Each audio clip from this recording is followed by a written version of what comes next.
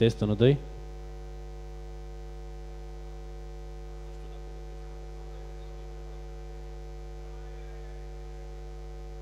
Haideți mai vârf cu microfonul. 2 de și 2 de ce? Probă test. 1, 2, 3, 4. Acum aud bine? Deci acum te aud bine.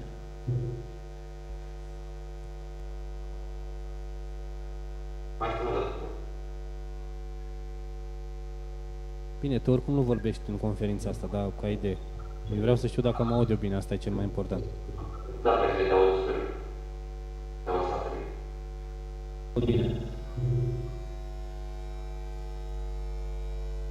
Bine, să intri să verifici și tu link-ul ăla acum, te rog, pe live. Bine, tu oricum nu vorbești în conferința asta, dar ca idee.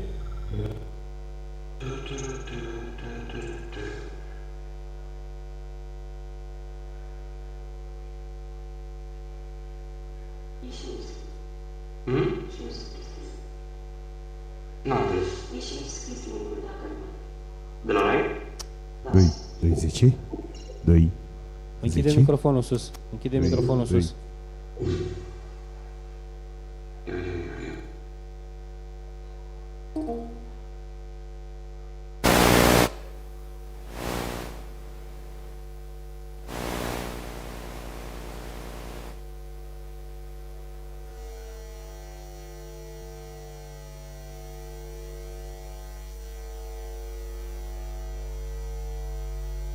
Ia uite. 2, 2, 10, 2.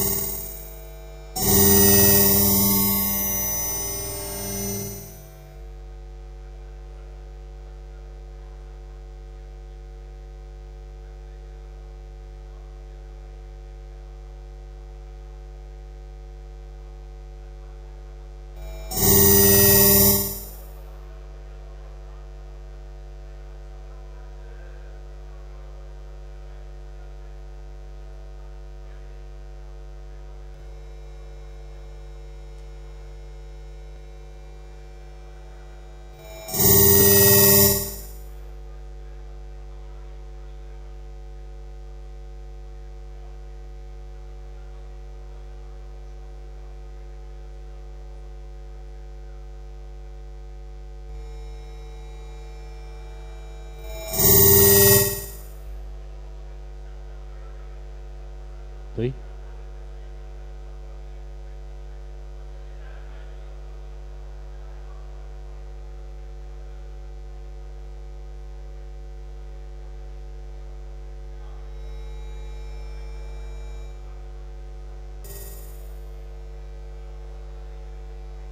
Doi. 1, 2, 3, 4, 1, 2, 3, 4, test, 2, 10.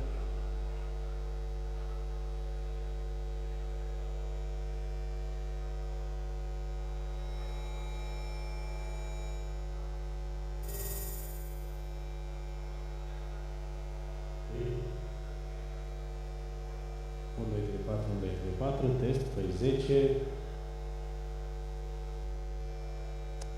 2, 2, 10. Ia zi, mai faci acum?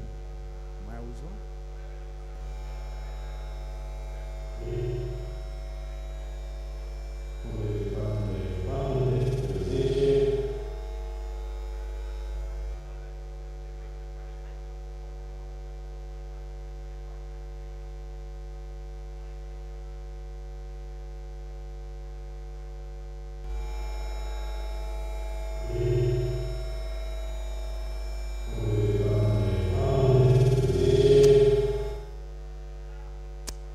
2, 10, 2.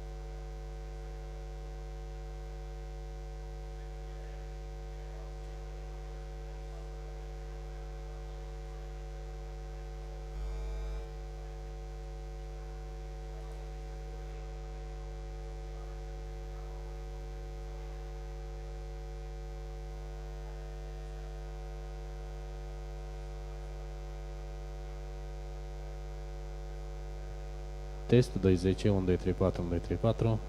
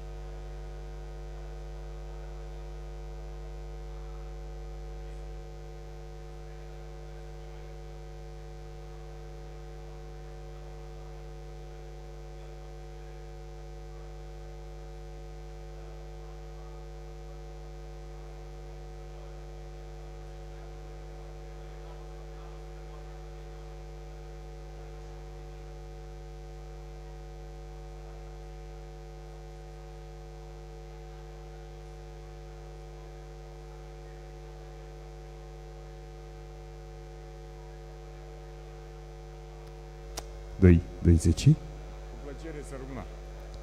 2.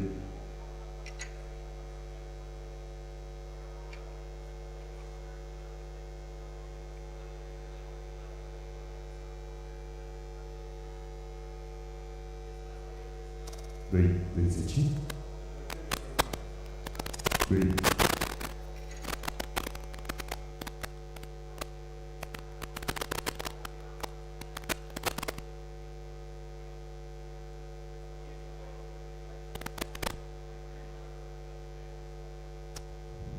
10, 2, 2.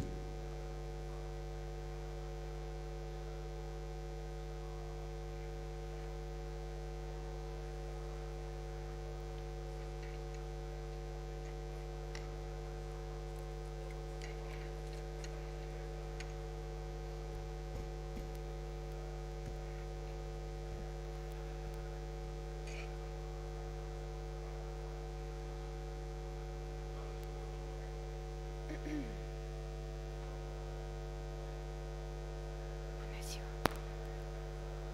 Trebuie să... ok. Încercam să văd.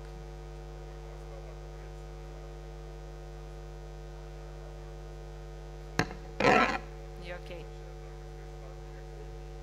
Test 2, 10, test 1, 2, 3, 4.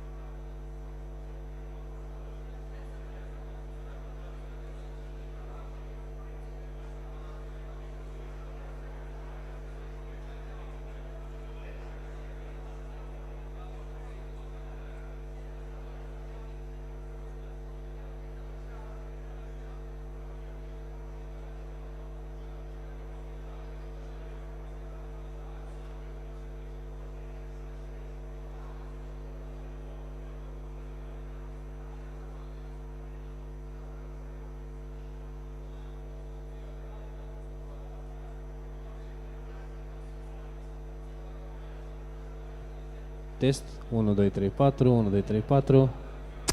2, 10, 2, 2, 2.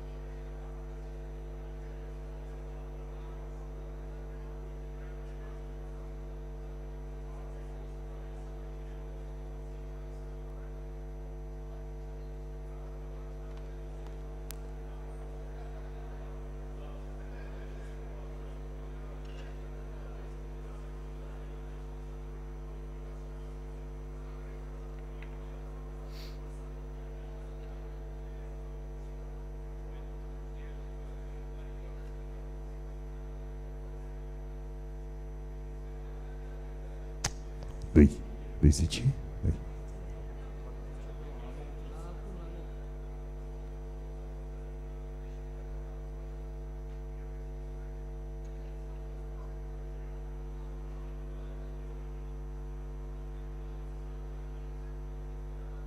Doi, 10.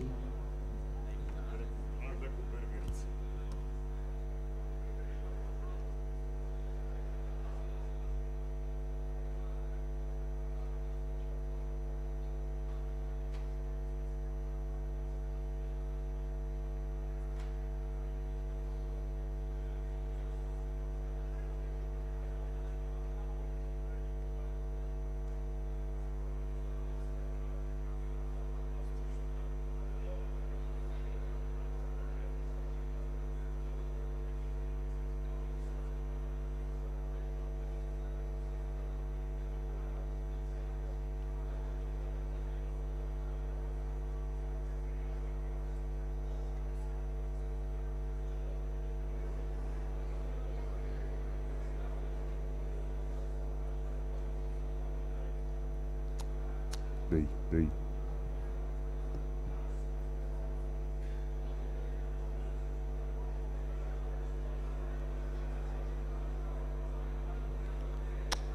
Doi.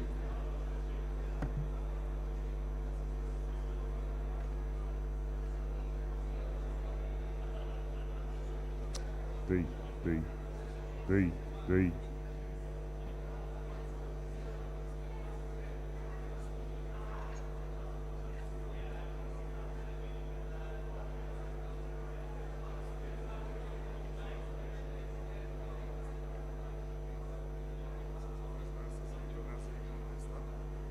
Eu o să spun în engleză. Da, e în jur de... Ba da, da, nu imediat. La 57 o să spun eu ceva. Stați că mă aud.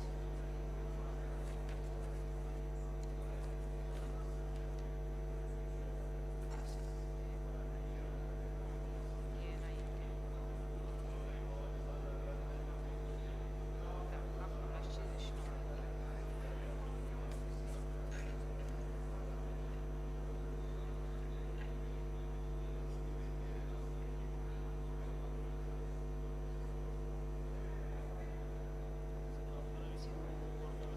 Sunt de la scuzile de translație.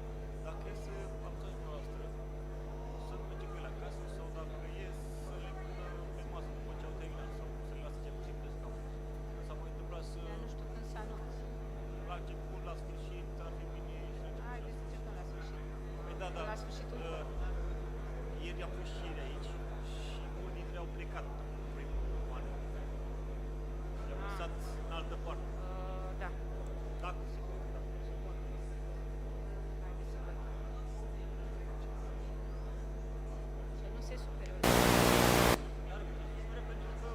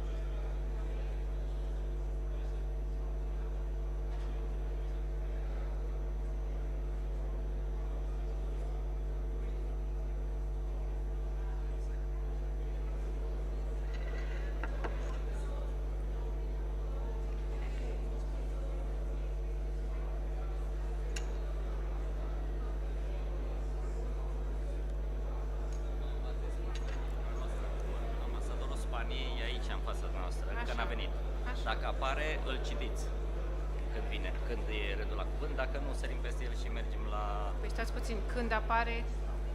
Dacă se așează pe scaun după ce am început și dumneavoastră vorbiți și cântă imnul și apare, Da. se pune pe scaun, îl citiți să vină să vorbească. Dacă nu, nu. Primul, dar Nu e primul, nu e primul. Dar până vorbesc ăștia, vă orientați dacă e în sală sau nu. Ah, ok, deci când îi vine rândul... Când îi vine rândul, dacă nu e pe scaun, nu îl citiți să vorbească.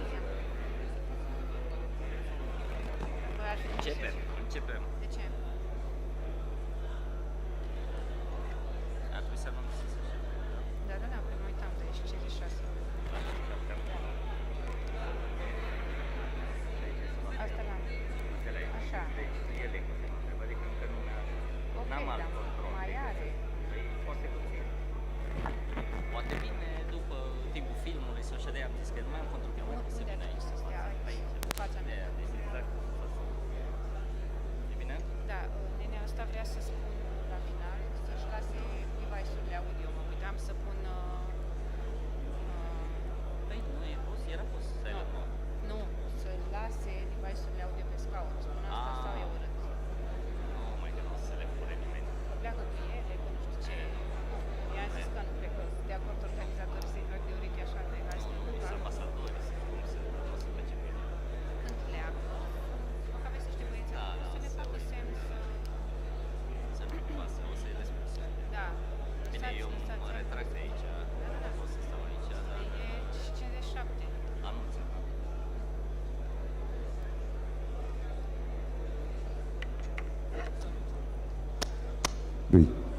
Îi zice?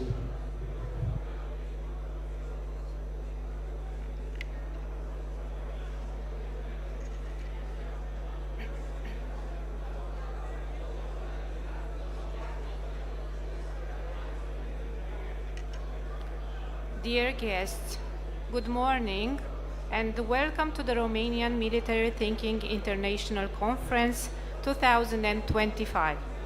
I am Captain Andreea Motoc, military journalist and your host for this event. The conference will begin in less than 3 minutes, so I kindly ask you to take your seats and switch your mobile phones to silent mode.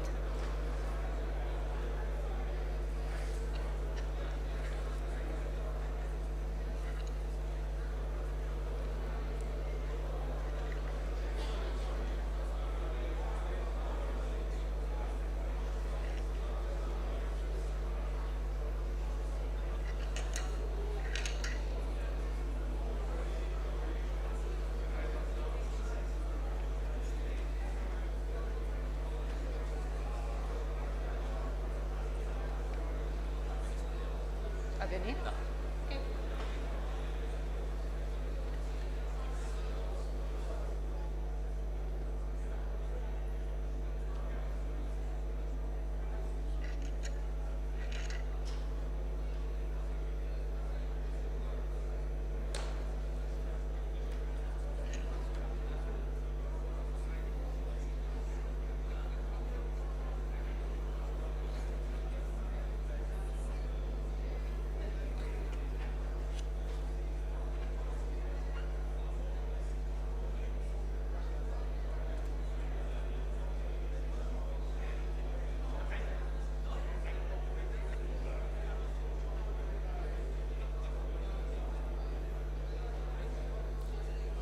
Please stand up on the announcement of the arrival of the Deputy Chief of Defense Staff and remain standing for the national anthem. Thank you.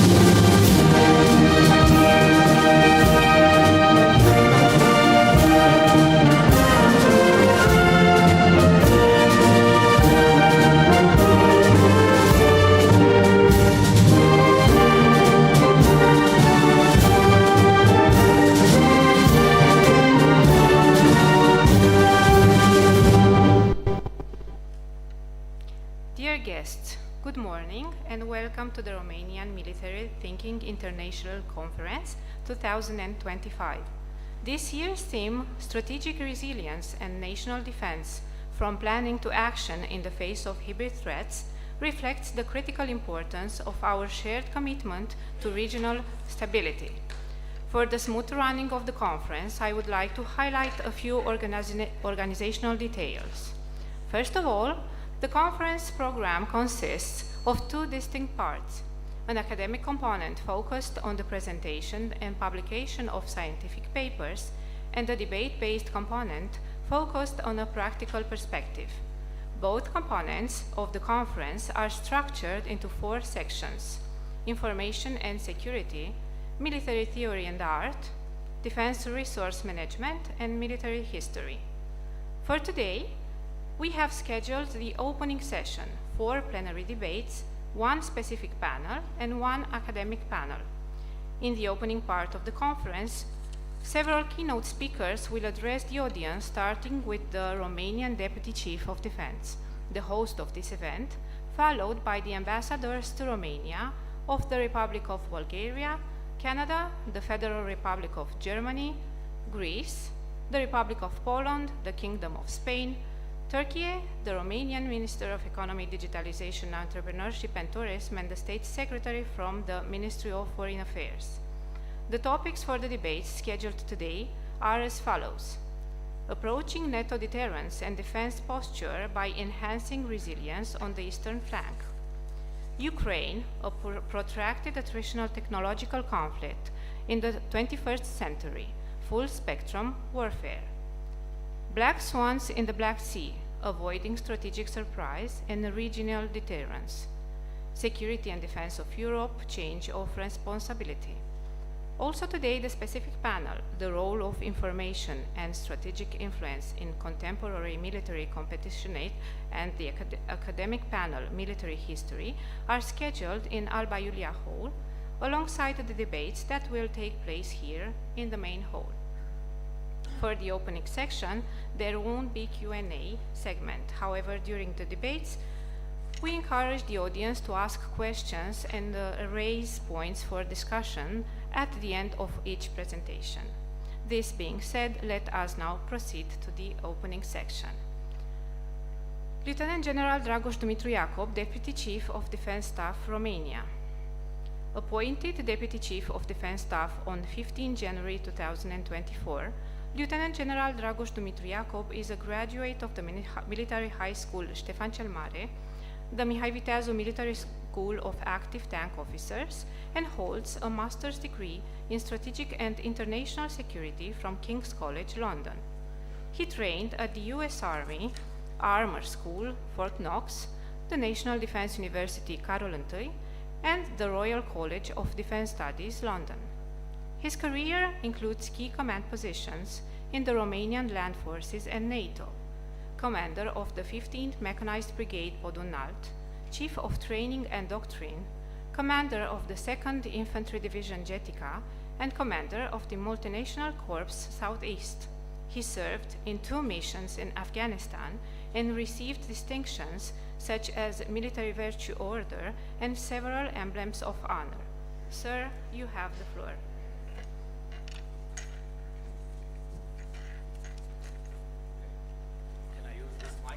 Yes, of course, be my guest. Good morning, ladies and gentlemen, Your Excellencies, distinguished guests, ladies and gentlemen.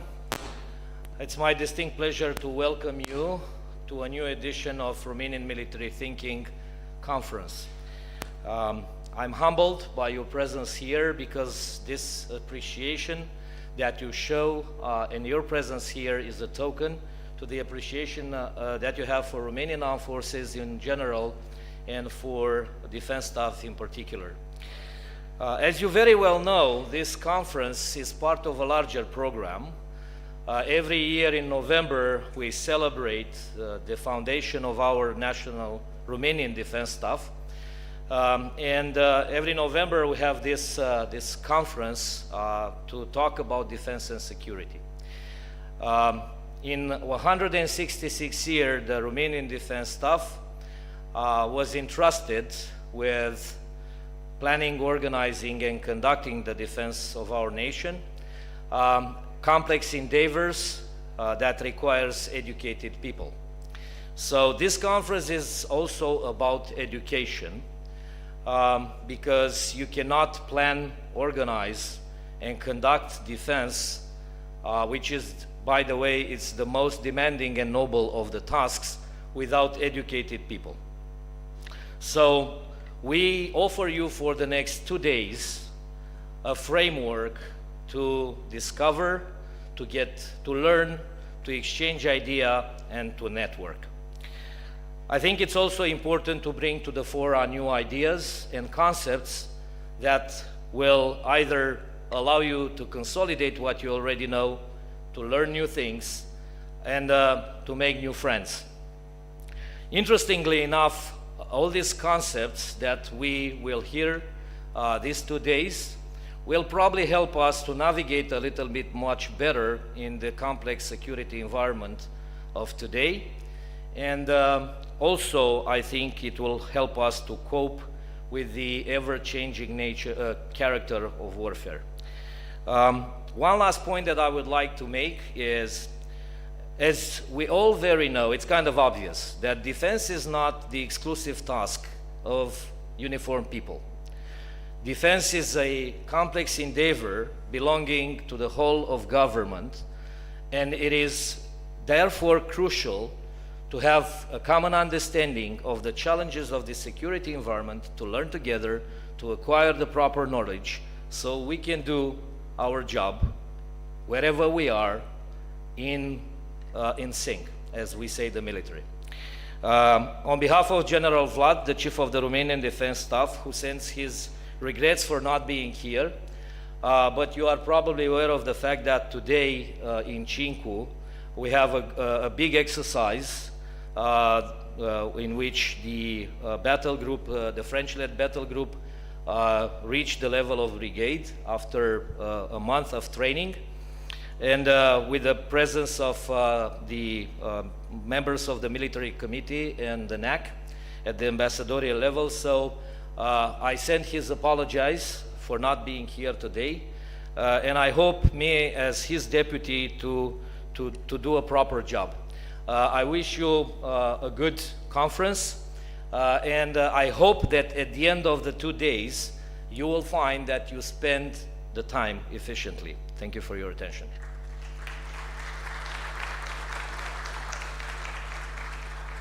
Thank you very much, Lieutenant General Jacob, for your opening remarks and for the overview of the conference. Next, I invite you to watch a short video presentation regarding the Romanian Armed Forces in 2025.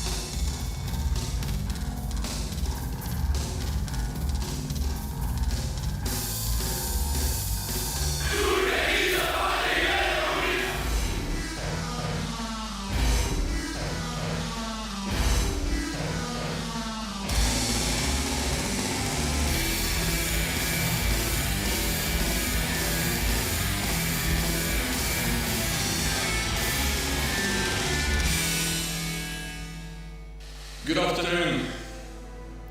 Russia has attacked Ukraine. This is a brutal act of war.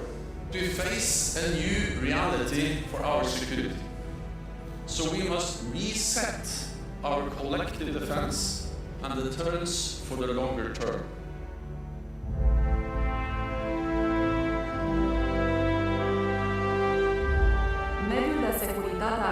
se caracterizează printr-un grad ridicat de interdependență strategică și schimbare determinat de globalizare, competiția dintre marile puteri și apariția unor noi domenii operaționale.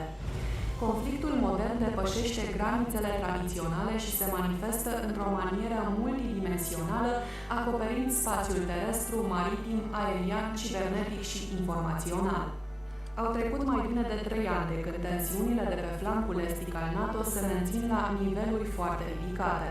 Războiul din Ucraina și postura agresivă a Rusiei față de spațiul euroatlantic au spulberat pacea într-o perioadă deja marcată de multiple crize existente. Criza postpandemică, schimbările climatice, criza economică și energetică și declinul global al democrației. Prioritățile Armatei României pentru anul 2025 au inclus creșterea nivelului de pregătire și interoperabilitate prin exerciții naționale și multinaționale de amploare, asigurarea capacității operaționale complete a grupului de luptă NATO dislocat în România, accelerarea programelor de modernizare cu accent pe tehnologii avansate, capacități de luptă cu drone, avansarea implementării noului model de forță de reacție al NATO și a deciziilor adoptate la summiturile de la Madrid și Vilnius. Actualizarea cadrului doctrinar și de instruire pentru a reflecta cerințele războiului modern, operațiunile multidomeniu și lecțiile învățate din conflictele aflate în desfășurare. We need capabilities, we need equipment, real firepower, and of course the most advanced tech. Because the threats we face are real and lasting. Russia's unprovoked war against Ukraine is the most obvious example of the threat. But the danger posed by Russia will not end when this war does. And Russia is not alone in its efforts to undermine the global rules. They are increasing their defense industrial collaboration to unprecedented levels. They are preparing for long-term confrontation. We must be prepared. To do this well, we should focus on 3 key drivers: quantity, creativity, and cooperation.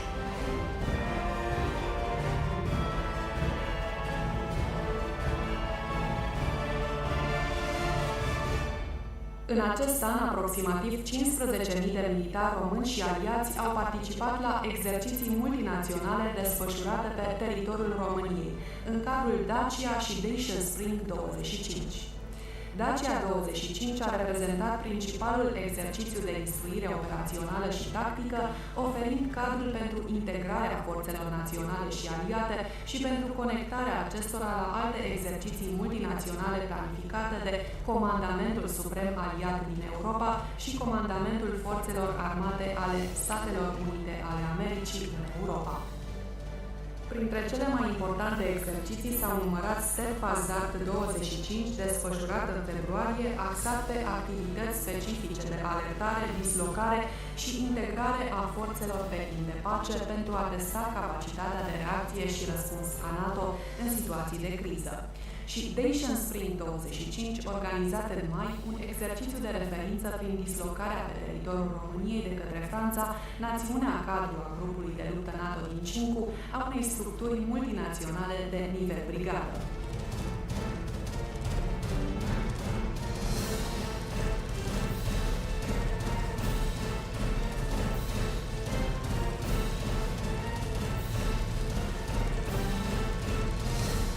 Cel mai complex exercițiu multinațional organizat de forțele navale române, Sea Shield 25, s-a desfășurat între aprilie și mai în Marea Neagră, de-a lungul Dunării și în regiunile costiere și a implicat peste 2300 de militari din România și din alte 11 națiuni aliate: Albania, Bulgaria, Canada, Franța, Grecia, Italia, țările de jos, Spania, Regatul Unit, Statele Unite și Turcia.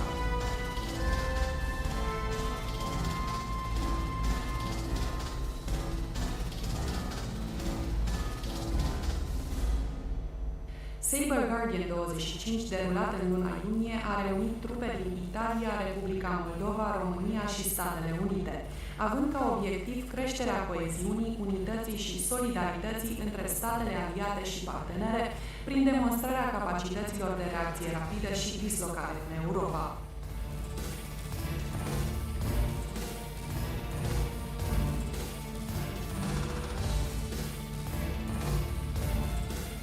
Anul s-a încheiat cu exercițiul Tensionfall 25, desfășurat pe teritoriul României și Bulgariei, la care au participat peste 5.000 de militari cu 1.200 de mijloace tehnice din 10 state aliate: Belgia, Bulgaria, Franța, Italia, Luxemburg, Macedonia de Nord, Polonia, Portugalia, România și Spania. Tensionfall 2025 is a NATO exercise which involves the 4 Land Forces Brigade based on the Italian framework. It is a fundamental opportunity to improve training and cooperation among allied armed forces, different flags and a single objective: increase deterrence and collective defense capabilities on the eastern flank.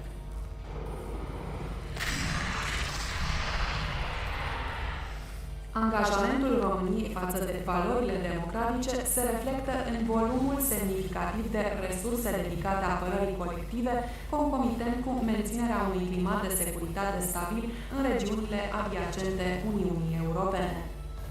Acest angajament se concretizează prin participarea activă și uneori conducerea unor inițiative multinaționale.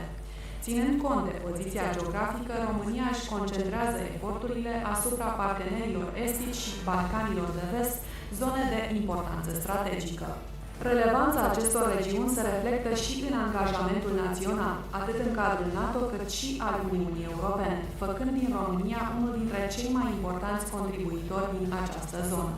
În acest context, EUFOR Altea continuă să fie o parte esențială a eforturilor Uniunii Europene în Bosnia și Herțegovina, o contribuție operațională critică la securitatea și stabilitatea Balcanilor de Vest.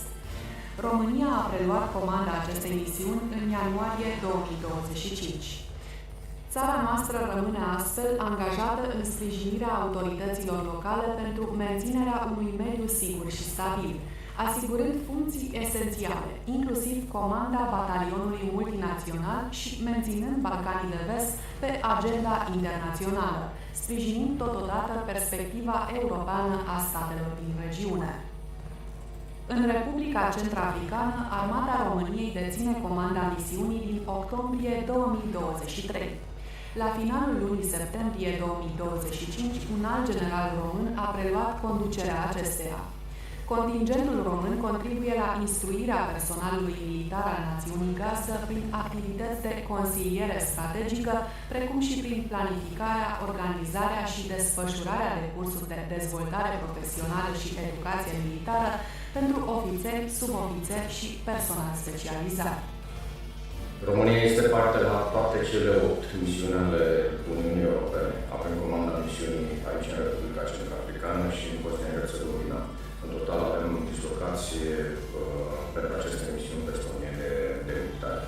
Este foarte important pentru securitatea noastră colectivă, este foarte important pentru educarea armatelor și pregătirea soldaților în armatele cu care cooperăm și aici contribuția României este foarte importantă.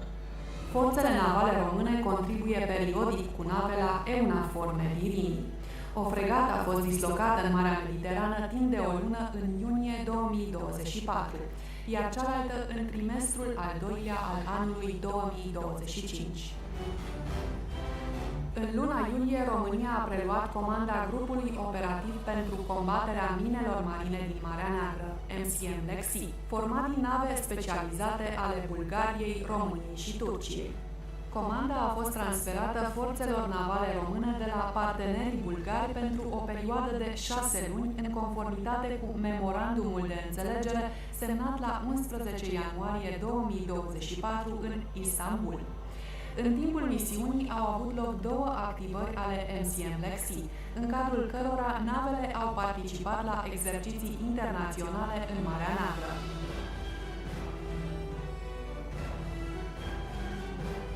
În luna martie, forțele aeriene române au început o nouă misiune de poliție aeriană întărită în spațiul aerian baltic, în cadrul angajamentului României față de securitatea colectivă a NATO.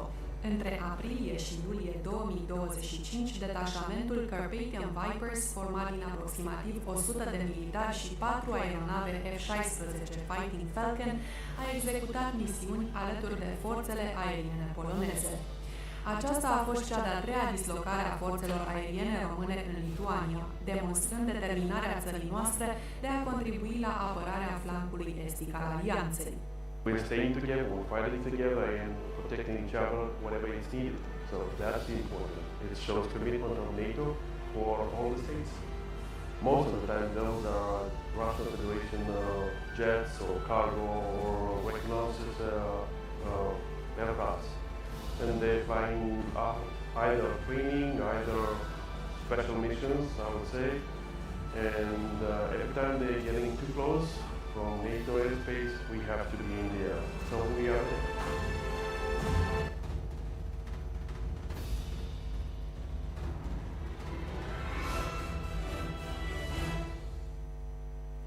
Complexitatea amenințărilor contemporane cere mai mult decât forță. Necesită unitate, adaptabilitate și viziune. Armata României și-a demonstrat angajamentul activ în procesele decizionale aliate, inițiativele multinaționale de dezvoltare a capabilităților și operațiile conduse de NATO și Uniunea Europeană. România va continua să fie un pilon de stabilitate în regiunea Mării Negre și un contribuitor constant la securitatea euroatlantică. You help keep Europe safe in the air and waters of the Black Sea, and more than ever, Romania is a key asset for European security and a key partner of NATO's eastern flank. Romania has shown impressive resilience of its democracy and its institutions. You have successfully countered attempts of disinformation and manipulation. You are very strong, ironclad and reliable supporters of Ukraine and Moldova. Militarii români participă la toate operațiile și misiunile militare din cadrul politicii de securitate și apărare comună. Pentru ca România să își respecte angajamentele internaționale și să continue să fie un furnizor de securitate în regiune, Armata României are în lucru simultan peste 50 de programe de înzestrare aflate în diferite stadii de implementare. Tancurile Abrams, avioanele F-16 și F-35, lansatoarele HIMARS, sistemele aeriene fără pilot, sunt doar câteva dintre echipamentele militare de care armata are nevoie pentru a asigura acum și în viitor securitatea națională.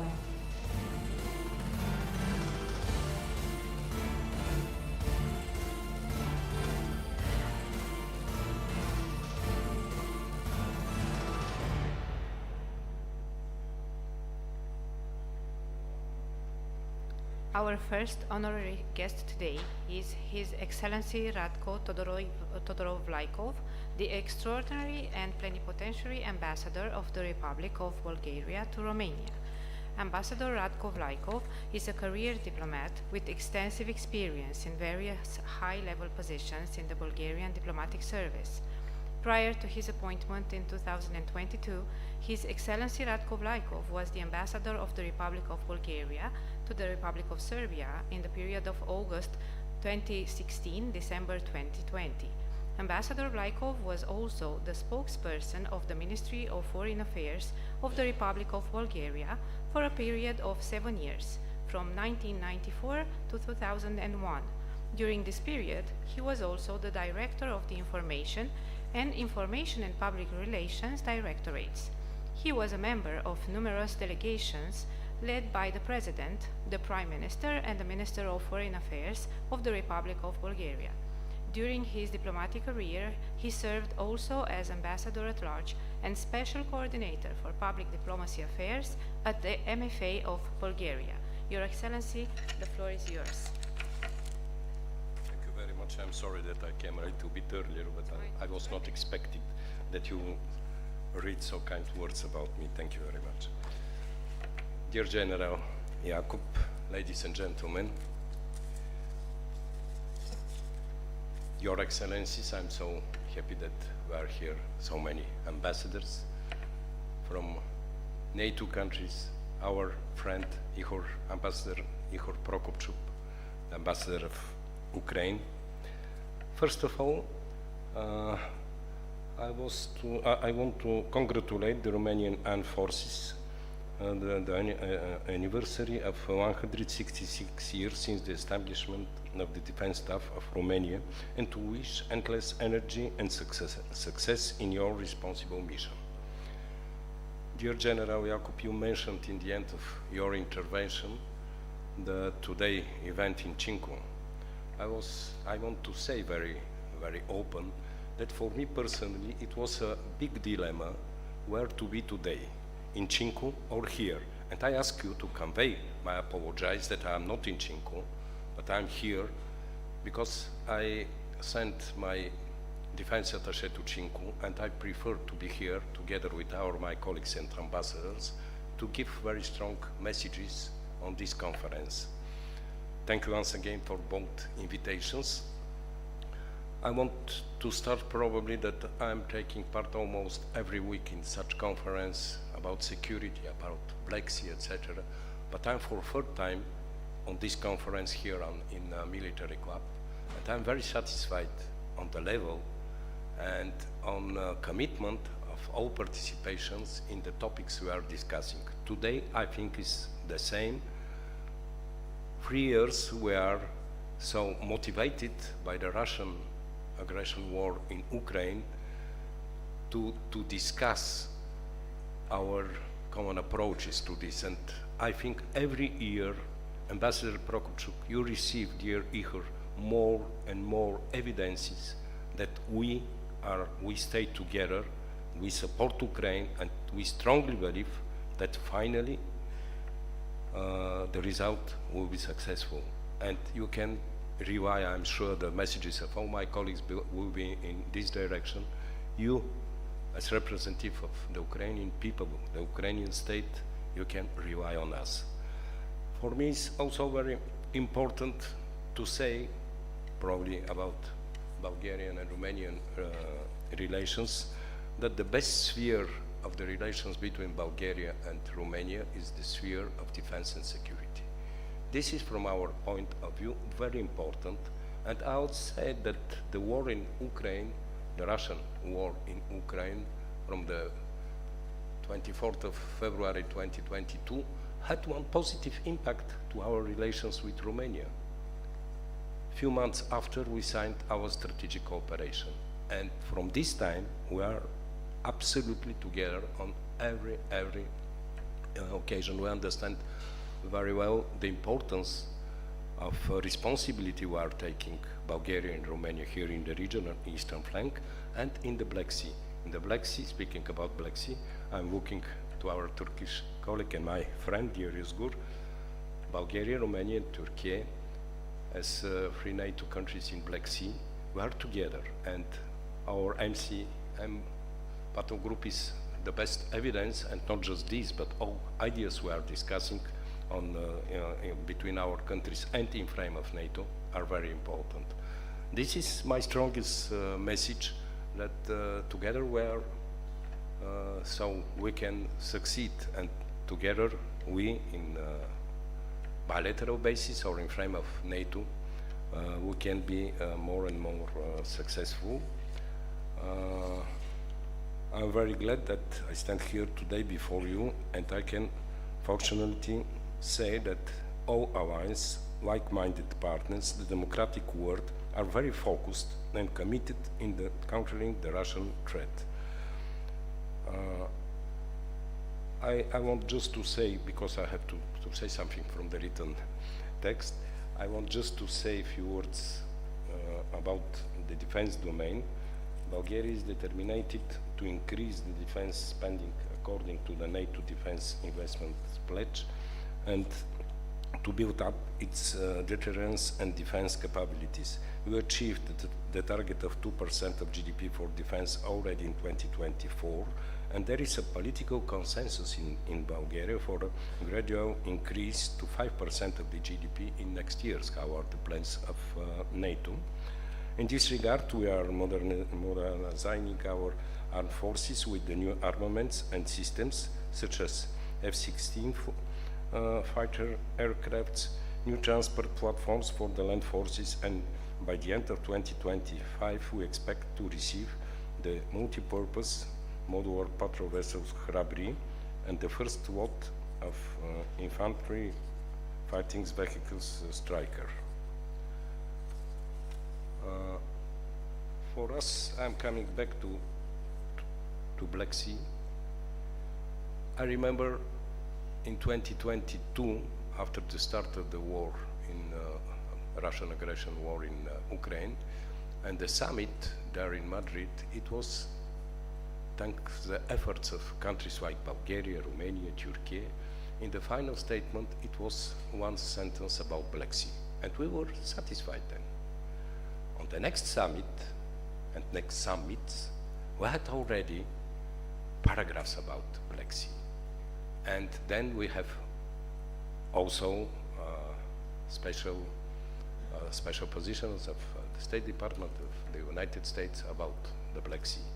Slowly, we understood that it's need, and especially in the beginning, in the first half of this year, that it's need we in the European Union also to have our concrete strategies and to work about the Black Sea and to make the combination between NATO and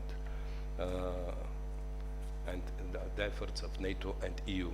That's why I'm very thankful to our Romanian neighbors, partners, allies, friends, that together, Bulgaria and Romania, we succeed to convince our partners in European Union, and on 31st of May this year was adopted the strategy of European Union for Black Sea. It is thanks to efforts, common efforts of Bulgaria and Romania. This is also one sign that we have to work together and our voice could be listened from other countries when this is the common voice. Black Sea will continue for us to be very, very important, not just during the war, also after the war, because we can discuss on some hypothesis that the war will stop, but the Russian will not become a democratic country, and they will be ready in every moment again to have such impar approach towards the former socialist countries or even broader. That's why we have to be prepared, and also what is very important, to be prepared to use Black Sea for the prosperity of the people, because there are so many occasions in the Black Sea which now they are not easy to use them because of the war. Anyway, our common action between Bulgaria, Turkey and Romania helped to come back to more secure Black Sea and to the sea to be used for the purposes which are for the prosperity of the people and not just connected with the military purposes. And we have to continue in this sphere. And allow me probably the last 2 points, very, very, very short. The first one here is the head of the Bulgarian Military Academy, Georgi Savarakovsky in Sofia. And I'm very glad that you are here and about your excellent cooperation with the Military Academy, Karol I here in Bucharest. And I'm using this opportunity of your presence here to remember that exactly 10 years ago, in 2015, I took part in one exercise organized by our Military Academy, Georgi Savarakovsky. I was representative of Ministry of Foreign Affairs, together with Ministry of Defense, Secret Services, etc. We discussed the hybrid threats, 2015. And all the conclusions we made in 2015, now, 10 years after, the results are worse than they expected. That's why we have to be prepared, also here, to be together and to work again all these hybrid threats, hybrid aggression, disinformation. We see that the Russian efforts, the Russian propaganda, disinformation is not going just to Ukraine or Moldova or Belarus. It's going to our countries, EU and NATO countries. And we see this even here, our friends in Romania. They feel this very sensitive few months ago. And that's why we have to be together. My appeal is to remember what we were expecting 10 years ago, and the results are worse than expected. That's why now when we are speaking and acting against the hybrid war, we had to expect something more, that it could be very, very so bad, and to be prepared on this. And really my last point, I see here my colleague and friend, Ambassador of Greece. I want also to say how important is what we started now, Bulgaria, Greece, and Romania, and Ukraine, and Moldova. This vertical corridor for gas supplies, and to underline once again how important is now in this moment to use the military mobility and our programs and funds of NATO and European Union to develop the infrastructure here in this region. It is not just in favor of one country or in two countries, it's in favor of NATO and European Union.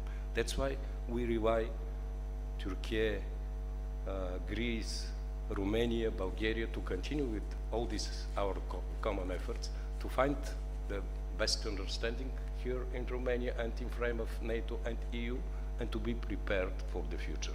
Thank you very much.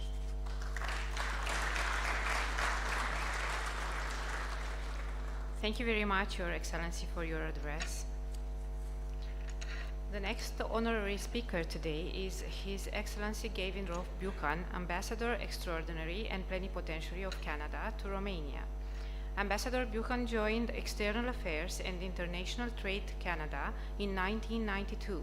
He holds a BA in Philosophy from the Memorial University of Newfoundland, 1991, and an MA in International Relations from Queen's University.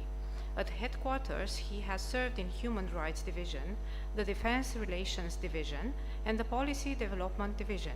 Most recently, he was Director General, Development Policy, and Special Advisor to the Chief of Development Officer. He has also served as Director of NATO Policy and Afghanistan Policy with the Department of National Defense and in the Privy Council Office. Overseas, he has served in Prague, The Hague, Kandahar, and Amman, in addition to special assignments in New York, Pristina, Dublin, and Tampa. Your Excellency, the floor is yours.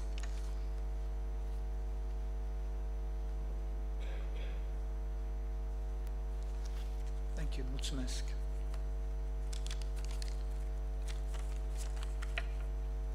Stimate General Jacob, Excelențele voastre, distinși invitați, a conference like the one we're holding today is always a valuable opportunity to reflect on changes in the strategic environment and on how our militaries need to adapt to those changes. In 2025, however, this reflection is not just a valuable opportunity, it's a necessity. I say this because from our perspective there have been three radical shifts since 2022.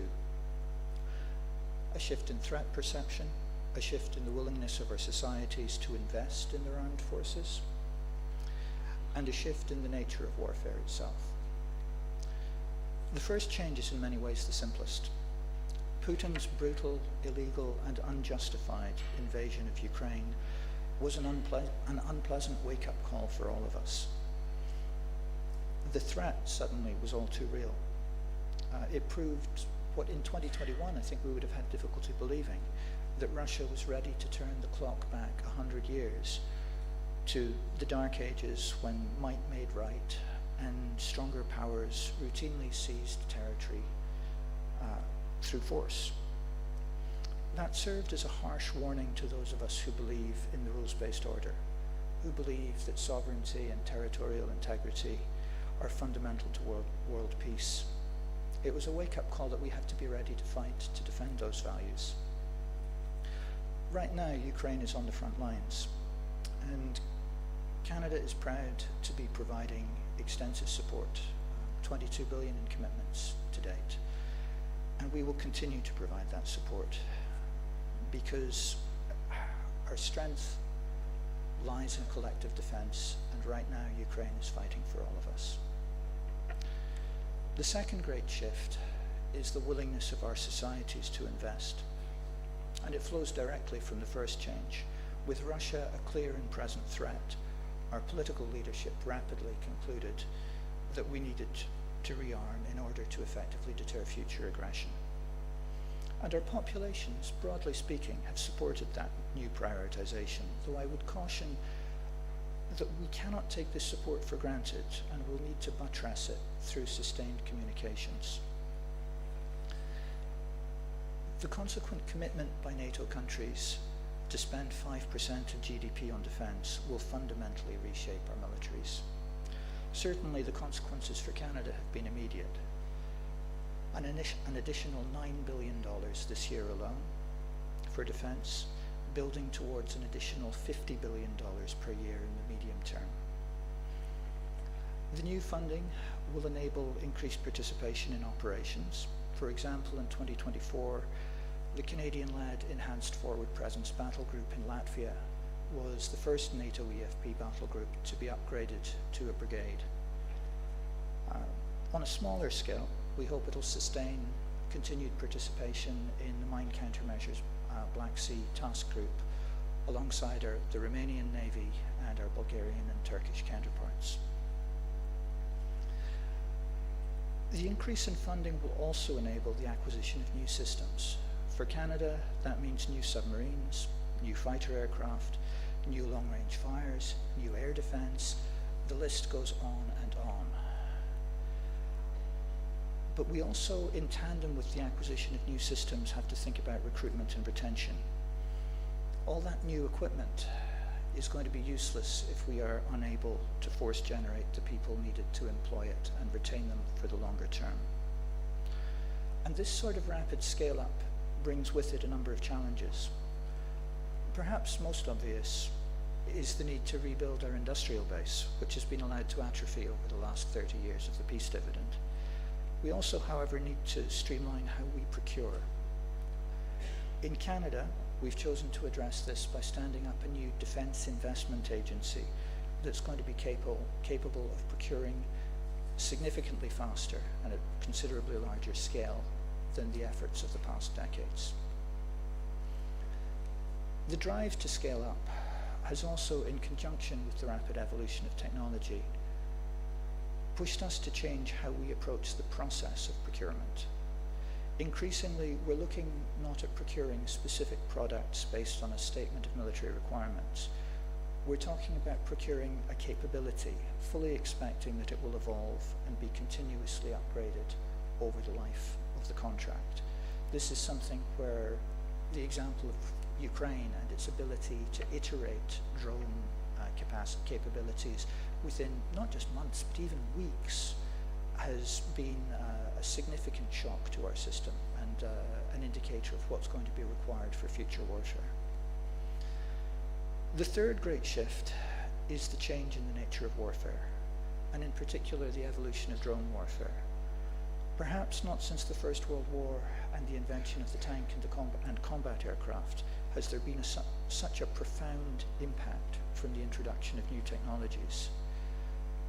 The omnipresence of surveillance drones combined with digitized real-time domain awareness and rapidly deployable long-range fires challenges the whole notion of front lines in a conventional sense. Everything is a potential target all the time.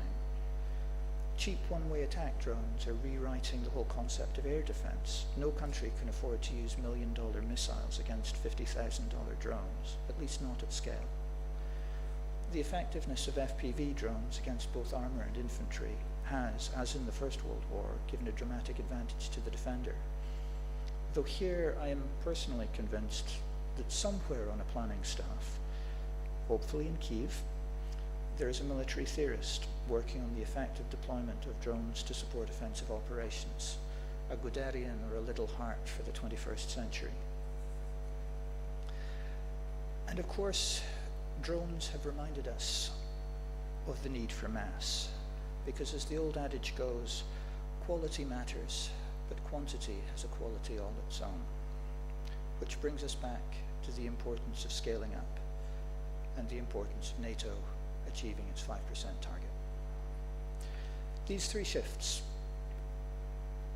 in our threat perception, in our willingness to invest in defense, and in the nature of warfare, taken together, represent an earthquake in military affairs. I look forward to hearing in the coming sessions how our countries can best adapt to this new reality. Thank you. Merci. Mulțumesc mult.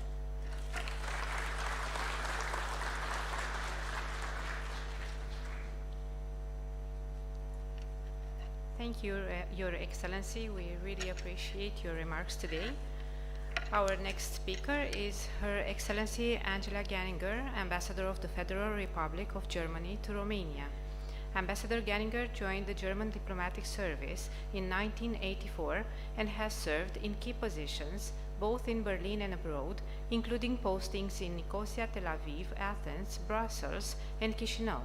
Before her current appointment, she was Deputy Foreign Policy Advisor and Director for Global Affairs at the Federal Chancellery.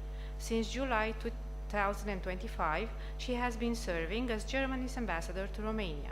Please join me in welcoming Her Excellency Angela Ganninger.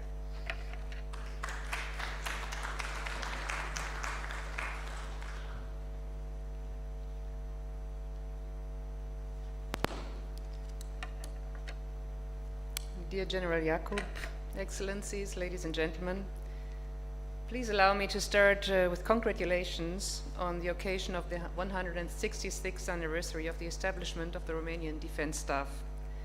And I would like to thank the organizers of this year's Romanian Military Thinking Conference for bringing together international experts from different domains in order to develop ideas and strategies to be acted upon in order to counter a variety of threats here in the Black Sea region and to come from planning to action in the face of hybrid threats.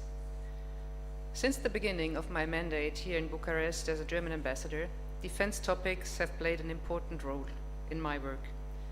A sense of urgency in the face of a real threat, the understanding that Europe as a whole is not performing satisfactorily without integrated change of supply and joint procurement initiatives, and the availability of funds from the EU and from NATO drive concrete decisions in defense and security in many European capitals.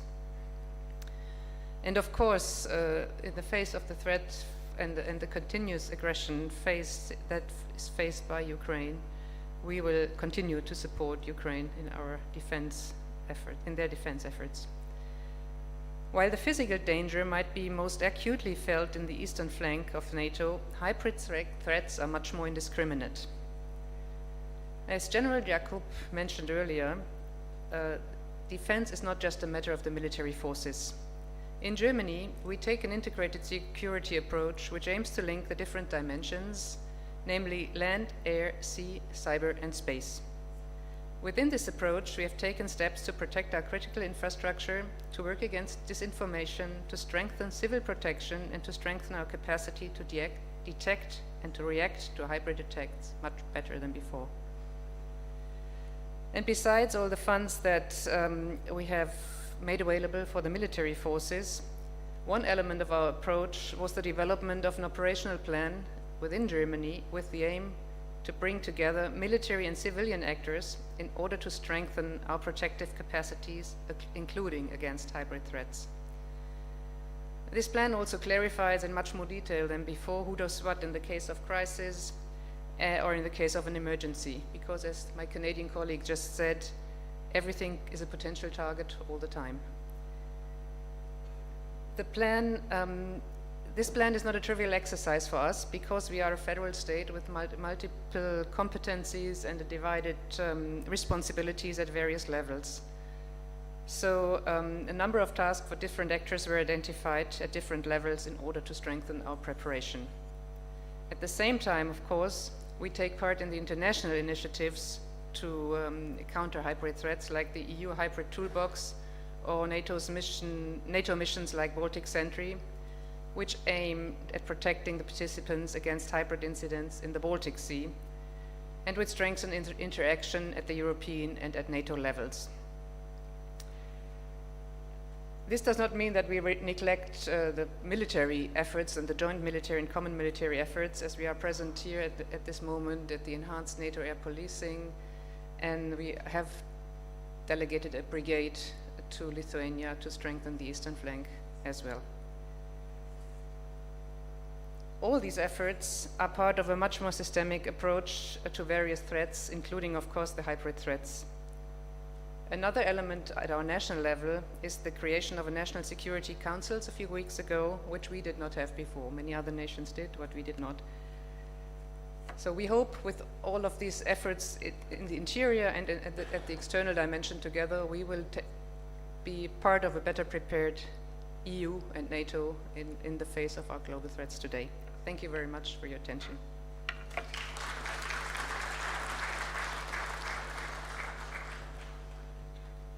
Thank you very much, Your Excellency.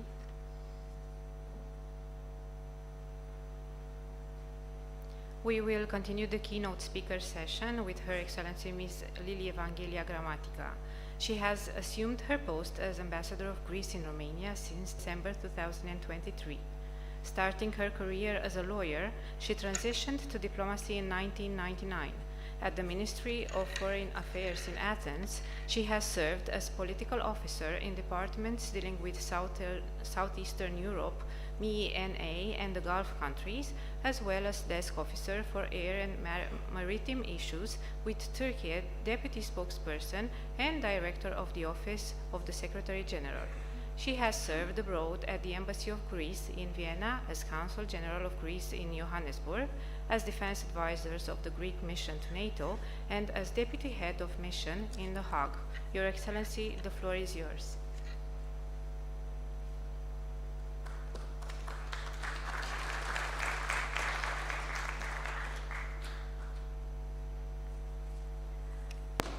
Thank you very much, Excellencies, esteemed generals, state secretaries, I don't know if the minister is here, Miruța, distinguished guests. I am pleased to be included among the speakers of this inaugural session of the Romanian Military Thinking Conference, and I congratulate the organizers for this year's theme, which is very pertinent in light of the growing complexity of the challenges and threats that our democratic countries face.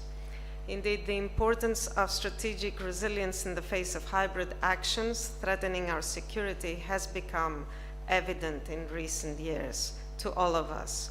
And it has already influenced and changed the way we approach security and defense policy and planning, exactly because the methods and instruments of hybrid threats and warfare are below the threshold of conventional warfare.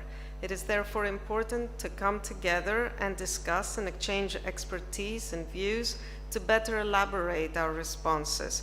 And we have an evolving international framework with technological advances, which adds to the complexity of the challenges we face. In the last decade, of course, we have advanced our understanding and we have had significant progress. We have included cyberspace in our defense planning as an operational domain. However, I think the turning point and the wake-up call for Europe was in 2014, the illegal annexation of Crimea by Russia. It led NATO first to develop a strategy to counter hybrid threats in 2015, and it was followed closely by the EU, which in this respect has access to a far wider spectrum of tools necessary to effectively prevent and address hybrid threats. Because we need to ensure our independence, we need to uphold our principles, and to safeguard our decision-making autonomy. The EU has developed a whole toolbox, a specific hybrid toolbox, but relevant strategies, many initiatives. I will not enumerate and go into details. The whole of society approach required is no simple task. And the lines between external security and internal security, we have become well aware that they are blurred.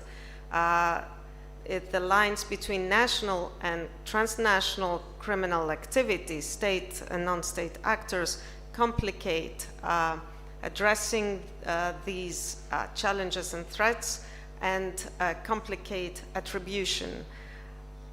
At the same time, it's of paramount importance to ensure a proper balance between protecting national security and safeguarding our freedom of speech. I am pleased to highlight a new European initiative that was just announced yesterday, the European Democracy Shield, for countering foreign information manipulation and interference, which foresees stepping up collective action in order to better safeguard the integrity of our information space and of our democratic processes, including free and fair elections. And I think this resonates very much both to Romania, but also to our democratic societies, which are under similar pressure. Disinformation presents significant challenges that threaten the cohesion of our societies, but other hybrid threats and tools, including the instrumentalization of migration, present very difficult challenges to face, and Greece has also been a victim of that some years ago. Now, we cannot lose sight of the fact that what is below conventional threshold does get and become conventional aggression, and Ukraine has been, again, I think, the turning point for European security and the continuing aggression of Russia. We should not lose sight of the fact that strategic resilience depends on two other key parameters. We do need cross-government coordination for ensuring effective preparedness and response. And the second very important parameter that we have come to realize is that we need to enhance cooperation and connectivity among partners and allies. And the previous speakers, my colleagues, the Canadian colleague, but also the Bulgarian colleague, also highlighted this point. Securing resilience of our supply chains, securing our energy resilience, ensuring timely reinforcement to deter and defend against aggression necessitates that we coordinate regionally and that we improve our infrastructure connectivity, set up in advance also the processes that will enable us to have the means and the alternative routes to guarantee our freedom of action and safeguard our nation's stability and peace. NATO and the EU have been moving in this direction, and the continuing aggression against Ukraine has amplified the urgency to facilitate military mobility and to enhance energy resilience and security. In this context, Greece is a reliable partner and ally, a pillar of stability, and in a key position to contribute to regional security and resilience. We have, of course, been steadfastly supporting Ukraine. We have been consistently spending for decades now over 2% of our GDP for defense. We have been modernizing our armed forces. We have been contributing to EU and NATO missions and operations, and including, of course, the operations in Western Balkans and maritime security operations. Through the trilateral initiative to promote connectivity between Greece's ports with Bulgarian ports and with Constanța in Romania, and now including the Republic of Moldova and Ukraine, linking Alexandroupolis with Odessa is very important in this respect. It has been proposed by our Prime Minister, it has been embraced by President Zelensky, as Alexandroupolis serves for years now as a hub for the swift forwarding of US and other allied troops and equipment to the eastern flank. Moreover, the vertical gas corridor, which was also highlighted by my Bulgarian colleague, has been recently amplified as a gateway for US LNG to the region. We had last week a PTEC energy ministerial in Athens, where the US Interior and Energy Ministers, secretaries, they stressed the American commitment to promoting Europe's energy security and independence from Russia. And this demonstrates that the US is engaged in many fronts to European resilience and security. Now, in concluding, I repeat that our resilience rests on dependable alternative routes, coordinated efforts among all like-minded and reliable partners. History provides us important references and lessons learned to guide us, and alongside strategic foresight, which such conferences contribute to, the adaptability of our plans and posture, and of course the modernization of our capabilities, which has been also highlighted here, are very important for securing the peace and prosperity of our people. Thank you. Mulțumesc mult.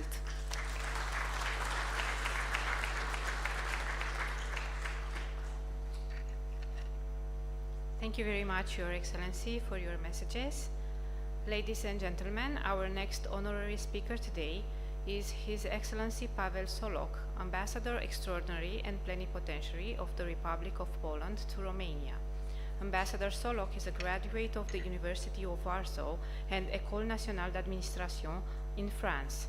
From 2015 to 2022, he served as Secretary of State and head of the National Security Bureau and has held senior positions in the Ministry of Interior and Administration, the Ministry of Foreign Affairs, and the Chancellery of the Prime Minister. He co-authored Poland's National Security Strategy 2020 and has been decorated by several countries, including Romania, Lithuania, Finland, Norway, and Ukraine. Your Excellency, we kindly ask you to address the audience.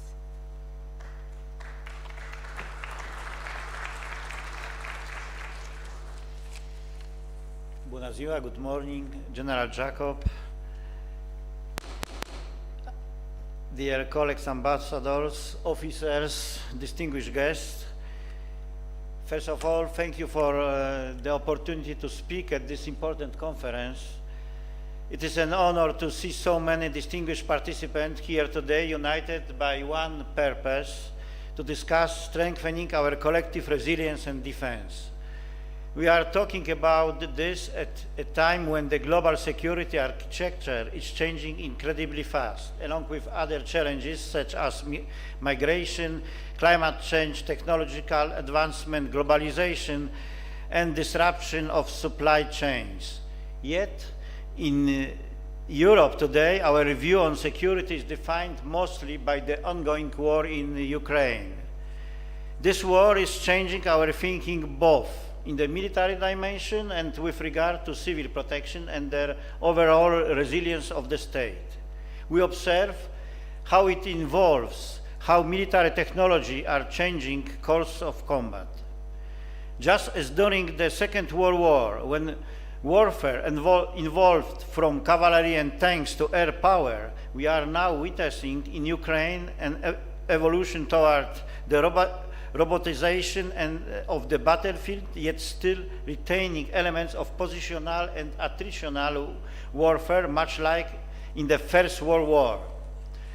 But now we are also dealing with cases of damage being done to the state critical infrastructure, weakening its resilience, as well as with psychological warfare aimed to breaking the morale on the fighting Ukrainians.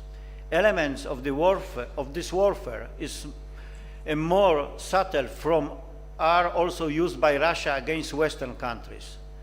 Disinformation, societal division, interference in the electoral process, act of sabotage, arson, and violations of airspace are the practical implementation of the Gerasimov doctrine, waging war by non-military means to pursue Russia's imperial policy. To respond effectively, we must, on the one hand, strengthen the transatlantic ties, and on the other, take greater responsibility for our own European security. This means building awareness among our societies, but also increasing our industrial capacity, especially in critical infrastructure, dual-use technologies, and defense production.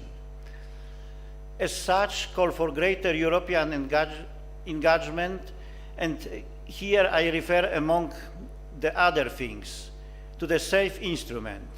And we should not forget, SAFE is not meant to build competitive advantages for a few, but to raise the overall resilience and defense capabilities of entire alliance. Poland and Romania, as a major beneficiaries of SAFE, have a special duty to make it succeed. We are keen to see this program extended to countries beyond the EU, namely our NATO members and partners.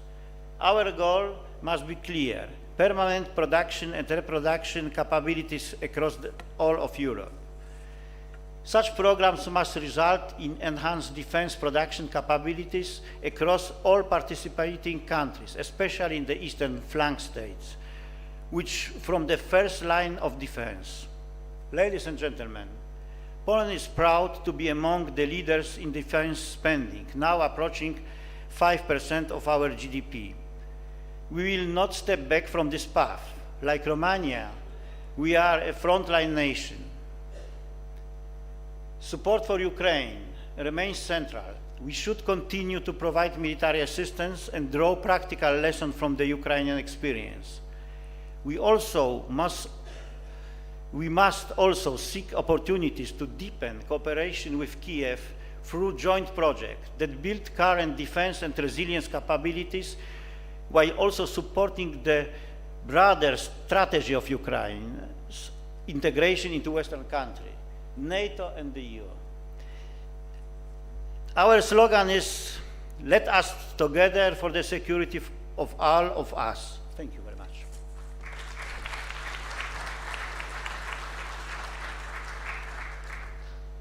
Thank you very much, Your Excellency, for your intervention. Ladies and gentlemen, it is my distinct honor to introduce our esteemed guest, His Excellency José Antonio Hernández Pérez Solorzano, Ambassador Extraordinary and Plenipotentiary of the Kingdom of Spain to Romania. Our next speaker is originally from Ciudad Real, Salamanca, and has been a career diplomat since 1990.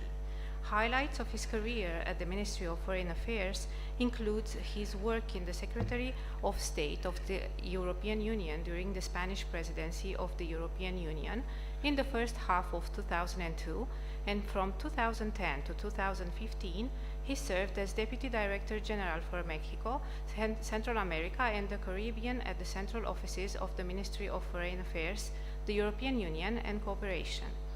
Abroad, José Antonio Hernández Pérez Solorzano has held positions as Consul General in Havana, Cuba, and Deputy Head of Mission at the Spanish embassies in Luxembourg, San Jose, Costa Rica, Quito, and Haiti, as well as Cultural and Cooperation Counselor at the Spanish Embassy in Cairo, Egypt.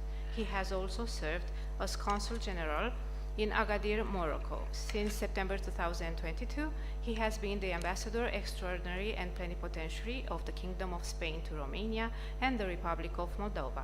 Your Excellency, please proceed with your own remarks.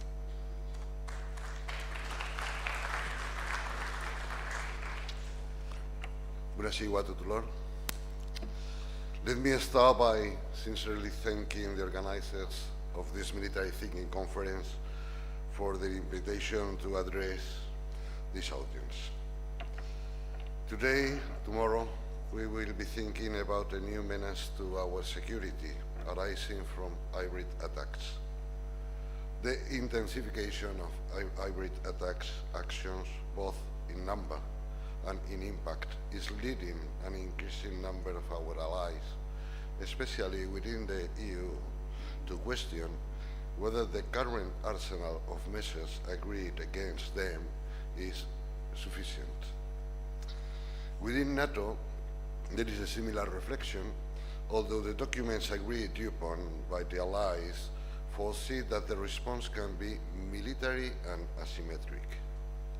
At the same time, some allies believe that we must continue to be careful with attributing authorship of these attacks, avoiding a hasty response that is not based on a careful assessment of the circumstances, as it could damage our credibility and or devaluate some of our response mechanisms, such as, for example, invoking Article 4 of the Washington Treaty. I would like to leave for your consideration some of my Ministry of Foreign Affairs considerations on the topic of the conference. First, the context has deteriorated very seriously given the gravity and repetition of these incidents. Spain has been working actively on the main measures agreed so far: limitation of movement for the Russian diplomats, discussions on the so-called drone wall, etc. There is a margin to work better in this dimension. Unluckily, Russia seems to have discounted our European Union policy of naming and shaming and attribution followed by sanctions.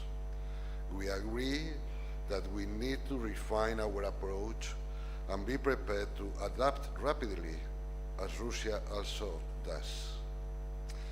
We should avoid thinking that we are powerless.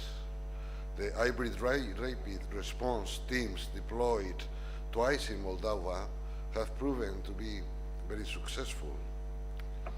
Additionally, we should also study carefully the impact of our actions to better target them. For instance, Putin seems to have paid particular attention to the sanctions to the shadow fleet, since it targets the financial lifeline of his regime.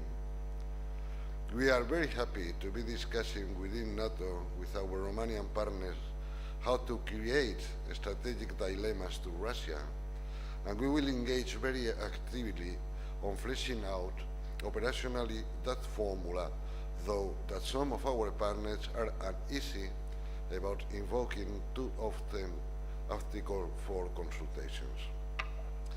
We need to continue being rigorous with attribution both in NATO and at the EU level, otherwise we will lose our credibility.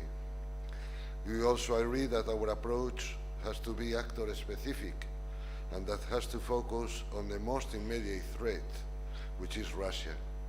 In the meantime, it is clear that our military and civilian authorities should exercise our response using hypothetical scenarios. The European Center of Excellence on Countering Hybrid Threats, based in Helsinki, is a very useful instrument to that end. Thanks again for the opportunity to address this meeting. I wish you a very fruitful discussions during these days. Mulțumesc.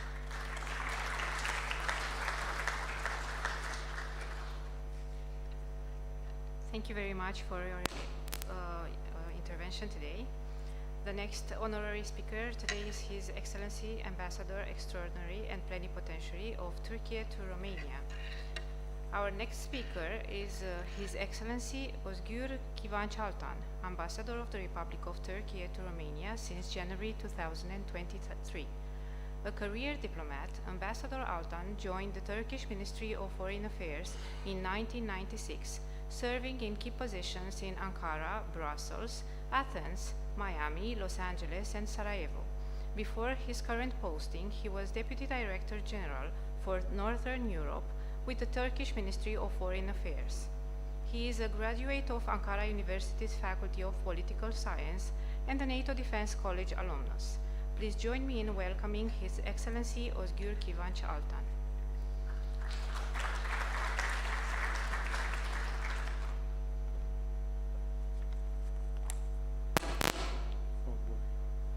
Bună dimineața tuturor!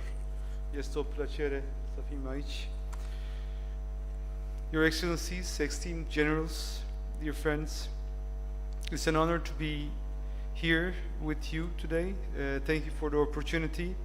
First of all, I would like to congratulate our Romanian allies for 166th anniversary of the Romanian Defense Staff. And I wish to convey my best wishes for our servicemen who put their lives on the line of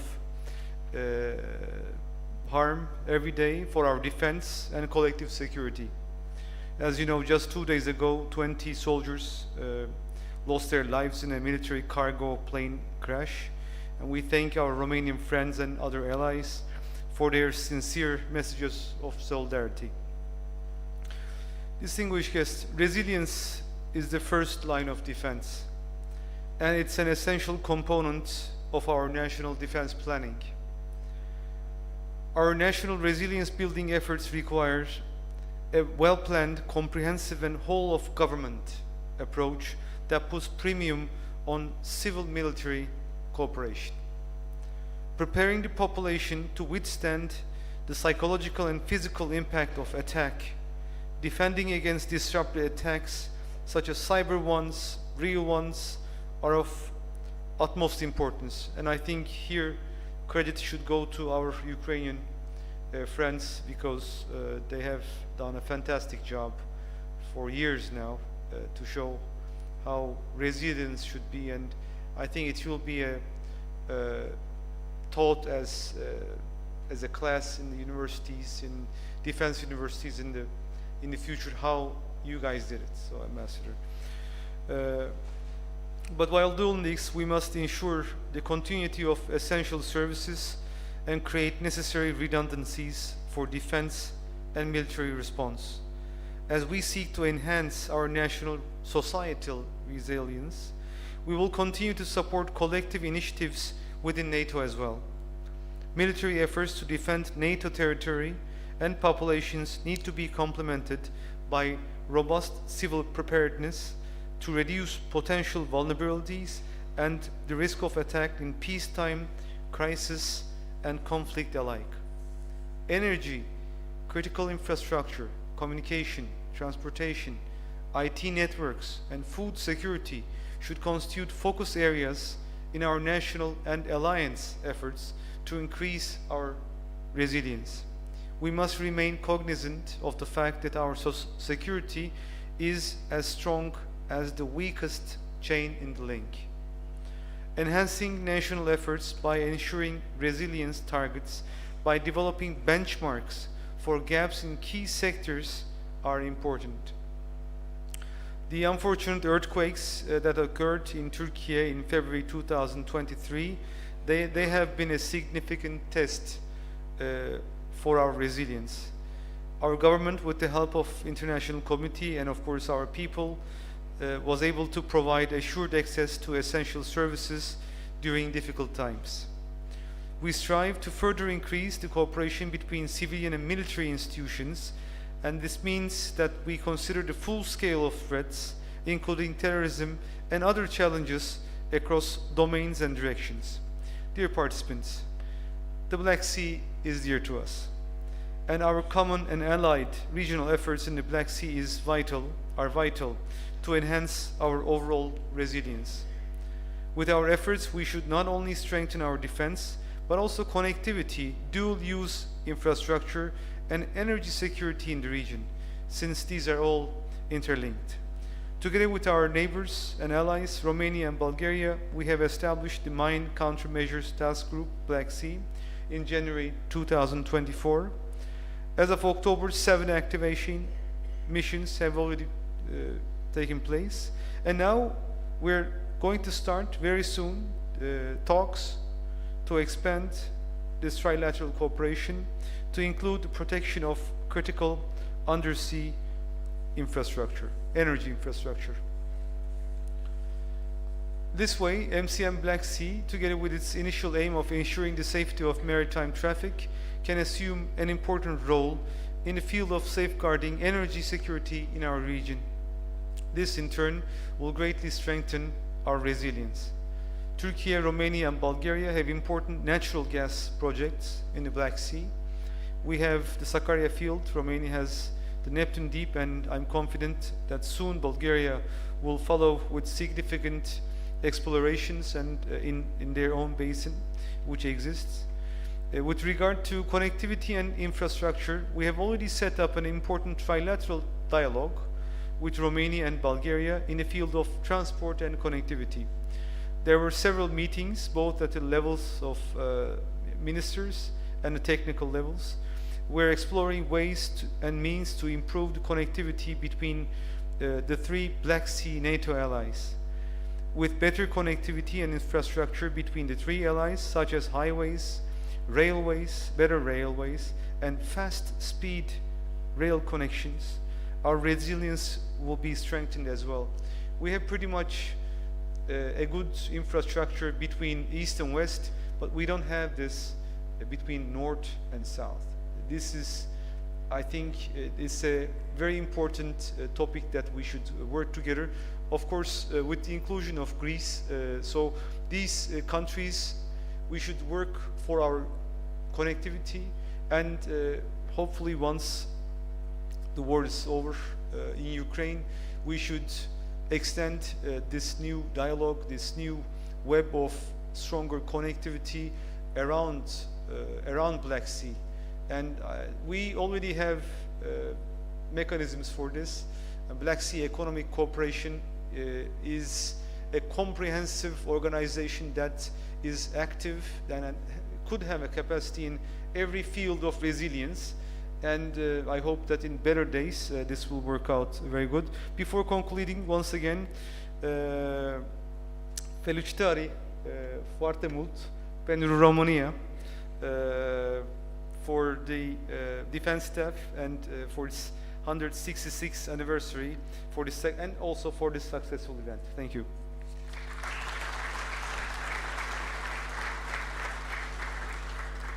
Thank you very much, Your Excellency.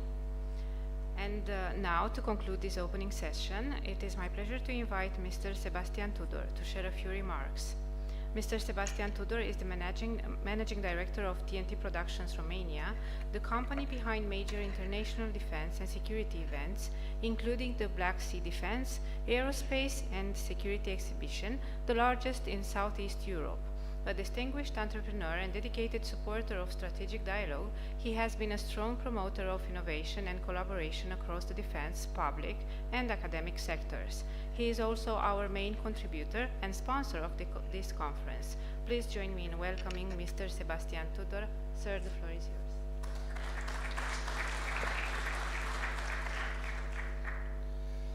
Dear General Jacob, dear guests, excellencies, dear generals, admirals, thank you very much for being here. Bună dimineața, good morning, and I'm very pleased to be here. I would like to express my gratitude for the organizers. I know it's a huge work behind this. General, which I know your team did a great job. The military circle team did a huge work the last night to arrange this room for you.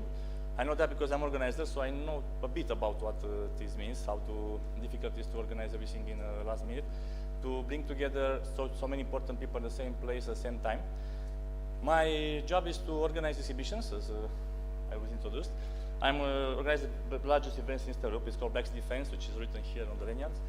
We are doing this for the last 20 years, 20 years of cooperating with Ministry of Defense. Thank you for that again to Ministry of Defense representatives. We're hoping to work together the next 20 years. One of my job is to bring together companies, together with you, ambassadors, with military, with diplomats, with academia, to work together for cooperation, for providing the best solutions for our military, for our armed forces, and for our security forces, not only the Ministry of Defense. So I'm inviting everybody next year in May in Bucharest to take part of our 10th edition of the largest event in Eastern Europe, as I said. We're expecting more than 40,000 people, more than 500 companies. I'm hoping to be present for all the countries in NATO and our partners in the EU. And I hope to see you all there. I wish you a pleasant day here in this beautiful building. Enjoy the coffee break now. I don't want to waste your time. Have a fruitful sessions here of discussion for cooperation, and wish you all the best. Have a nice day.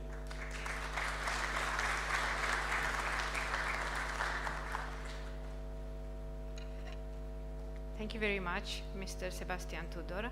Ladies and gentlemen, the first part of the conference has now come to an end. We will continue with the discussion after a coffee break of about 30 minutes. But before this refreshment break, we invite you all for an official photo to be taken on the main stairs.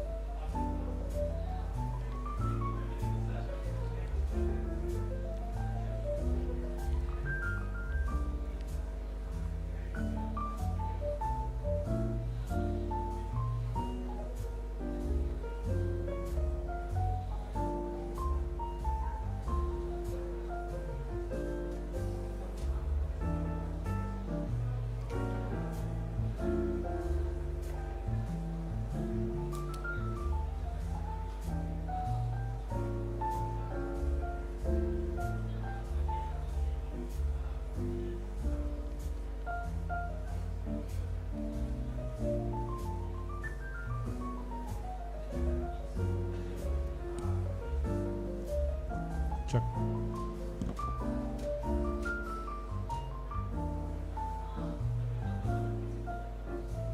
Check.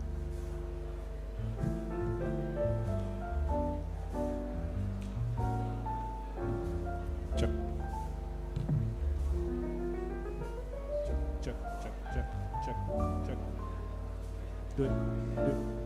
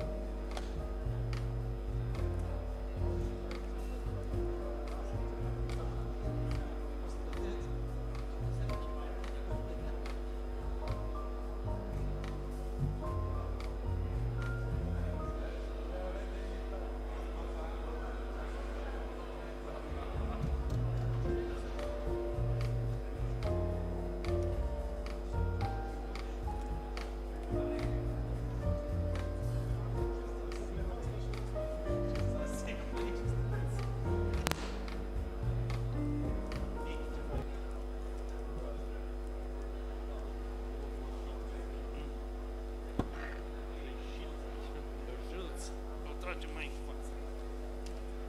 Avantajul putem să mări.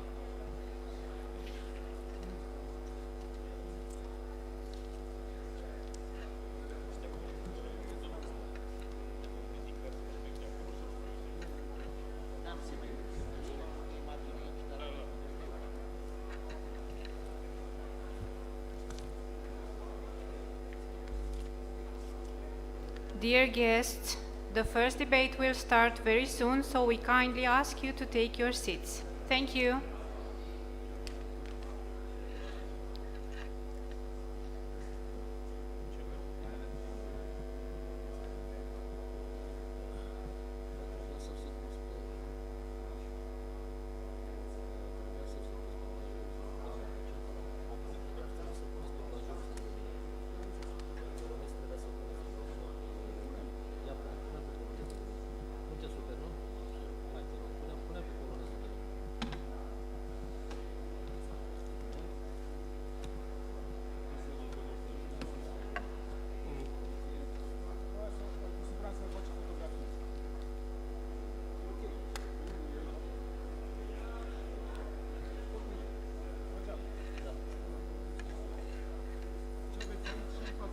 Păi de-aia zic, mă, că și nu îl închep și ăsta și... Eu vă mulțumesc pentru această Și eu vă mulțumesc că îți dați voie să...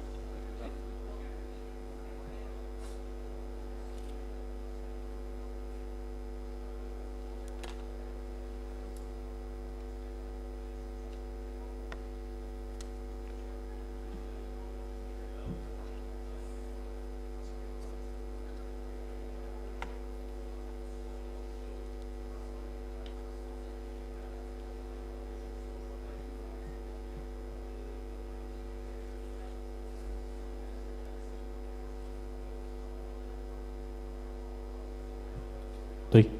Test 1, 2.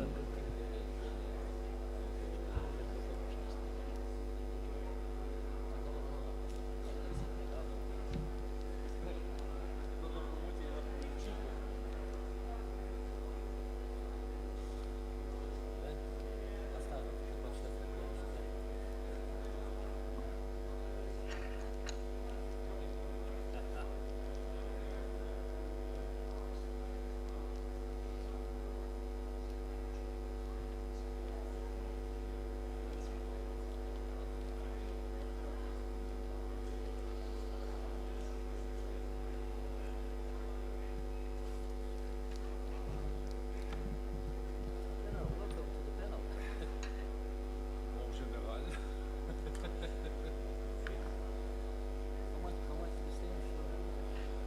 Year and a half. Se pare mie să duc un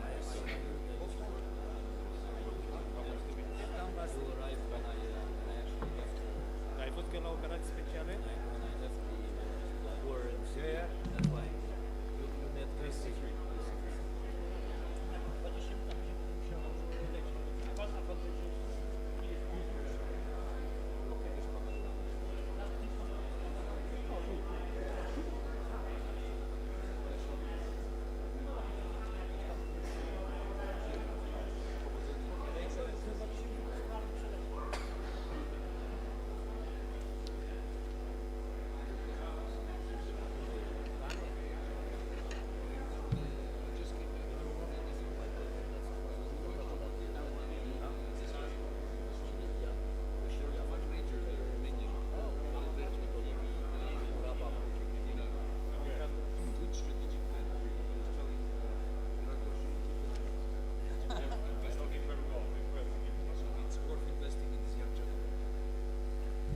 Ladies and gentlemen, we are now ready to commence the debates, possibly the most awaited moment of the day. The first panel has the following topic: approaching NATO deterrence and defense posture by enhancing resilience on the eastern flank, and we will be moderated by Colonel Florian Cârciumaru and Colonel Dan Petrescu. Florian Cârciumaru, PhD, is the director of the Center for Defense and Security Strategic Studies, a structure that has a particular profile within Carol I National Defense University, as a functional unit for fundamental research in the field of national defense and security. As for the academic career, Colonel Cărciumaru co-led NATO Defense Education Enhancement Program effort with Moldova and supported deep initiatives in Georgia. Colonel Dan Lucian Petrescu, PhD, is the Deputy Commandant of the Carol I National Defense University. As for his academic career, Colonel Petrescu has a lecturer in multinational operations within the Security and Defense Faculty of Carol I National Defense University. Colonel Petrescu is the author of many papers and books in the field of defense, strategy, electronic warfare, and war games, being the recipient of several awards, the Romanian Military Thinking Awards included.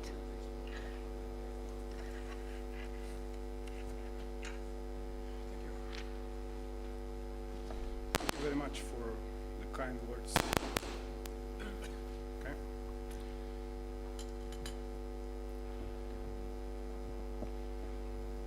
Honorable Generals, distinguished members of the audience, ladies and gentlemen, good morning. First, I also want to congratulate the Romania Defense Staff for its 166th anniversary.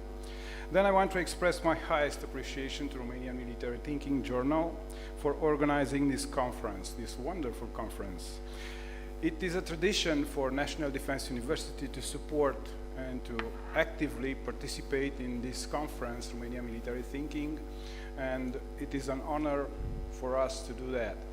And also it is a privilege for me to co-moderate this panel with the Director of the Center for Defense and Security Strategic Studies.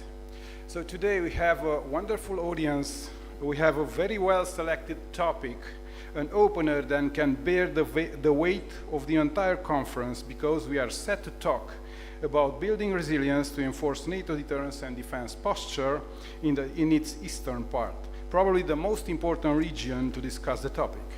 And most important, we have 5 high-class speakers, because, ladies and gentlemen, we are going to receive in the next hour very valuable insights from 5 well-known experts, 5 practitioners, 5 fine connoisseurs of the topic at hand.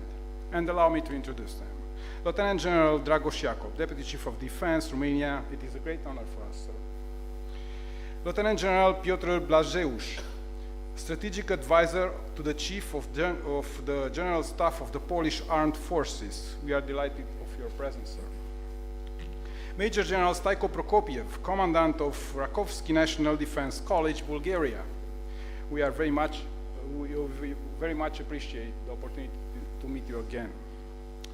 Major General Eugen Maviș, the Commandant and Rector of Carol I National Defense University. It is a great pleasure to have you with us, sir. Major General Constantin Nicolescu, the Chief of Staff from the Headquarters of Multinational Corps Southeast. Thank you very much for attending the panel. So to sum up, we have a great panel, a highly comprehensive topic, a fine audience in such a splendid hall, may I say. We have met now here all the conditions for a very interesting dialogue.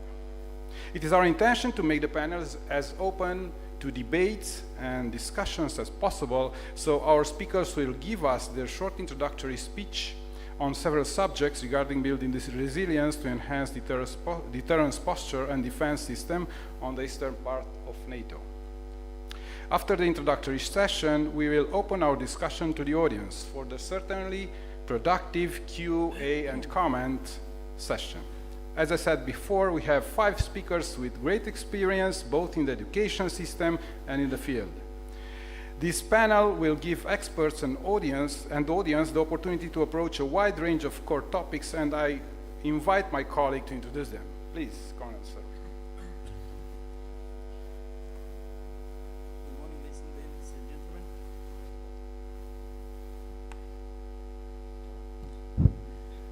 Distinguished generals, thank you very much for the distinguished generals, ladies and gentlemen, distinguished guests. Once again, I want to express my gratitude for the participation in the first panel of the Romanian Military Thinking Conference, and congratulate the general staff, the defense staff, for the 166th anniversary. And please allow me to introduce you in a short couple of words the topic for today, and I will start informing you by comprehensive understanding of current and future security environment, threats and risks that may impact the national security and defense of the NATO Eastern region and member states, to set the general background. Another one is Eastern Europe arena, important geopolitical and geostrategic nexus of the convergences and divergences on potential military development, to highlight the response to the main source of increasing tensions in the region. Then the new NATO force model, able to improve NATO's ability to respond to any scenario. Comprehensive and detailed defense plan, improving the coherence of defense planning within the NATO alliance. Education, fostering the social component of resilience, both at individual and systemic level, crucial need for a long-term success. Emerging and disruptive technologies as enablers for highly effective military capabilities, and implementing the key tenets of alliance joint doctrine to highlight the conceptual and technological means necessary to strengthen NATO deterrence and defense posture.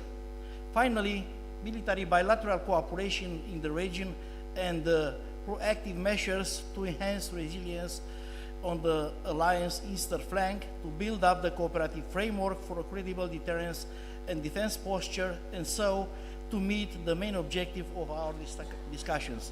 Dan, please. Thank you. Please allow me, without further ado, to introduce the first speaker, Lieutenant General Dragos Jakub. All the words to describe the outstanding career have been already said, although words are not enough to describe a career. Lieutenant General, sir, as DCHOD, you are very much into raising the readiness level of and building up the resilience of Romanian armed forces, and also within the alliance, considering the national and collective dimensions respectively. Please share with us your insights on this matter, as resilience is no less than one of the most significant pillars of deterrence and defense posture, along with high-tech capabilities, highly trained human resource, productive defense industry, and strong security culture. Please, sir, the floor is yours. Good morning again, ladies and gentlemen. Very honored to be here, and a little bit nervous looking at you as a very good audience. Some of my former commanders are here. Some of my teachers and professors are here. And I want to quote from one of my previous professors in my war college, Brigadier General retired Alexiu, who said, if you really want to understand a subject, let's try to set up the scenario and decompose the terminology. And this is what I intend to do in the introduction of this panel. I'm talking about three major concepts here. We're talking about deterrence, we're talking about forward defense, and we're talking about resilience. But I will go a little bit further up, and I think we should start with strategic culture. Strategic culture is what allows us to have commonality of language, because of key ingredients of strategic culture, we have definitely the military, we have the culture of that community, we do have the industry, we have the authorities, executive and legislative, we have the intelligence, we have the think tanks and the academia, all of them forming a strategic community that try to create and leverage as much as possible the terminology of what we consider being a certain term. And the reason I'm saying that is that by deterrence, for example, we who studied in the West, we probably understand something, but in the other schools of thoughts and in other alliances or in other states, deterrence may mean something else. At least in the books that I've read and with the teachers that I had, we're talking about coercion as the main strategy who tries to determine an adversary to behave in a certain way using negative incentives. It's a definition that I found in a book written by a professor at the Reichman University in Israel called Dmitry Adamsky, who also talks about strategic deterrence from the Russian lenses. I would definitely recommend the book as a professional reading. But then coercion has two forms. One is deterrence and one is compellence. The deterrence wants to preserve the status quo, and the compellence is actually trying to change the status quo. Recently, in the theory of international relations, deterrence has two main forms. We're talking about deterrence by punishment, which is more offensive, and which technically says, if you are attacking me or if you are committing an aggressive act on me, it will cost you, and I will retaliate in a place with the means at my convenience. And it is definitely, in my opinion, one of the things that only a certain actors on the geopolitical scale can do. And it's also deterrence by denial, which means I am going to, if you are attacking me, you will pay such a cost and a price that is not going to worth to attack me. And then, of course, it's a combination for the practitioners, a combination of passive and active type of measures. So let's say it's more reactive than the first one. Interestingly enough, if you look at the evolution of these concepts into the recent history, we will realize that we somehow moved from deterrence by punishment to deterrence by denial through resilience. And if I may give you two examples, I think what we have seen in the Middle East in the recent months was deterrence by punishment, and what we see in what, let's say, Finland does. Finland does very good deterrence by denial, by organizing the whole society in a way that discourages potential aggressions. Of course, deterrence, in my opinion, and not just in my opinion, I concur, has three prerequisites for success. One is the means to be able to deter. Resilience, societal resilience and military resilience, it is part of those means. The second ingredient is the willingness to do it, the willingness to act and the determination to use those means to deter. And the third, but not last, is how you communicate that you have the means and you have the willingness to execute that.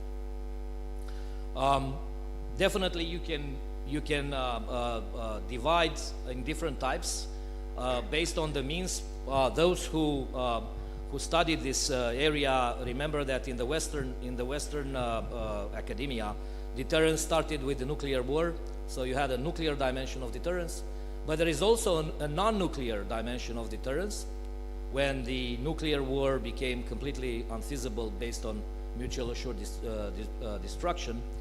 But then lately it appeared the so-called informational deterrence, in which you go and act upon the minds of the target or the minds of the aggressor, and not only also the cyber domain. I'm not going to go into much detail on that. I really want to touch a little bit on forward defense, which is part of the title of this scenario. I think forward defense is an operational art term. It is the way we describe the military, how we describe the strategic concept of not a single inch. It is the way you put your forces and you show a potential adversary that you mean business and you are determined to defend that piece of land. And it also does not exclude tactical flexibility. Definitely, I'm not a scholar, I'm a practitioner, but I really wanted to set up a little bit the scene with your permission, and therefore I rest here. The floor is yours, Ben. Thank you. Thank you very much, General Jakub, for your thoughts about the subject itself. And now please allow me to introduce the next guest speaker, Lieutenant General Piotr Blazeus, Strategic Advisor to the Chief of the General Staff of the Polish Armed Forces.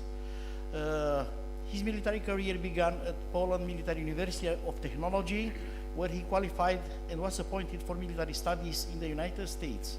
He graduated with honor from the US Air Force Academy and holds a PhD degree in political science. He started his military career with assignment as an assault platoon commander with 10th Airborne Brigade in Krakow.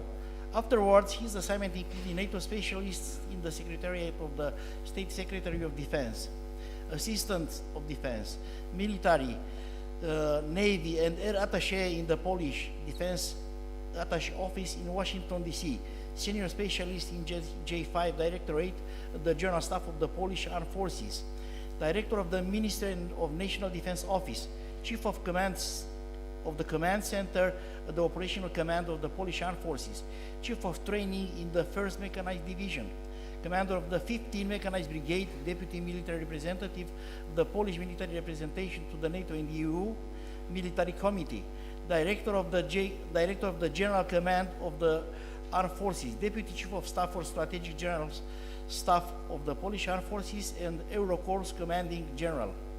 From 2011 until 2012, Lieutenant General Blazeus was the Commanding General of the Polish military contingent in the Islamic Republic of Afghanistan and Task Force White Eagle, the 10th Rotation Commander in Zani province.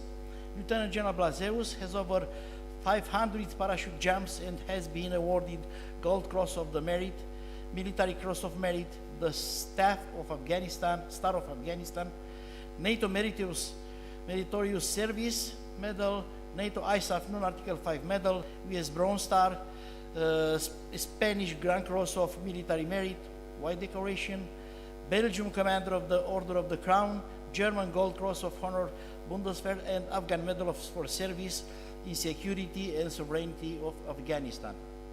General Sir, having into consideration that you serve as Deputy Chief of Defense at the General Staff of the Polish Armed Forces and Eurocorps Commanding General, so your reputation in operations and planning precedes you. Please share with us your thoughts, the main ideas and your thoughts regarding building resilience to enhance deterrence and defense posture on the eastern flank of NATO. Thank you. Thank you very much. After this introduction, my balloon is big, and I think I will in a moment leave this stage. But I have to just to say that I had an opportunity to do a lot of great things in my career, and I am very happy of it. First of all, Dragos, thank you for setting up a really strategic view, and I will also try to stay at the strategic level, while ready to discuss later some more operational and tactical issues. So, as always, in the military, let's start with the threat. Russia, I think no one has a doubt, is a real threat. With its neo-imperialism, it wants to change the existing world order and wants to decide which country will or potentially leave any security arrangement, be it NATO, be it EU, or any other organizations. Basically, it wants to reintroduce its spheres of influence. Coupled with the Russian intentional escalation and deniability, it constitutes a very long, complex threat to all of us as allies and friends. There is no doubt that hybrid war is ongoing as we speak. Every day we have to defend in the cyberspace. The space itself is also becoming a contested area. You all heard and know about in the Baltic Sea and in the Black Sea about the GPS jamming, for example, and many other examples. So we also witness currently in our country the sabotage, the espionage, but also the subversion. And Russia is continuing to cross the so-called bringing this crisis, I would say, although officially we're not in crisis, to the new levels.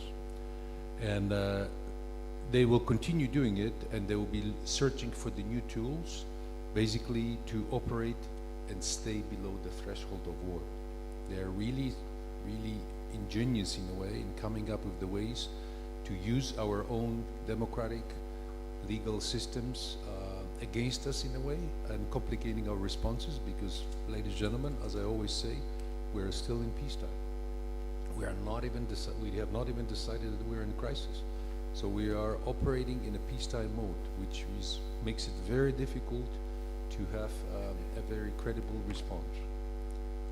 Now, so now I will touch a little bit on what more needs to be done, because I want to stress that by now, thanks to the Russian actions, all of us in a number of organizations, not just NATO, but also EU, we have done a lot. And this is an ongoing process. So first of all, I think we need to continue to actively contribute, and I want to stress credible forces and capabilities to all the Eastern Flank deterrence activities. This is, for example, the EVA, Eastern Enhanced Vigilance Activities, Eastern Sentry, Baltic Sentry, NATO Security Assistance and Training for Ukraine, all the air policing efforts that are ongoing. Why? Because this is the best test bed, both in Poland and Romania, to test our procedures, to test our responses, to improve our detection systems, and also adjust our weapon systems we have so they can better deal with the threat coming from Russia. The other one is, and it was mentioned by one of the ambassadors, effective implementation of the 5% of the GDP defense spending. And I stress effective because it's, when you have the money, it's always easy to spend.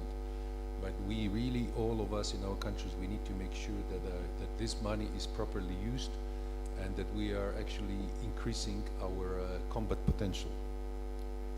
That also goes with the new EU financing tools and concepts.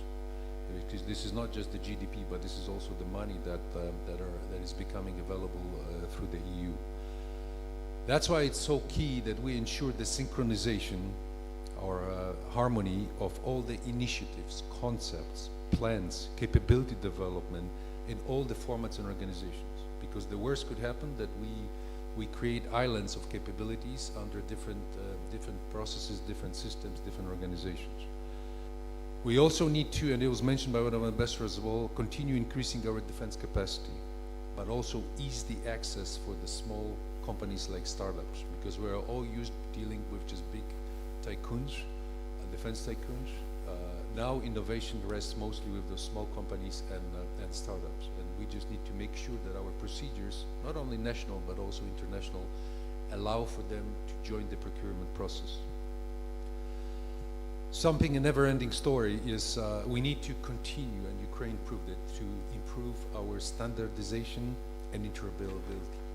And the key in this area is obviously, apart from the weapon systems, the C2, the command and control system basically, and the communications and information system.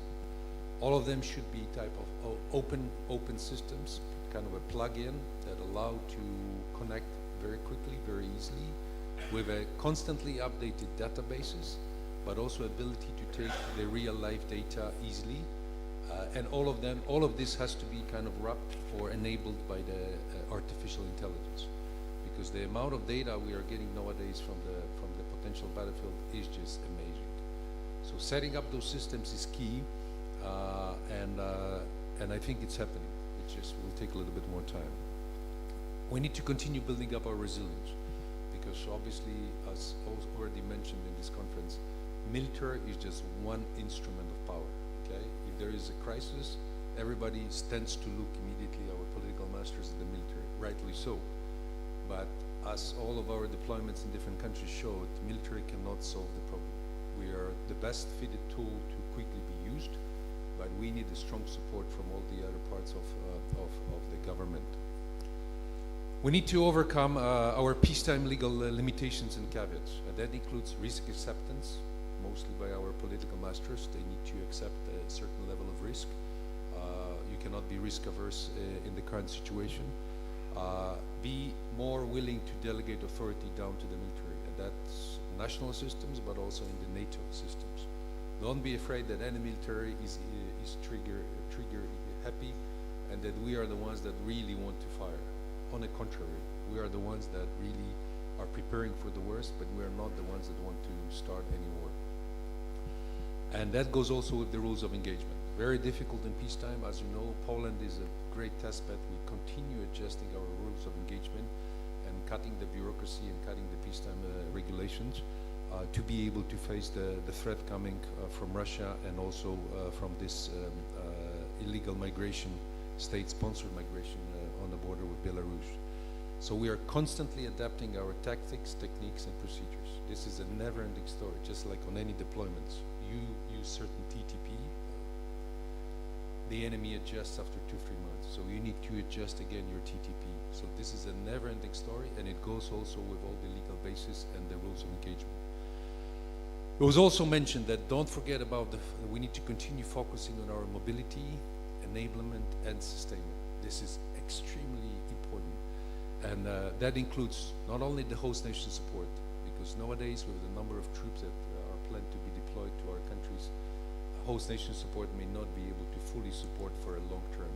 So we need to continue working on the prepositioning. We need to continue improving our critical RSOM, basically receiving, staging, and overman movement infrastructure to be able to receive and sustain all those troops that will be coming.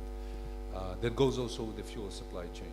That when you calculate, do the little math that's behind, because on the maps it always looks great and everything looks like a success. But when you go down to little nitty-gritty details, that complicates the calculus a little bit. But it's doable. We need to continue accelerating the innovation. We need to do more experimental exercises, something that military sometimes has a little averse to because they are not always successful. Sometimes it's a failure, but that's something we need to continue doing it. And simplify, as I mentioned before, procurement procedures and formats. This is really a constant battle to make sure that you can procure something that is very good, but it's coming from a small company. It's not meeting all the formal requirements to attend the tender. And we need to continue enhancing our allied strategic communication and countering the disinformation. Basically be more active in the so-called cognitive sphere. It's not considered really a domain, but cognitive sphere. And the very important piece that's happening in our countries, continue increasing our reserves preparation and training. So to sum up my intervention, I want to say that we cannot appease Russia. It will not change, and it will seek ways to impose its own neo-imperialistic world order. We need to change our reactive mode and peacetime defensive mindset, ladies and gentlemen, okay? This is absolutely necessary, and it's slowly happening, to minimize time for transition to collective defense and create conditions for effective deterrence. It's all about the authorities and this mindset. And I am a strong proponent, the word is sometimes misunderstood, offensive mindset, okay? Basically be proactive. We are all afraid because we are not offensive, but we need to have this mindset. We need to be prepared and think in an offensive way before it all starts. It's all about the deep precision strikes, for example, okay? This is something you need to pre-plan and have ready. And in nature, it's offensive, but that's something that should be always done and is done in the strategic plan. And at the end, obviously, I didn't finish. Deterrence is one, but also successful defense if needed, because this is what we are ultimately preparing for. We must collectively respond to the Russian escalations. Russia is the one that's escalating, and then obviously blaming all of us that we are the ones escalating. Ladies and gentlemen, be honest, this is the opposite. The other side is continuously escalating and accusing us that we are the ones escalating. So to sum up, words matter, but we need credible, proactive, united, and innovative actions now to be prepared for the worst, because security is priceless and Russia will continue to test us and escalate. Thank you. Thank you very much for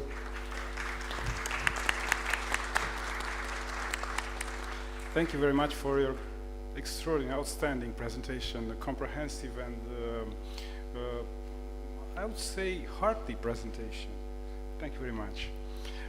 I will restrain my words to comment the presentations because I'm just a humble moderator, but I am sure that afterwards you'll have questions and comments to this.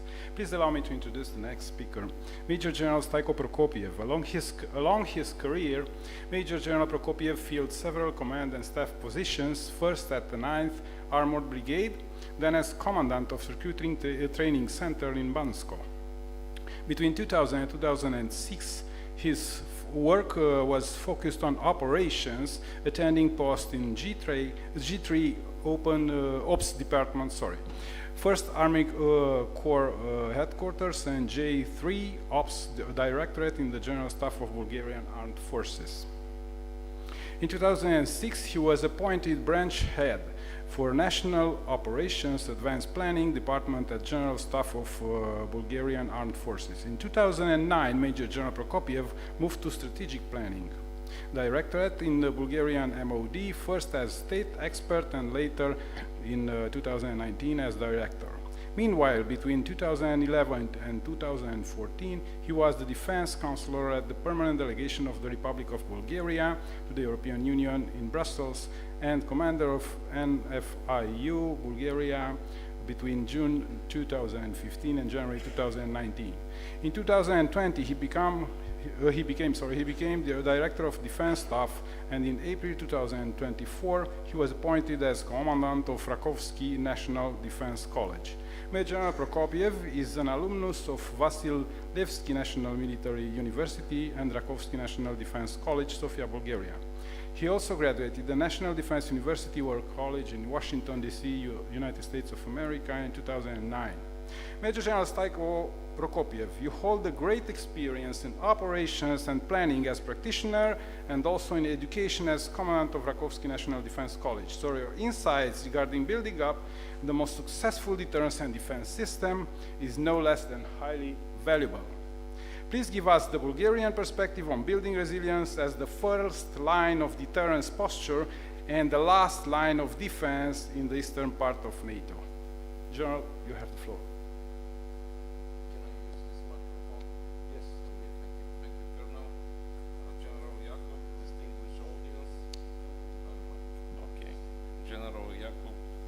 Audience.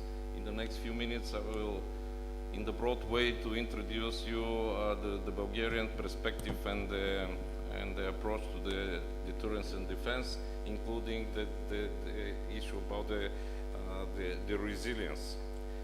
I will begin saying that no one in this beautiful hall doubts about that NATO eastern flank, especially the Black Sea region, is crucial for our security, deterrence and defense.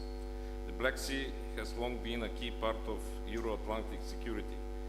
NATO's latest summit declaration confirmed this, emphasizing the region's importance for cohesion, deterrence and defense. This is especially true given the ongoing war in Ukraine and Russia's long-term ambitions to change the balance of power in the region.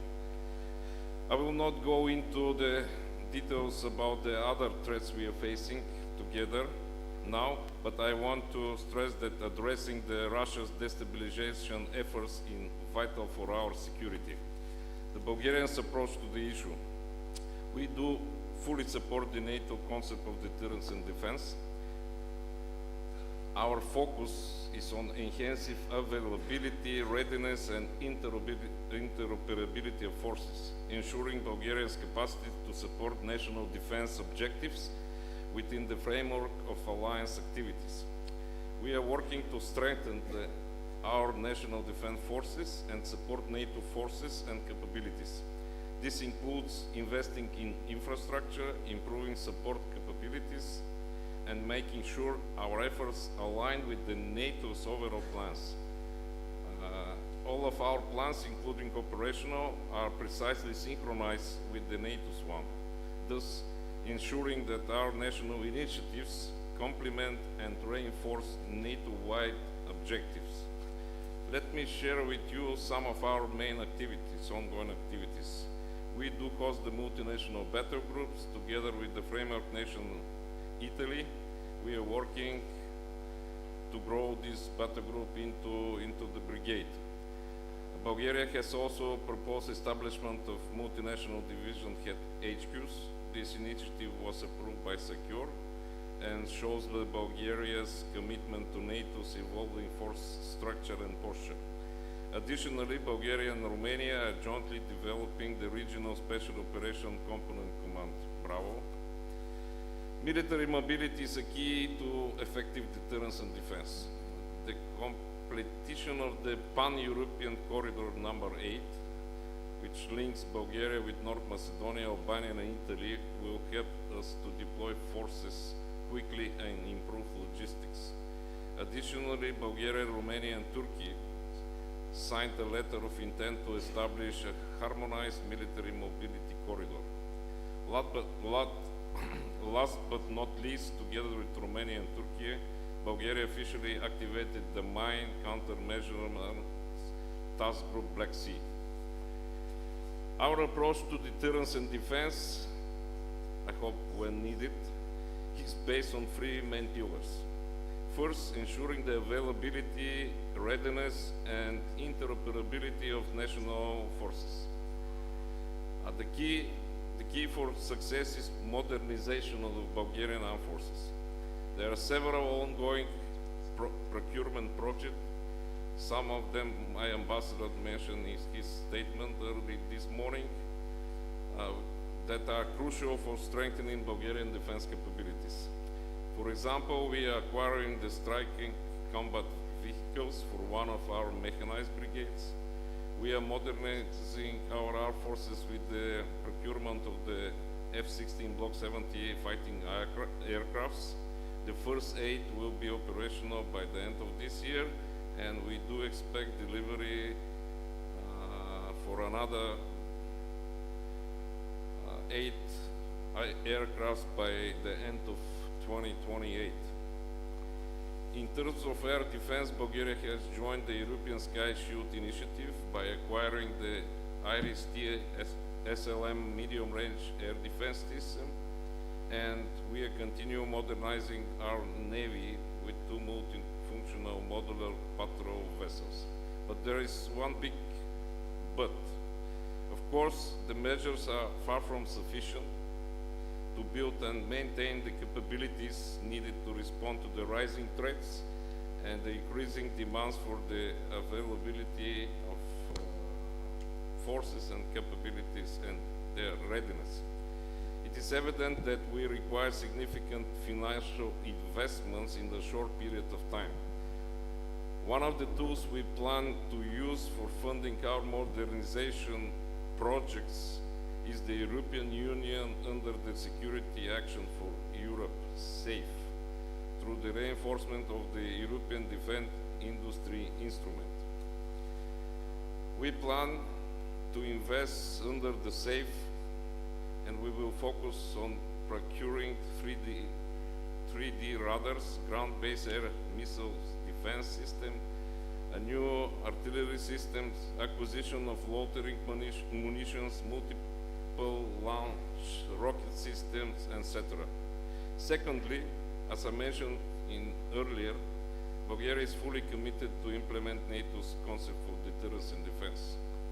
And thirdly, resilience is the core of deterrence and defense from my perspective. Resilience is fundamental aspects of both Bulgaria's national defense and national security strategies. Our approach goes beyond military resilience. It involves a comprehensive government-wide effort using strategies, concepts, and existing work strands within EU and NATO. For example, to enhance situational awareness, Bulgaria is developing nano-satellite monitoring capabilities under the European Defence Investment Programme.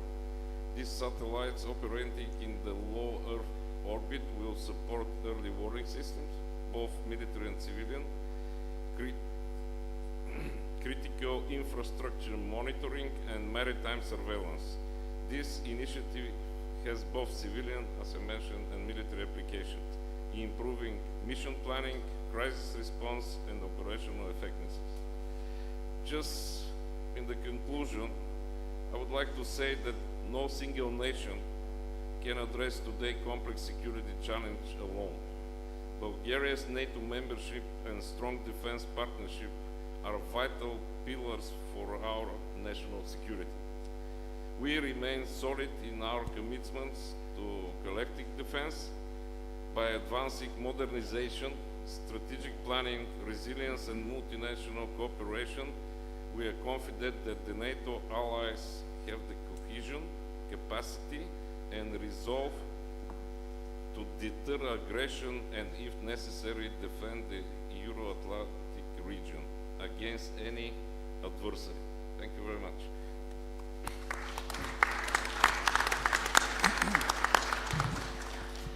General Prokopiev, thank you very much for your insights related to the national point of view on resilience and deterrence and defense.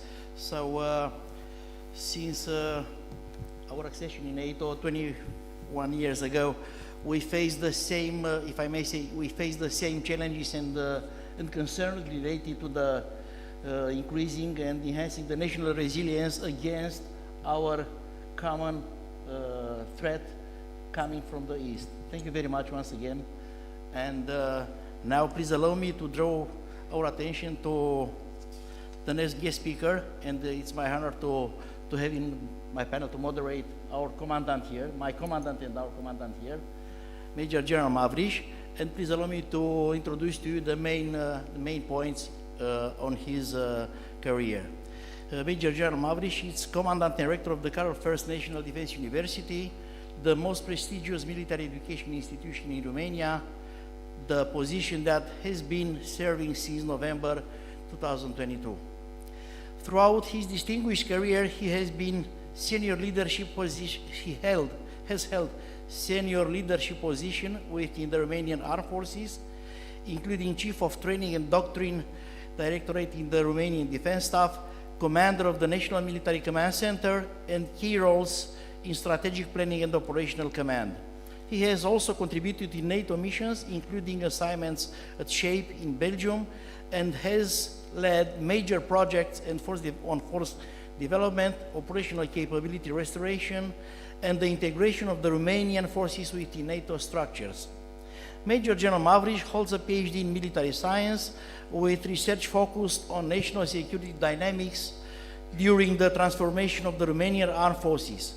His extensive education includes advanced studies in strategic leadership, security and good governance, as well as NATO staff officer training.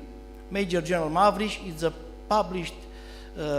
published military researcher and has been recognized with numerous national honors, including the Military Virtue and Aeronautic Virtue orders. He brings a wealth of expertise in defense strategy, military education, and international cooperation. General Sir, you hold a great experience in defense strategies and doctrines, defense planning process, crisis response planning, and most important for today, in training and education. So your insights regarding building up the most successful deterrence and defense system is no less than highly valuable. Enhancing resilience is fundamentally related to an articulate and sound education process, to a relentless effort to instill the security culture into the next leader minds. In this context, please, can you give us some insights related to regarding the role of education in building national resilience, please? Thank you very much. Thank you very much, Florin. Thank you very much for your kind introduction, too many words. Having moderated for our university, I will speak longer. Okay, ladies and gentlemen, first of all, I'd like to mention how important is education. Speaking about different operational domains, education even is not on the first place, even is not sometimes on the stage in front of. Education is best for everything. So, I would like to bring in front of you a few aspects regarding the vital role of education in enhancing societal resilience. The ongoing conflict in Ukraine and the shifting geostrategic dynamics have underscored the critical importance of societal resilience among NATO member states, particularly those situated on the eastern flank. As this nation faces a spectrum of hybrid threats, the integration of robust educational frameworks, especially military education, becomes essential in fostering resilience and ensuring effective cooperation. First of all, I would say that education plays a crucial role in equipping citizens with the knowledge to comprehend and respond to multiple nature of hybrid threats. As misinformation and hybrid warfare tactics evolve, a well-informed population can critically evaluate information and understand the broader implication of security challenges. This understanding is vital for a nation, for a NATO nations on eastern flank, where the risk of disinformation and societal division are present. The second role of the education I can see is to support development of critical thinking and adaptability. Resilience means the ability to adapt and respond to crises. Educational institutions, including military ones, must prioritize critical thinking skills, enabling individuals to analyze complex situations and to prepare effective response. This capability is particularly important on the eastern flank nations, where rapid changes in the security landscape ask for a population that can think critically and act decisively. Another role, the third role, is to encourage civic engagement and solidarity. Education has to promote civic responsibility and encourages active participation in democratic processes. An involved citizen is crucial for fostering solidarity among Eastern flank nations, as it promotes dialogue on national security issues and encourages collaboration across borders. Another role is facilitating cooperation and collaboration. The challenges faced by NATO Eastern flank require cooperation among countries, but not only various sectors, including military, government, academia, and civil society. Education serves as a catalyst for interdisciplinary collaboration. This collaborative approach can lead to innovative solutions that enhance resilience in the region. How we can play these roles, which I mentioned, and I will mainly refer from military point of view. First of all, we think to preparing military leaders for current and future threats. Military education is pivotal in preparing service members to confront the complexity of contemporary challenges. Another way, enhancing leadership and decision making. Effective leadership is vital during crises. Military education emphasizes the development of leaders who can adapt to changing circumstances and make ethical decisions under pressure.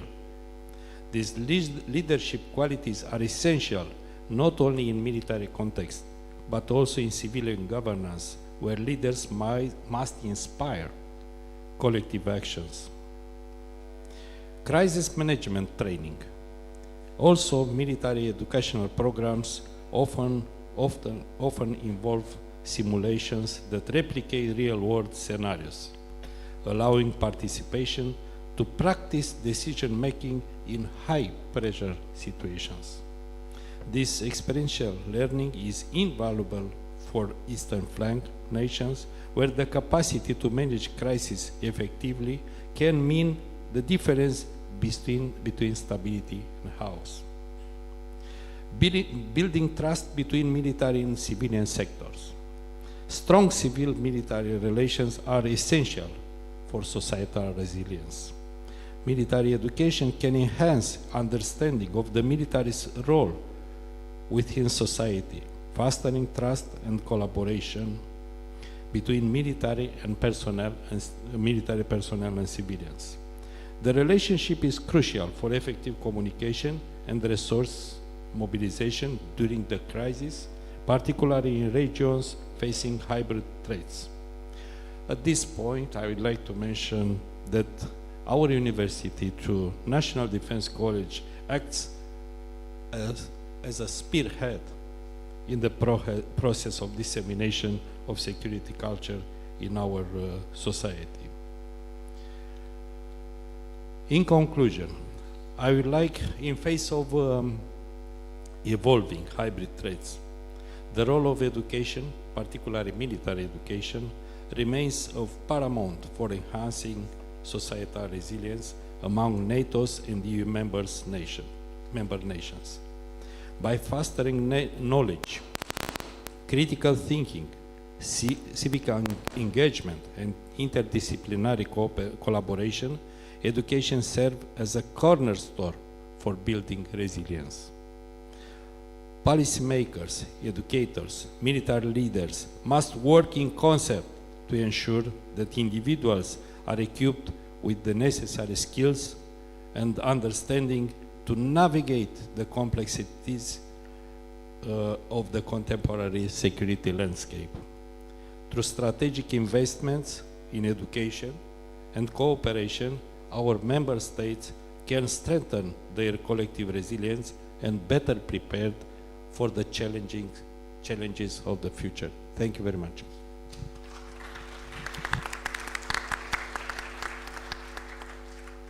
Thank you very much, General, for your excellent presentation.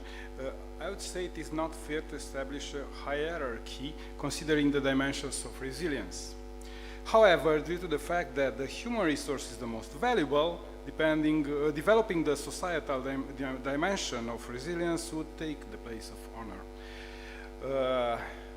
Please allow me to introduce the next speaker, Major General Constantin Nicolescu. He is the Chief of Staff at the Headquarters Multinational Corps, Southeast Romania, a position he's been holding since 1st of September 2024. Over his distinguished career, he has held numerous command and staff positions, including company commander in the Special Operation Forces, Chief of Staff of the 6th Special Operation Forces Brigade, Deputy Chief of Staff for Operations at the Headquarters Multinational Corps Southeast, and Brigade Commander of the Multinational Brigade Southeast. He completed 3 tours in international missions, Afghanistan and Iraq.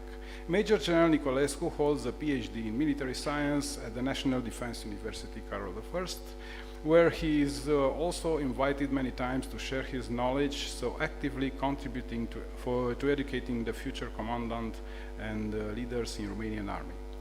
His education includes advanced officer courses, strategic leadership, and professional development in land forces management.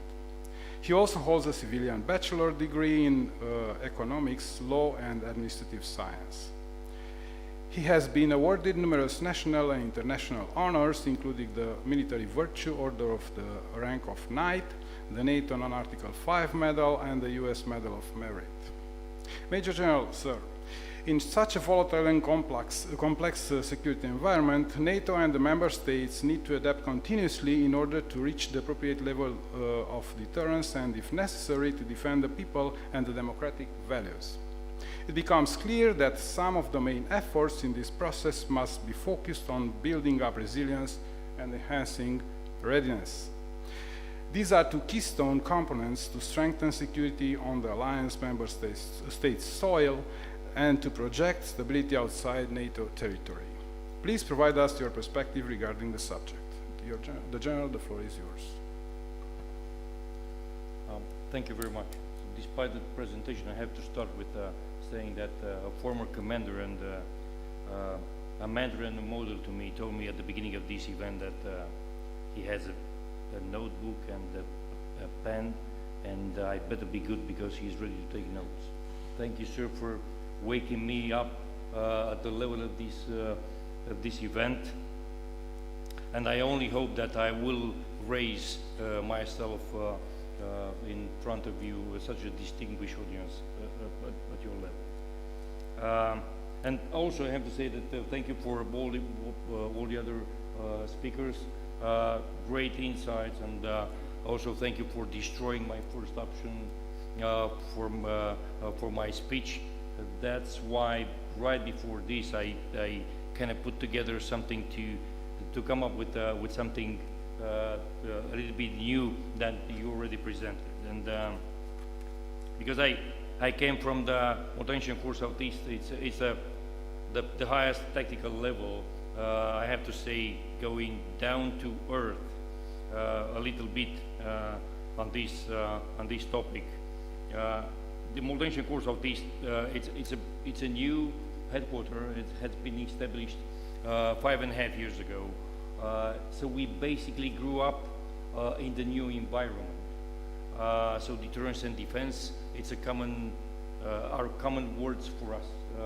We do not know any other way of doing business but with the conflict next to us. We actually had to speed up the development plan, and General Jakub knows better than me how difficult and painful this process has been.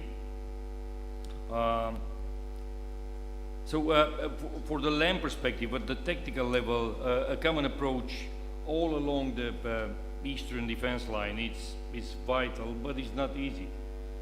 I will try to drive you to this idea in the next few minutes. First of all, my experience during my career, right? So I took over for a long period of time the job of integrating the entire forces, multinational forces in Romania, and it wasn't easy to put everybody together on the same sheet of music, to use the same language, procedures, with different kinds of equipment. And this is very important because all of us had almost different kind of equipment. When we reached the minimum level required of the interoperability, we all together understood that without trust, we cannot operate. We have to be sure whenever we are involved in real operations, we need to be sure that when we are requesting something to our neighbor, which is not a Romanian one, we have to be sure that that neighbor will provide the necessary support at the level required to be sure that we can succeed all together. Second of all of us have experienced shortage in equipment, and of course, due to the latest developments in the conflict, we have a little bit more money, and we want to have as much as possible, as quick as possible. So we basically know everything, but I don't think this is not. I mean, it is possible, but it's not. It is very difficult to have it in the very, coherent manner. And in this regard, I have to say I grew up in an era when we as military leaders, we kind of put together all the specification for a type of equipment and pass it to a manufacturer, and that manufacturer will give us the equipment ready to be operated. Nowadays, we do not know as much as manufacturer knows actually. So when you are getting in contact with a drone manufacturer, you're finding out that he knows a lot more than you do on this type of equipment. So it is very, very, very difficult to keep up with the latest developments. And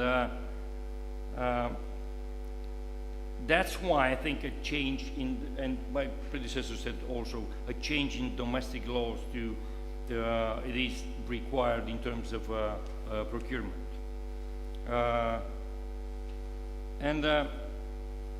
In NATO, it is a must lately to innovate, to come up with the new ideas to overcome the enemy ability to succeed. Innovation is so we have ideas and we start from all the levels to put something together, but it's not easy to implement it.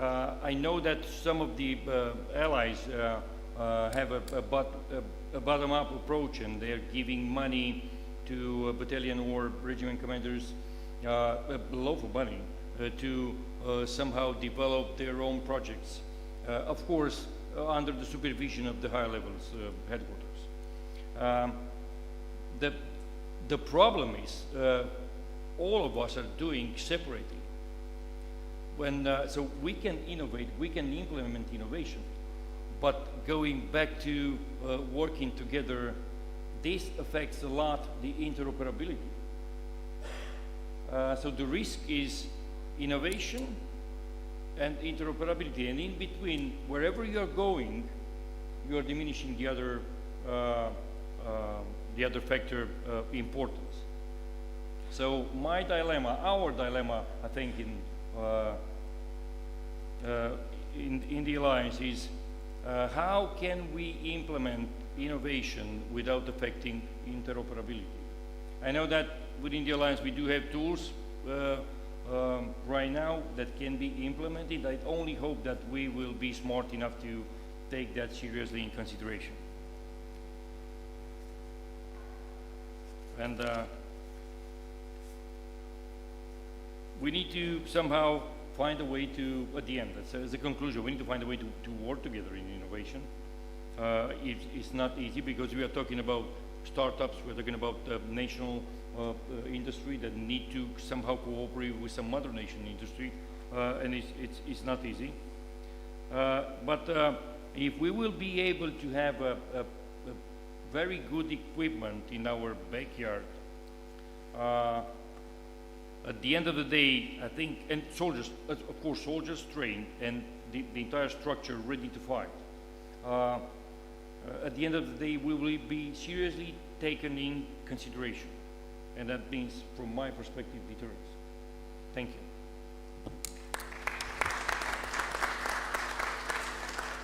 Thank you very much, General, sir, for excellent set of insights from practice, from boots on the ground. Now, I have prepared the wrap-up, but there is no time for it. I would like to kindly ask the distinguished audience to ask questions and add comments if you have. So please. So, John.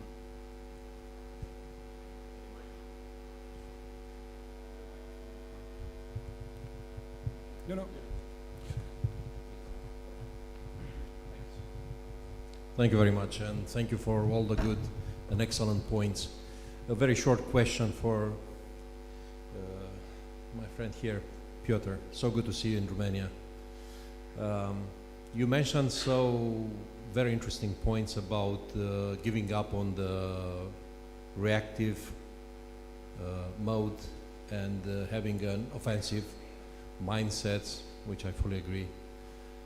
And like other people before us used to say, deterrence is in the mind of the adversary.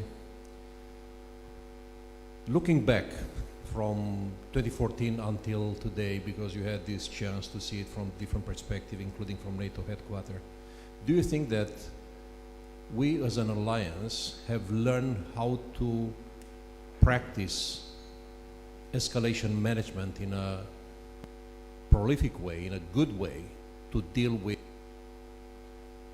Russia and to have strong and resilient deterrence? What is your personal view on that? Thanks.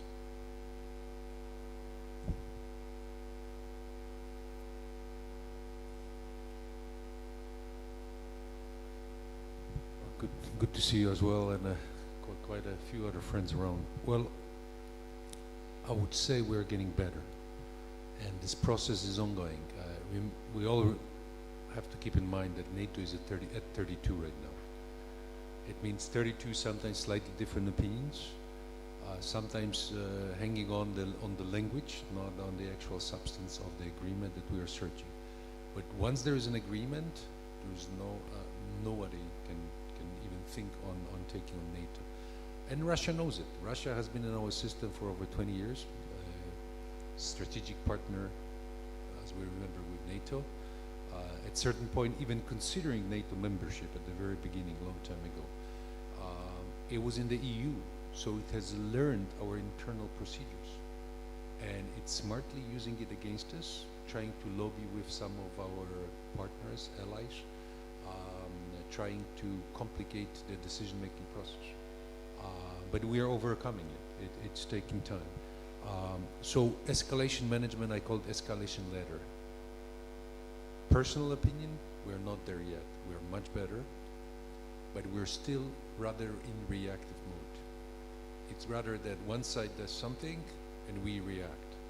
So I would personally like to see that we're really a bit more proactive, that we create so-called strategic dilemmas to the other side on our own and not necessarily at the place and time where they're expecting us. Meaning not always tete-a-tete to what they do, but do it in a different domain. And again, it requires also authorities again, because cyber, call it offensive cyber, call it active cyber. This is the battlefield that's ongoing. And some of the political masters are still afraid to say, okay, the war is on in this domain. We need to do something a little bit more proactive, call it offensive. The name, sometimes offensive brings usually immediate kind of a reaction. I think that in NATO, or to a certain extent in the EU, the things have changed when we discuss the issue of escalation. Remember, before, every time NATO wanted to do something, some of our allies were bringing up the issue, is it escalatory?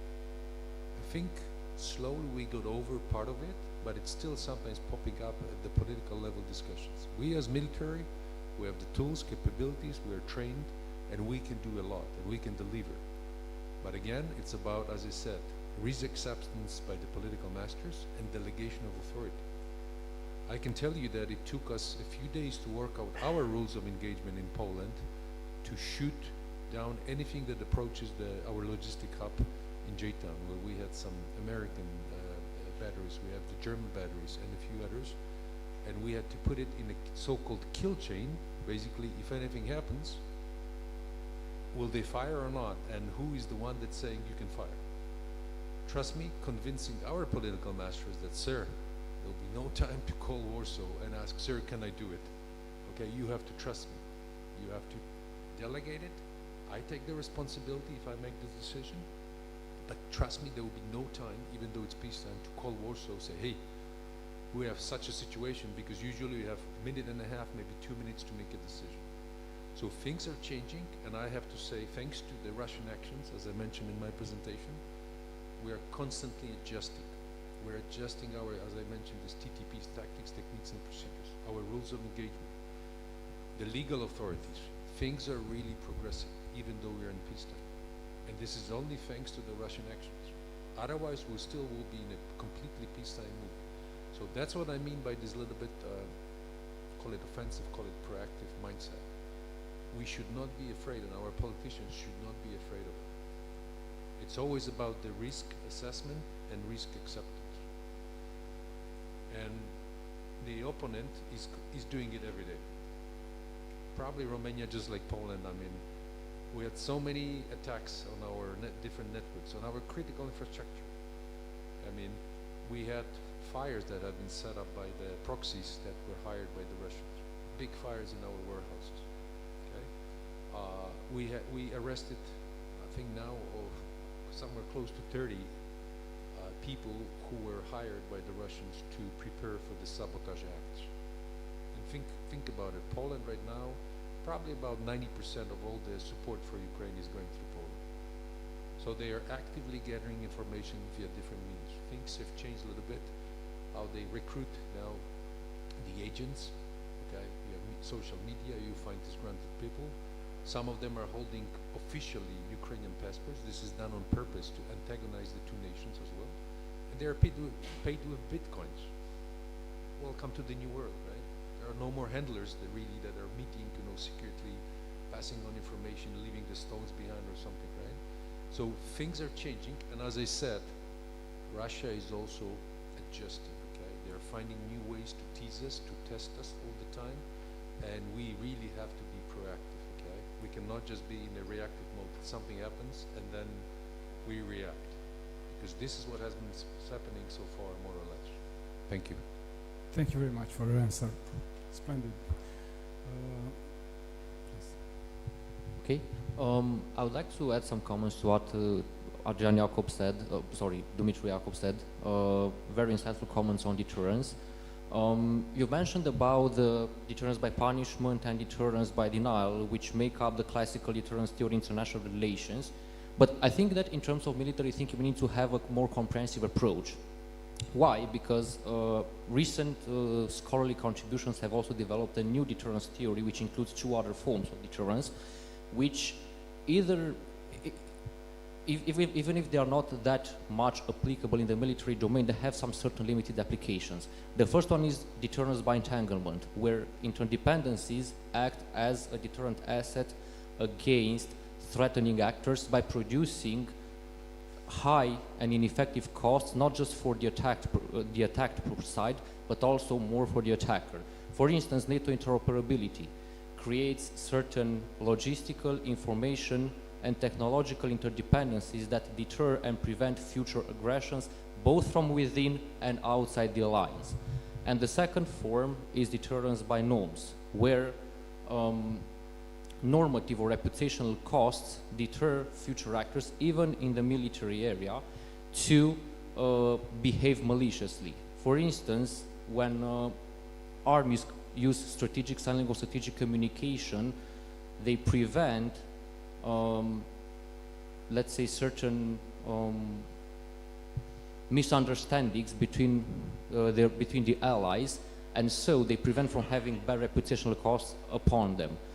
That's why I try to add some comments, because Mr. Jacob's insights were very, very good.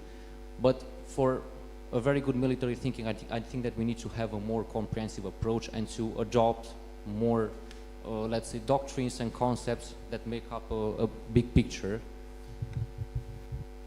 Thank you. George, please.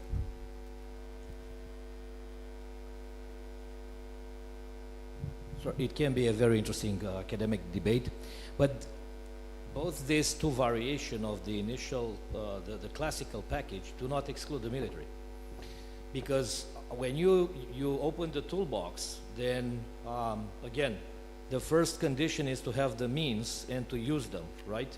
So technically what you say about, and I'm coming back to what is the center of gravity of our alliance, is the cohesion of the alliance. Do you think, don't you think that the Russians know that? Of course they do. So technically, by these interdependencies that we create in between the allies, actually we put some meat on the concept of coherence. Coherence without the relationship, the networking, the interdependencies is just a word for academic debate. If you want to translate how coherence looks like, I would definitely say that the relationship between and the interdependencies between the allies are one of the key ingredients. The second, with the deterrence by norms, I also agree with you, because from Grotius on, we are on the good side of the history.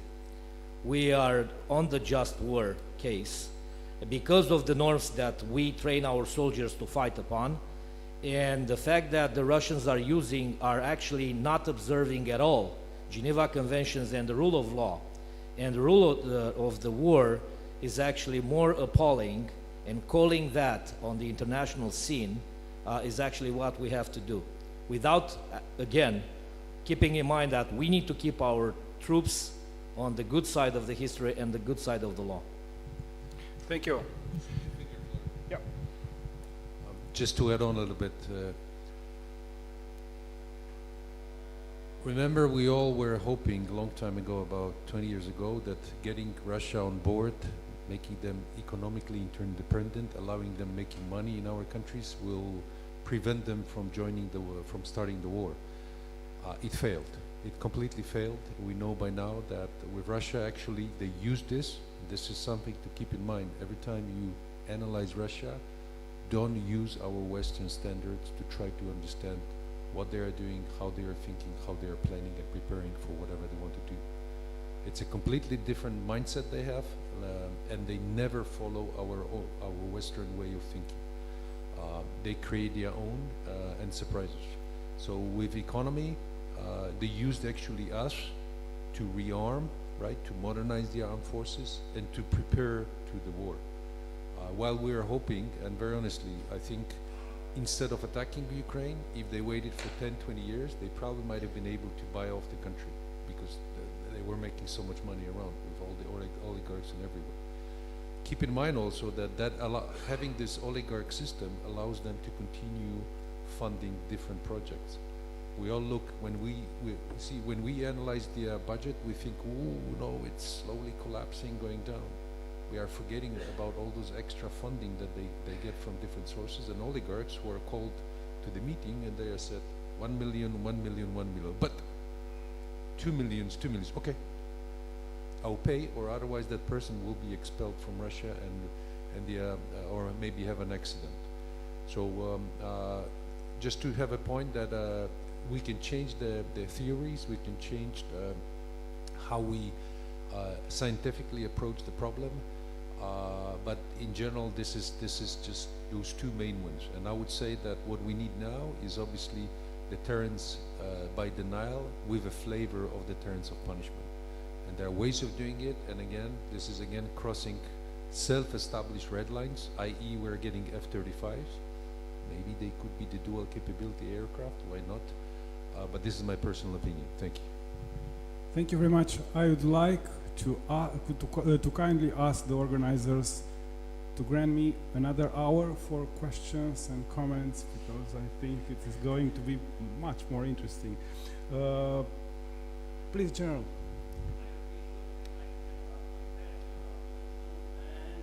An infantryman, thank you. Will be better for me. We know my question is very, very direct, because we are talking about how to vary our instrument.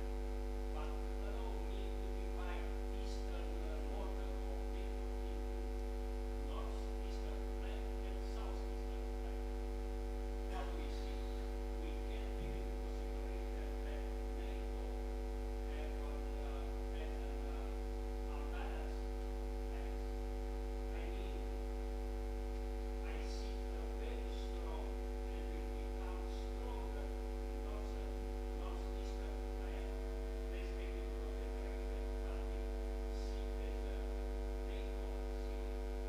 And I don't want to say weak plan, southeastern plan, but we take into consideration this less capabilities.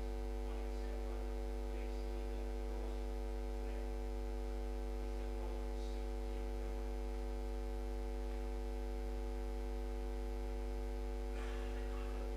Who do you want to answer this question of yours? Every one of us? Of course, I see.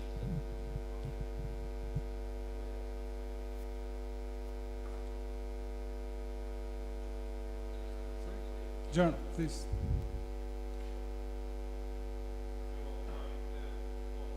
Thank you, Jerome, for the question. It's we have to be honest. You're at a certain point you're right, but that because not during the conflict during the last few years, but probably before. Common language and common approach in the Baltic wasn't the same in the Black Sea. But lately, we have to admit that we did huge steps forward, and I have to say, I will not be that critical with. I will not use the word weak because I know from inside that the southeast of the southeast AOR it's strong enough to do whatever is required in accordance with the mission received from SACEUR. So no worries. From my perspective, we still had to do a lot. Yes, of course, we can do a lot better. We can do a lot more, and let's go ahead and do it but firstly with a common approach and a common language here in the southeast. It's not that difficult. Thank you. General, please. Sir, I would say probably I have my very own set of frustrations because when Crimea was invaded, we all remember that We had these two great vehicles, enhanced forward presence and tailored forward presence. And it was a huge difference in how the alliance looked at the eastern flank on the geographical locations that you mentioned. I think we are better off now, and I think because of the war in Ukraine, the alliance actually, in the 360 approach of SACEUR, it's a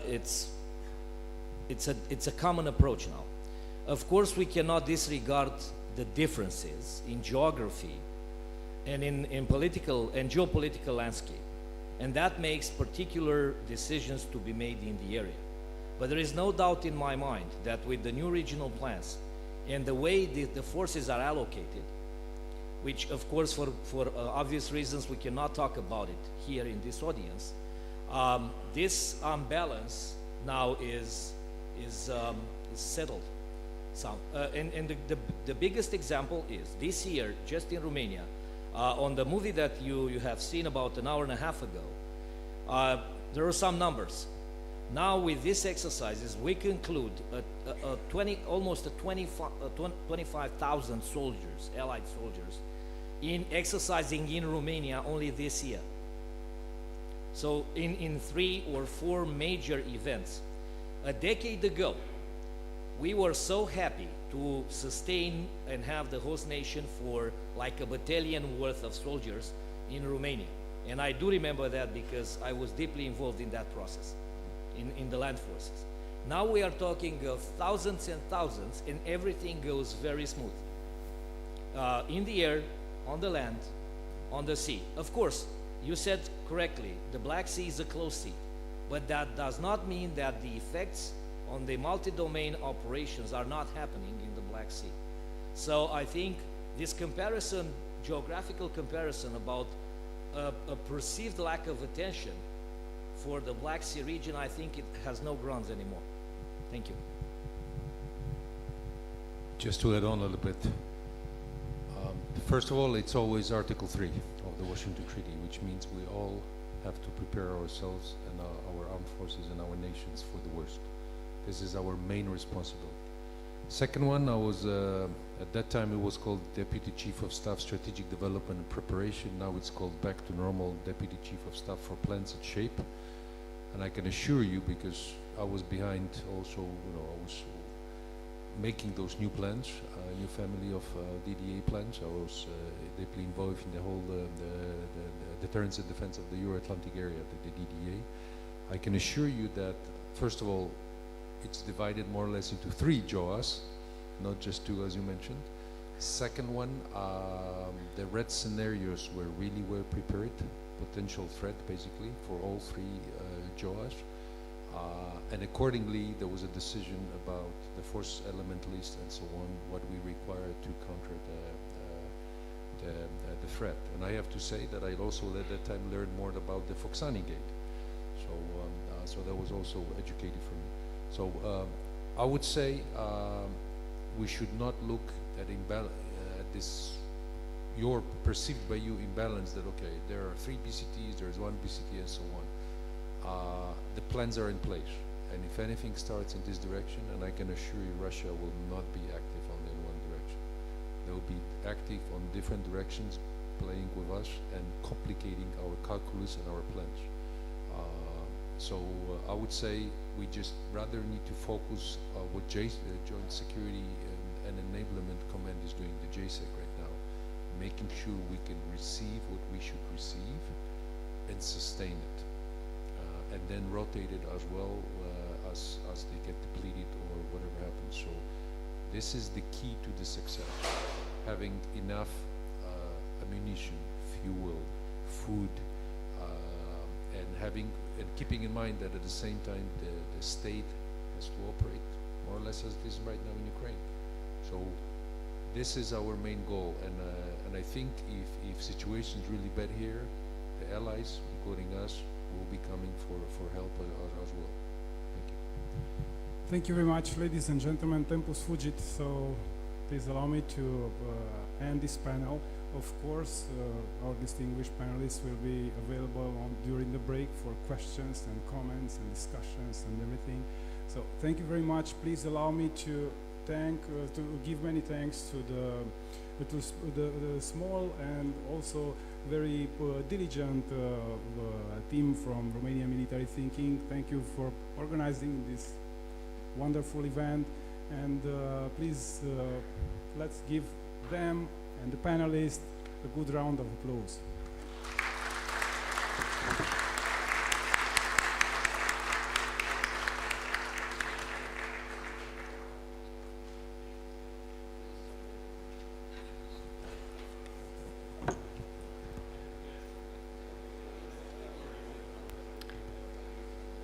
Gentlemen, thank you very much for this very interesting debate.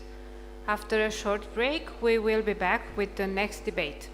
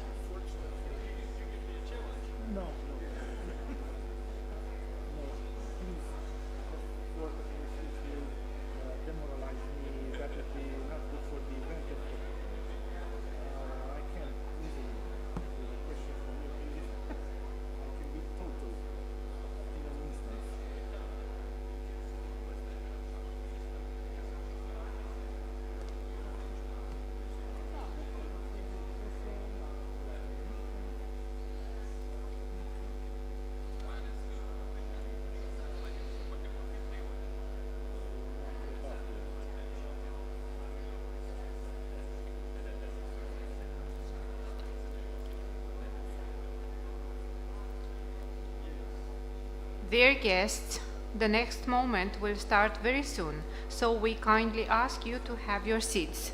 Thank you.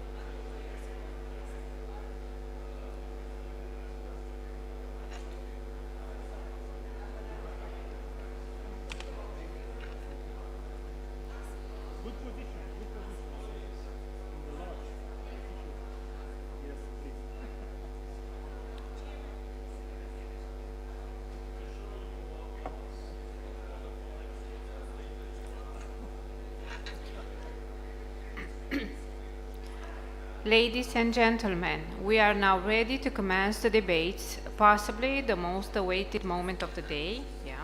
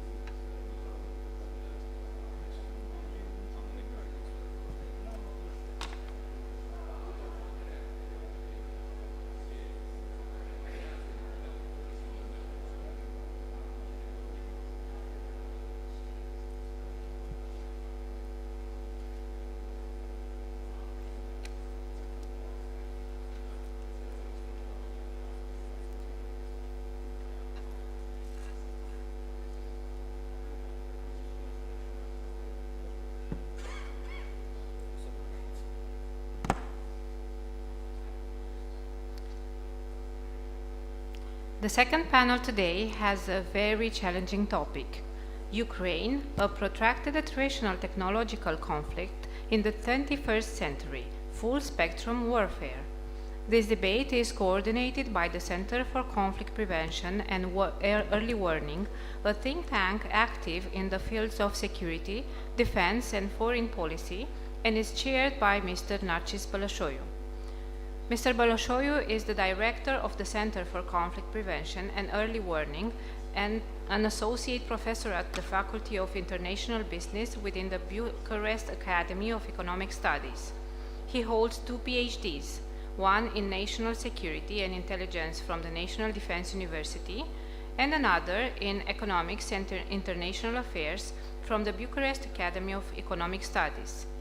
Mr. Boloshoiu has also held several positions in public administration, including advisor for the Minister of Defense and advisor to the Minister of Foreign Affairs.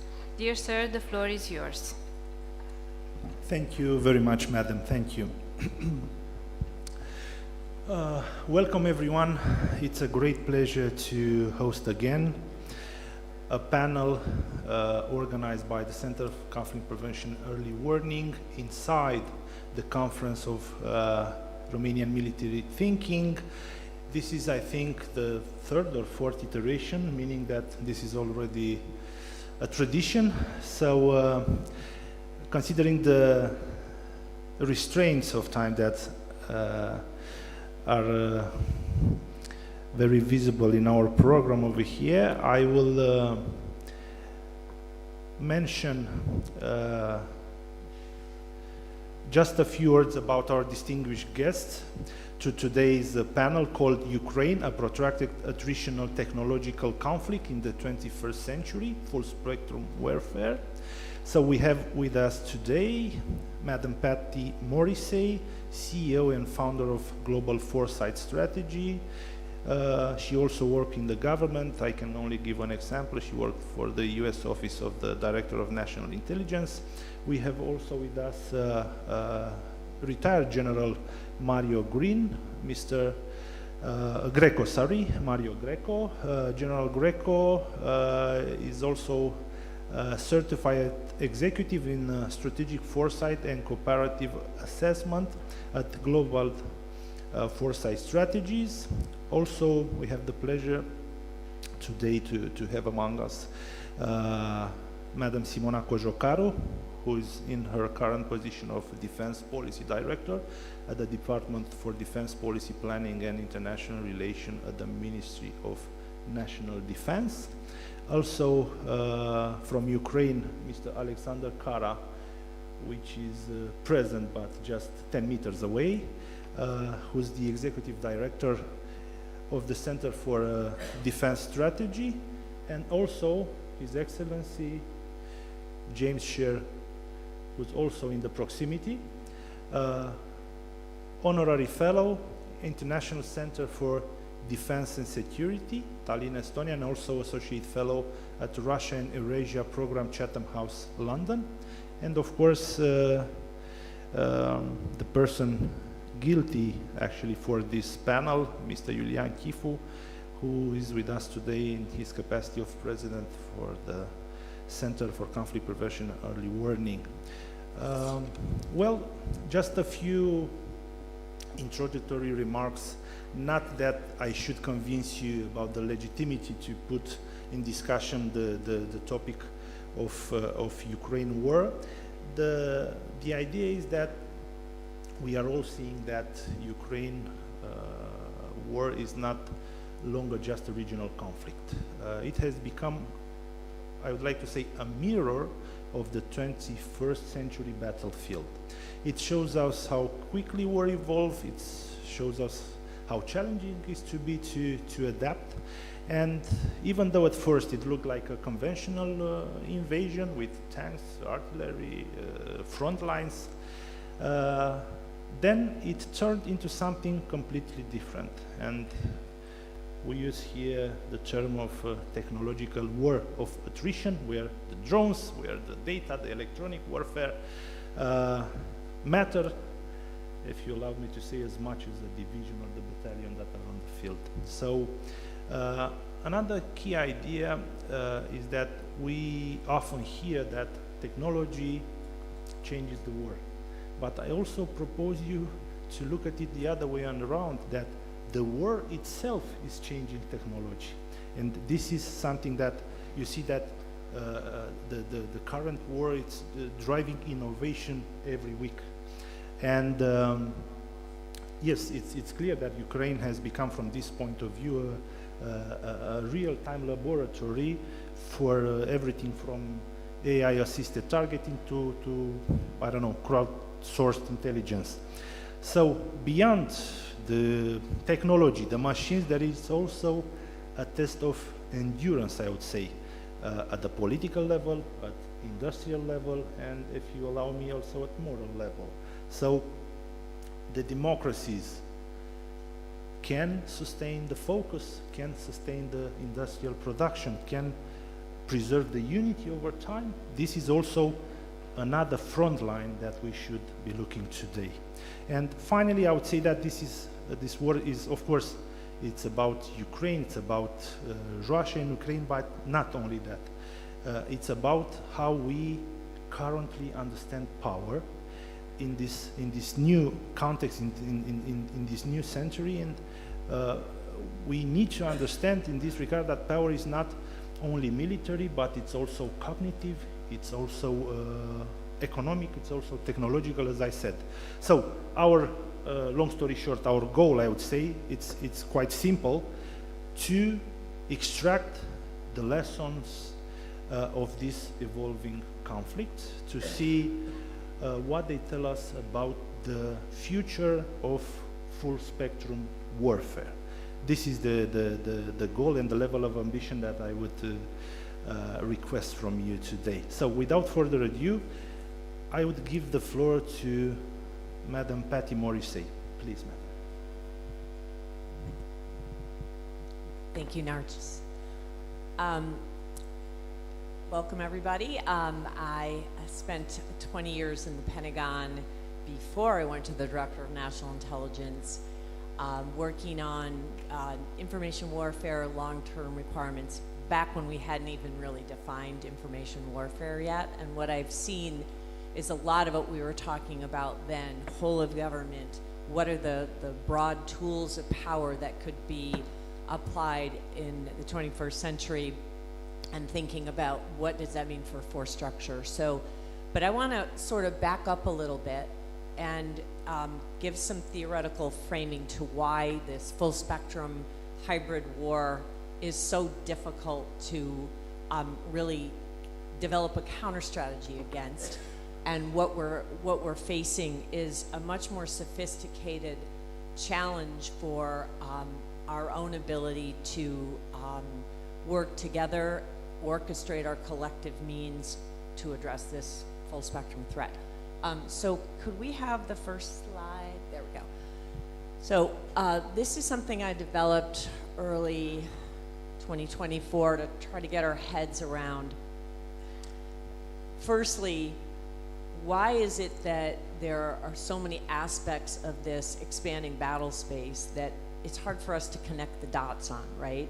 Well, it's because a lot of it is hard to attribute, and it's hard to measure the effects of.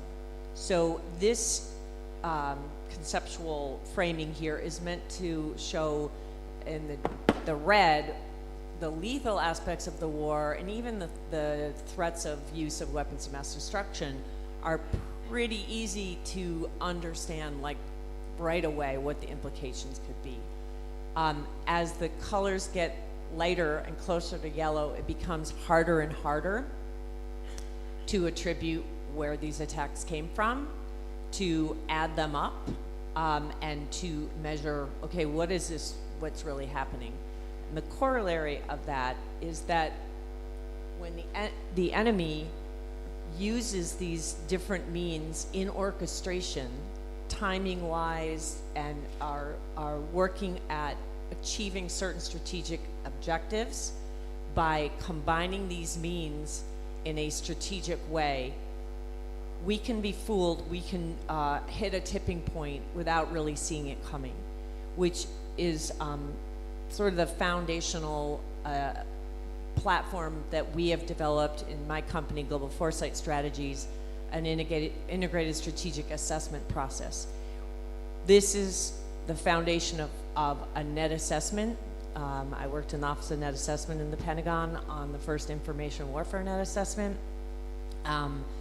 And this is sort of a, 30 years later now, a way to think about how these massing of effects, which used to mean, 3 different lethal things pointed at one target would increase your ability to get the target. Now we've got different means, lethal, non-lethal, cognitive, that can be orchestrated in order to achieve certain strategic objectives. So being able to see what's coming at us is critical, and what, because we just have a short time today, and I really just wanted to kind of have a framing for everybody else's discussion about this, is that our goal is, in framing it this way, to find blind spots, to look for ways that we can defend against this more sophisticated, orchestrated Russian hybrid threat. And that requires that we not just do a really comprehensive net assessment, it also requires us to do foresight analysis as part of that, so that we're building our capabilities, our policies, our future strategy towards a changing battle space, which we have seen accelerate massively just in the last 3.5 years of the Ukraine war, or the Russian war against Ukraine, I should say. So I'm going to leave it at that. That's sort of the framing argument here, and I'm going to hand it over. Are you going to hand it over, aren't you? I'll hand it over to Mario Greco, my colleague, who, by the way, his picture is wrong in the program. This is the real Mario Greco. Sorry. Retired 1-star from Italy. Over to you, Mario. Yeah, thank you. I'm really the real Mario Greco. It's a pleasure to be here, and thank you for the invitation, and also thank you for having this opportunity to share with you some thoughts which are definitely connected with what Ms. Morrissey Petty was saying before. Just a few words about myself. Brigadier General, Italian Army, retired in 2023. My last positions were at NATO, strategic foresight analysis and net assessment, which is not a detail. This is the reason why we are so insistently insisting on the idea that strategic foresight and net assessment have to be merged together in order to assess the strategic environment, which is absolutely polarized, visible, and maybe also characterized by factors that are not visible at all. So this is the framework where we would like to elaborate our thoughts. I'd like to offer a couple of considerations about the Russian war of aggression against Ukraine, which is exactly the example where we see the convergence of hybrid cognitive war fighting and warfare, but also we see the use and the conduct of military operation utilizing traditional military capabilities, but also high-hand, lethal, highly technological developed capabilities, so that we have a sort of continuum, I would say, a battlefield which is visible because we see operations and actions conducted daily on the battlefield, but also we perceive, and I like to use this verb, we perceive operations which are in the remit of cognitive, hybrid, and cyber, and we then have another idea, which is probably the most challenging one. We are going through and towards a unique battlefield, which will be composed and characterized by everything. We are experiencing, but much more in the future, we will fight and operate in a battlefield where everything will be in.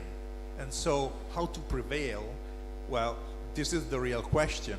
How to prevail against an enemy who really want to prevail on us. And we need to put together everything we have, but we also have, and I will stop there and will leave the floor to other colleagues. I think that the most important thing for us, and I am very pleased to say this comment here, we need to take advantage from the lesson learned that comes daily from Ukraine, because this is our advantage.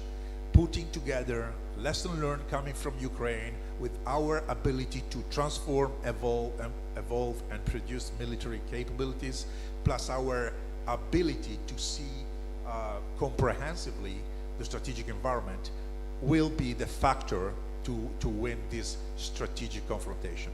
I will stop there. I hope there will be a ton of questions and maybe comments. And thank you again for your attention. Thank you, General Greco. Thank you, Madam Morrissey. Thank you for the question raised. Hopefully we'll manage to have some answers after this panel, which, by the way, matter of logistics, I kindly thank you for staying inside 10 minutes, because this way we're going to have a more robust Q&A session. Also, I want to remember you that the today panel was possible due to the support of our partners, Hans Seidel Foundation, Hanwha Company, and of course Atlantic Council. So we can now move forward, and I would gladly give the floor to Madam Simona Cojocaru. Thank you very much. Indeed, I'm really very glad to be in this panel with such distinguished panelists. Actually, we met last night in another fascinating event. And I will start by saying that yes, and I will try very much to add to what Patty Morrissey and General Greco just said. The war in Ukraine is the defining conflict of the 21st century. Yes, we have to take advantage of the daily lessons learned in Ukraine, but we have already almost 4 years of this kind of lessons learned. Almost 4 years. So a war that began almost 4 years ago as a conventional invasion evolved into a positional attrition war and has become a testbed for new technologies, doctrines, and concepts, what we may very rightfully call full spectrum warfare. This is the key word in our debate today, and of course not only. And thank you very much, Patty Morrissey and General Greco, for your studies, your analysis, presented also here in Bucharest, in Romania. Moreover, the war in Ukraine is what we are calling a comprehensive war, fought simultaneously in the trenches, in the electromagnetic spectrum, cyberspace, information domain, and in the minds of people, mind and hearts of people. So it resembles the static attrition of the past wars, like the First World War, yet Europe's security landscape has become multidimensional and volatile, and now we are looking to this new technology that belongs to the future. So there is such a interesting combination here among the past characteristic of the warfare and the future ones. And the front lines in this, as I said, and also the others said also, are autonomous systems, precision munition, artificial intelligence, space-based communications. This is not really the future. This is the present already. But beyond the kinetic front, we are, of course, facing a broad spectrum of hybrid threats, linked to some degrees to technologies, and you know what I'm talking about: propaganda, disinformation campaigns, that are attempting to fracture the public opinion, undermine trust in institutions, and erode, at the end of the day, support to Ukraine. Of course, Russia's propaganda and disinformation is spread all over the eastern flank, all over the Europe, I could say, and beyond. But I will refer to the Black Sea region, testing resilience, trying to build distrust in the alliance, the European Union, and the member states. Of course, I have to mention here the recent, but not really recent anymore, elections in Republic of Moldova, a very successful one. Also the case of Romania of already 1 year ago, but coming back a little bit to Republic of Moldova, the most recent parliamentary elections, these were of a paramount importance, a lesson. So we have in our turn lessons the democratic societies in countering Russian propaganda and disinformation. Cyber attacks targeting critical infrastructure, energy systems, communications, these are part of this wider strategy of coercion and intimidation. Drones entering airspaces, disrupting air traffic of European airports and testing our resilience, and of course repeated airspace violations of NATO and of NATO's member states, allies, airspaces, drones, aircrafts, including, you know very well, the incidents in Romania. 2 nights ago we had another one. So we are thus living in an environment of continuous blended confrontation, I would say, where the boundaries between past and future, war and peace, civil and military, domestic and international, have become increasingly blurred. And I will add to this only 1 or 2 remarks.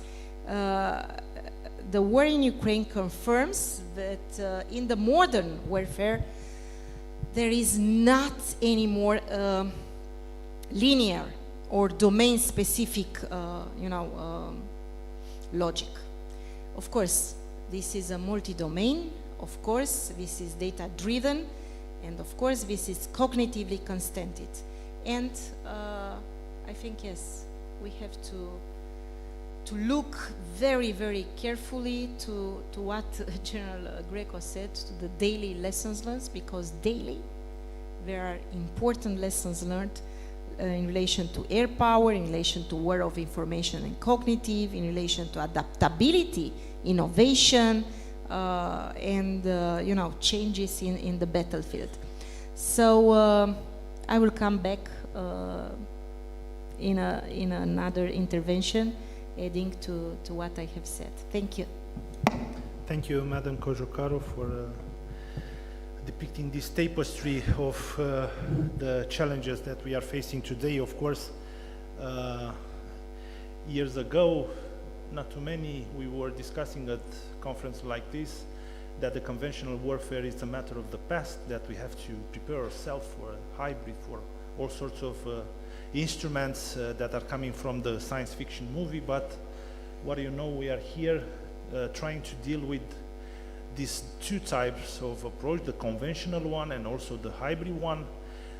Both of them are asking for resources, vast amount of resources. There is also the states are now trying to cope with this this challenge to deliver the resources in a strategic manner, to have a hierarchy of the threats as they perceive in order to allocate the necessary resources. And that's a very, very harsh thing to do. So I will refrain myself from elaborating more on this, and I will invite our guest from Ukraine, Mr. Alexander Kara. Thank you. It's a great pleasure to be on. But I would like to say I greatly enjoyed the previous panel, and particularly the things related to deterrence. It's something that's really important for Ukraine, because we are in the gray zone of insecurity, and we need to think how to deter Russia in the future, given that the risk-benefit analysis in our partners, I mean in their thinking, is not in favor of Ukraine's membership in NATO. And plus, there is an interesting, there was interesting thoughts about the Russian military thinking or strategic culture, and you should not apply Western concept towards Russia. Russia is genuine, they have a pretty interesting concept, and we should understand how they think. Let me start my intervention from introducing a conceptual framework that I draw from the great mind of the past, Thomas Schelling, who was an author of the idea of the theory of conflict. So there are 4 options to resolve any type of conflict between people, nations, corporations, and so on and so on. The first is outright defeat of one of the sides. Fortunately, it's not the cards for Ukraine, and unfortunately, Russia still has enough resources to carry on with the war. The other option is a Western, or as I would say, European way. It's win-win. It's been a compromise. Everybody is not happy, but everybody wants to keep the status quo because they are interested not to proceed with the conflict. It doesn't apply for Russia because the Russian strategic culture based on zero-sum game. Or they need to win or badly lose. The third option is that if there is a rising price for the aggression, the other side may decide to stop the aggression because they are just losing resources and not achieving the goals. It's not the case with both now Russia and I believe with China as well. They can waste lives of millions of people, billions and billions of dollars to achieve the goals of greatness, rejuvenation, whatever you call it. And finally, if one of the sides is not capable to carry on the conflict, either because of political, societal, or economic problems. Overall, the Western strategy since 2014 was to divert or to change the behavior of Mr. Putin, and that's why there was an economic pressure. And it was not enough for sure, and given the authoritarian nature of the Putin's regime, Putin decided to go with this war in 2022. The other thing that is really important is its so-called escalation paralysis in Washington.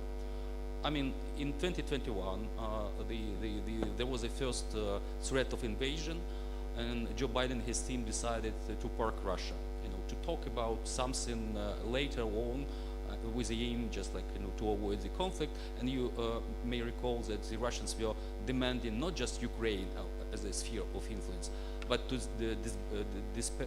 expel the Central and Eastern European countries from NATO and from the Americans to pack their belongings and get out of the continent. So this goal is still in the Russian mind, so they don't want just to have Ukraine, they want to have, let's say, uplift their status in Europe. And the strategic miscalculation of the American side was to search for a status quo. So the Biden administration was ready, and we appreciate that they stepped in and they provided us with assistance. But their goal was just to stop the war and keep the status quo for some time, which led us to the war of attrition. Because in 2022, when we were expelling Russians from around Kiev and some other cities, in 2023, when we were preparing for the major counteroffensive, the Americans decided not to provide us with key capabilities, first and foremost air defense, long range, and air power. Without those components, it was not possible to fight the way how NATO or the United States would have fought if there was a conflict with Russia or others. I mean, maneuverable warfare. And that's why it was one of the reasons that we failed. So if we are talking about the political reality of today, I would describe it as a Nash equilibrium, which means that any actor may try to change its strategy, but it will not affect the general outcome while the rest of players are not changing their strategy. So the United States are happy to provide us with weapons paid by European allies. Europeans are pretty happy that the war, the kinetic part of the war is on Ukrainian territory, and they are buying time to strengthen themselves. And by the way, there is absolutely amazing report by ISS that without the United States, Europeans would need at least a decade and $1 trillion to substitute all those capabilities provided by the Americans through NATO. So it means that we are fighting. We are fighting, and you have a luxury of time to prepare yourself. And the lack of strategy is the strategy itself, and we can see it on part of this administration. They see the world differently and understand that the urgent necessity to, let's say, catch up Chinese in the Indo-Pacific, and that's why they need to concentrate and get rid of all liabilities in Europe, and that's why some American forces has been withdrawn from this country as well. And in the draft of the National Defense Authorization Act, there is a limit of the American troops, which is 75,000. So Americans are going to withdraw from Europe gradually, and it's a problem, certainly not just for us, but for you as well. I like this metaphor. I talked about it yesterday as well. the Russians are playing on a great chessboard. So they want to undermine the West. They want to establish a new status quo, so-called a multipolar world. While the West is playing in different squares of this chessboard. The High North is separate issues from the Baltics. Baltics is separate issue from the Black Sea. The Black Sea is separate issue from the Pacific or elsewhere. While Russia is active in the Middle East, in Northern Africa, now we see how they are trying to prop up the regime in Venezuela. So they are trying to play on. And if it's not the Third World War, what it is? So kinetic part is now in here, not here, but in Ukraine. But in reality, we have more than 50 nations supporting us, and we have China, Iran, various types of terrorists supporting Russia. And the so-called third world, so just sitting on two seats and believing that they will benefit from it. I'm talking first and foremost about India with policy. So what is important to think? When people are saying that Ukraine is not able to win this war militarily, and there is only a diplomatic solution, they are wrong. There is a genocidal intent of Russia, and they want to convert their victory in Ukraine into their new geopolitical status. So they're not going to stop, and none of the diplomatic efforts of the United States, combined of Europe, would affect that. So we should beat Russians on the battlefield. And it's possible to do, even though that Russia is a great country in terms of their size and resources. And for the military, it's absolutely clear. There is a formula of capabilities. And it's not that the resources are fighting with each other, but capabilities, which is doctrine, organization, training, material, leadership, and so on and so on. And now we are much better than Russians to accumulate our domestic resources and generous assistance of our partners in converting them into capabilities. And I'm not saying that we are perfect. We are just a bit better than Russians with all those support from China and others. And what we should do? I refer to an article of a friend of mine, a colleague, Andriy Zagorodnyuk, former defense minister of Ukraine. He wrote in, I believe it was in July, in Carnegie Endowment, and the concept is called strategic neutralization. It's something that happened in the Black Sea. We didn't destroy the whole Black Sea fleet. We didn't destroy all the assets of Russia in Crimea. But we made them irrelevant. So yes, they can launch some missiles into the mainland, but they cannot be part of this multi-domain operation against Ukraine. And we want to replicate this idea in other domains as well. Certainly it's difficult to do on land warfare, given the new role of drones and the inability to fight in maneuverable warfare. The other thing that is really important, and actually we talked to James and he said, give up on your idea of Sky Shield, because risk-benefit analysis in the West would not allow NATO to protect at least half of Ukraine from Russian missiles and drones. But I believe it's something that might happen. It might be a decisive step to change the tide of this war. The other thing that may help is long range. We have our domestic capabilities, but certainly not enough to degrade Russian command and control centers, important hubs, and so on, and energy infrastructure, which is really important, because without energy, Russia would not have enough hard currency to fuel the war or to operate their weapons production or keep their society alive. And finally, Crimea. We've been, in our center from the beginning, we've been talking about Crimea as the center of gravity of the war. We cannot liberate it by land forces. It's absolutely clear it's a crazy idea to do that. But we can isolate it. And it's not just like military thing. It's something that I've been arguing for quite a time, that we love to quote Clausewitz that war is politics by other means. But throughout this war, there were several instances when we turned military tools into political dilemmas for Putin. The first was the Kursk counteroffensive. I understand the whole idea was, distract Russian attention and forces from the east and so on and so on. But we posed a dilemma for Putin, either to call this war, either to call the general mobilization. Actually, it was feared in the West because people were saying, now Russians are fighting just because it's aggressive war, there are some Russian fascists who are fighting, but if there is a general mobilization, all the Russian society would fight. But we see that they are happily subscribing for armed forces and to kill us for money. So general mobilization would be a benefit for Ukraine rather than a disadvantage, because it will shake the political system in Russia. The second thing that, the overinflated role of Crimea, from spiritual connection to Byzantine Empire and all the things which are relevant in the Russian minds actually, to the capture of tens and thousands of soldiers and as we call gauleiters, those administrative staff in Crimea, and it will be a huge blow to Putin.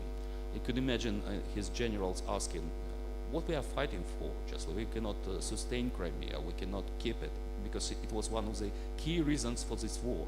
They wanted to cut Ukraine from the Black Sea, and without access to the Black Sea, Ukrainian state would have collapsed.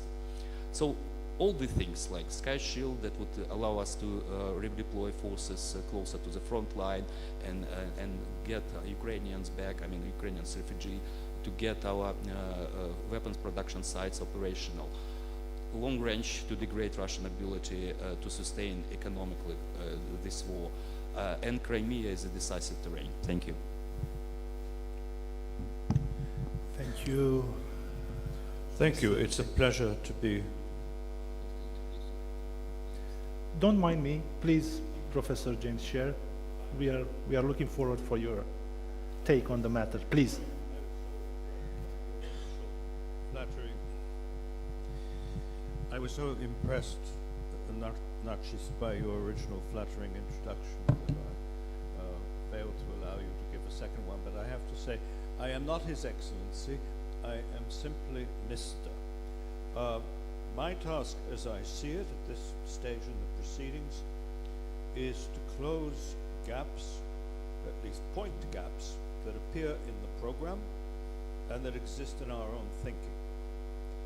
First gap that needs to be addressed is the gap between European security, which is the proper subject of a later panel this afternoon, and the security of Ukraine, which is part of Europe and whose collapse will put Europe as a whole in danger. In 2014, my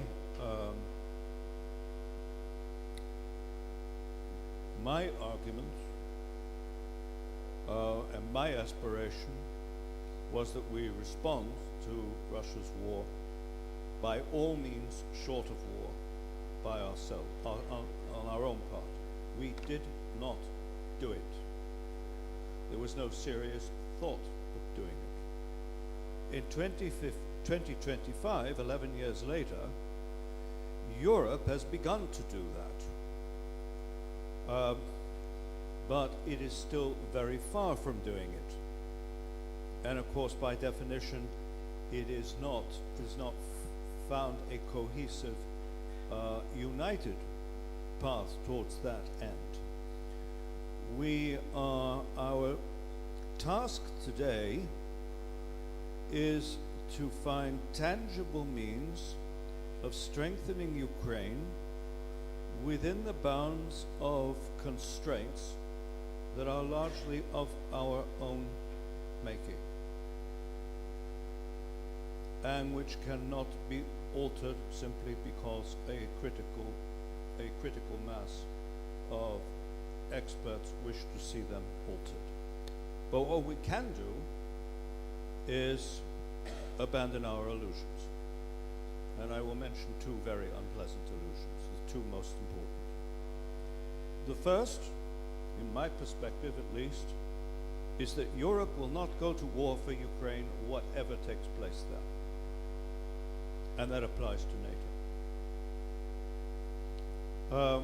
Secondly, whatever pressure, damage, or reverses Russia is made to suffer, it will continue to prosecute the war and will continue to find means of prosecuting it. War is once again Russia's vocation.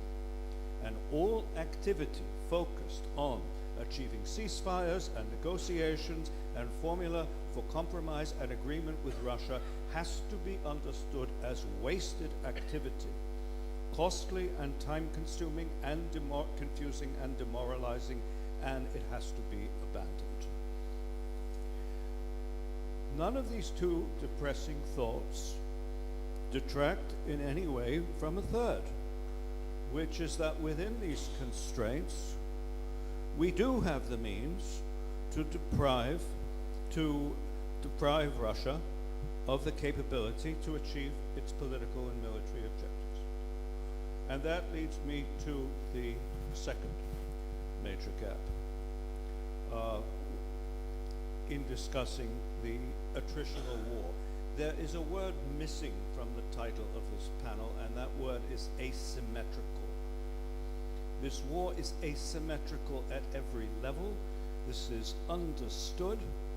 It's in the bones, it's in the bone marrow of Ukrainians who understand this. And if Ukraine did not understand this, it would not still be waging war at present. And this is where Andrei Zakharatyuk's article that was mentioned by Sasha is so important. And I will just quote what I think is the key passage in it.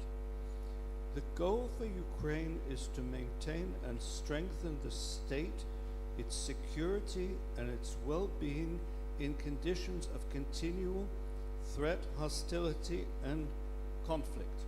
Sorry, that's not a direct quote. That's a direct quote from me, but that's my summary of what he has said. And the strategy for doing that in this article, which I commend to you, is set out in an extremely lucid, structured, and persuasive and realistic manner. Does that mean that this strategy is actually sufficiently well recognized in Ukraine and unfolding as it should? Unfortunately, today one cannot say that. Ukraine suffers from a critical lack of connectivity between the political and military level, and within the military level, between the strategic, operational, and tactical levels. Every battlefield success achieved by Russia, or which appears to be achieved by Russia, deepens those contradictions and risks damaging what is most important. The most important dimension of this war that needs to be preserved at all costs is the national cohesion of Ukraine. And the danger is that if there are sufficient reverses at the military tactical level, but also on the part of the support of Western partners, that national cohesion in Ukraine will be tested beyond reasonable levels. So that, I think, is where we are. Thank you very much.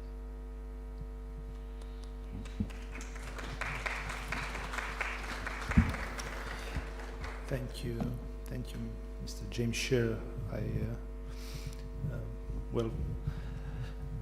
A troubling overview over the matter. I also assure you that it wasn't a matter of flattery. I was just acknowledging your seniority on the matter. So that's all.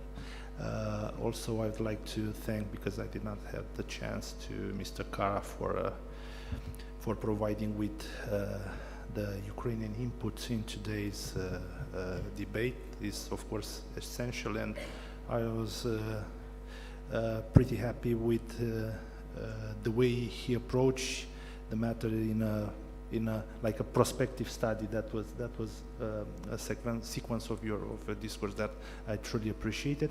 And now I will ask Professor Kifu to deliver his perspective on today. Thank you very much, Narcis. Thank you. I will come back to James to tell him that he is always being addressed as His Excellency, because it's the level of excellency that he reaches in and all of this, and the level of lessons learned that we've extracted from his knowledge. Thank you very much. As you have realized, the main aim of this panel is to look at how the war, the substance, the nature of war is evolving in the 21st century, because we like it or not, that is the first real full-scale, high-intensity, long-term war of the 21st century that we are witnessing. And we need to learn also from this form of war of attrition that happens now, which moves more on, and I would for sure agree with the asymmetry of it, which moves more on a type of continuous war. Not the idea of never-ending war, which falls under some other type of discussion, but trying to build up resilience and continuity and existence of the Ukrainian nation and state and services and so on, when the war is still going on. I think that that would be the most important lesson, at least at this moment, because it's an ongoing effort of learning from this war, is the fact that the Ukrainian state, the Ukrainians are existing, are doing their lives, are have absorbed, if you want, adopted with a certain level of flexibility to the fact that the war is going on. And by the way, sorry about. So, hopefully it will work. It's not going on somewhere remotely beyond the line of contact, but it happens every day in my own town with my relatives, so on and so forth. It comes with added value, and it comes with secondary problems, because it's not about the soldiers who are moving at the line of contact, defending their country, their relatives at home. Those soldiers can learn that back home their families have been killed by drones, by missiles, on the streets, in the kindergarten, in a restaurant, at home, everywhere. So that also adds to the complexity of resilience, societal resilience first and foremost, needed in order to face such a war. I didn't enter into the details about the attacks on the very infrastructure, critical infrastructure, plus very important services like providing electric energy, heat, and so on, which is also a part of the whole process. Now, what we are seeing actually, it's an extension of what we used to call hybrid. So we do have the nuclear, fortunately up to now, just rhetorically. We do have the conventional with number of things, and I'm quite sure that the militaries, including the previous panel of our generals, can extract more lessons learned from that, and it's important. But there's a full spectrum warfare, and that's the leap that happens from hybrid to full spectrum warfare, using different areas of the spectrum and aiming, yes, we are discussing about Ukraine, aiming at each and every democratic Western country. Yes, we don't have the kinetical part. Some are debating the fact that it's not even a hybrid warfare since it doesn't have the conventional part. But how can you call the fact that some drones are flying on your territory, with the case of 2 individuals that have been killed somewhere in Poland, or destroying goods and so on and so forth. This is also part of the aggression, and I'm sorry to tell you, it's also conventional, even though the disputes come from the fact that it is or it's not intentional. I could say that even this argument is falling in the cases of what we have seen. So that's why we need the integrated strategic assessment and the integrated view, because actually Russia achieved, I would bet that originally by chance, but afterwards through planning, types of attack of synchronization, harmonization, orchestrating instruments of aggression on different layers, on different parts of the full spectrum, different spectrums, and we don't have a suitable reply because we do have instruments for each and every piece of this full spectrum warfare, but not an integrated response for all those pieces to realize. If you want mutatis mutandis, we are back to what we used to see in 9/11 and in the absence of the DHS. There were the pieces, but nobody was able to integrate and to realize how the attack is happening, what it is aimed at, and what type of instruments were used. There is another part of the full spectrum warfare. It's not only summing up nuclear, conventional, all the parties of the hybrid. I'm not going to refer to all of this, cognitive, informational, sabotage, espionage, energy, critical infrastructure, I don't know, chains of supplies, you name it.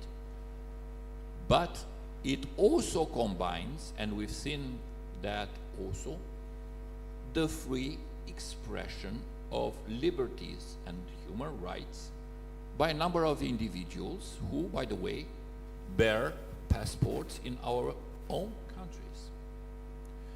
We just had the conviction of a number of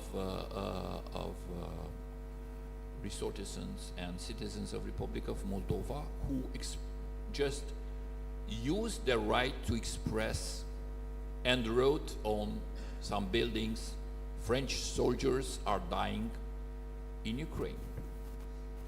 The freedom of expression, it's okay, I can be fined because I put some colors on a wall, but it doesn't mean that I've done an aggression against the French state. Guess what?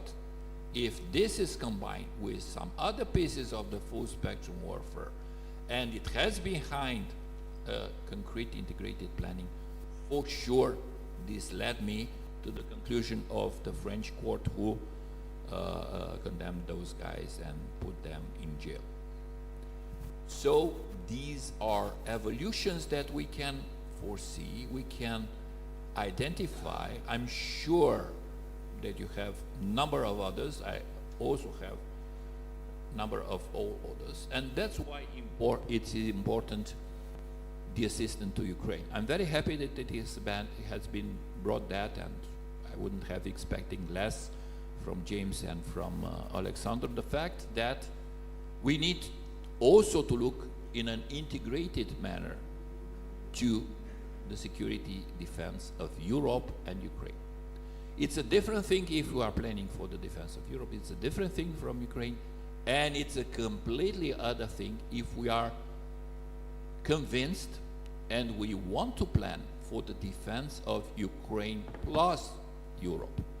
And I'm specifically implying Europe and not European Union per se, because Europe means a lot of things. It's member states, it's coalition of the willing, it's European Union, it's the European leg of NATO, and it could be whatever else we want if we are serious in dealing with defense, deterrence, resilience, and security of Europe plus Ukraine.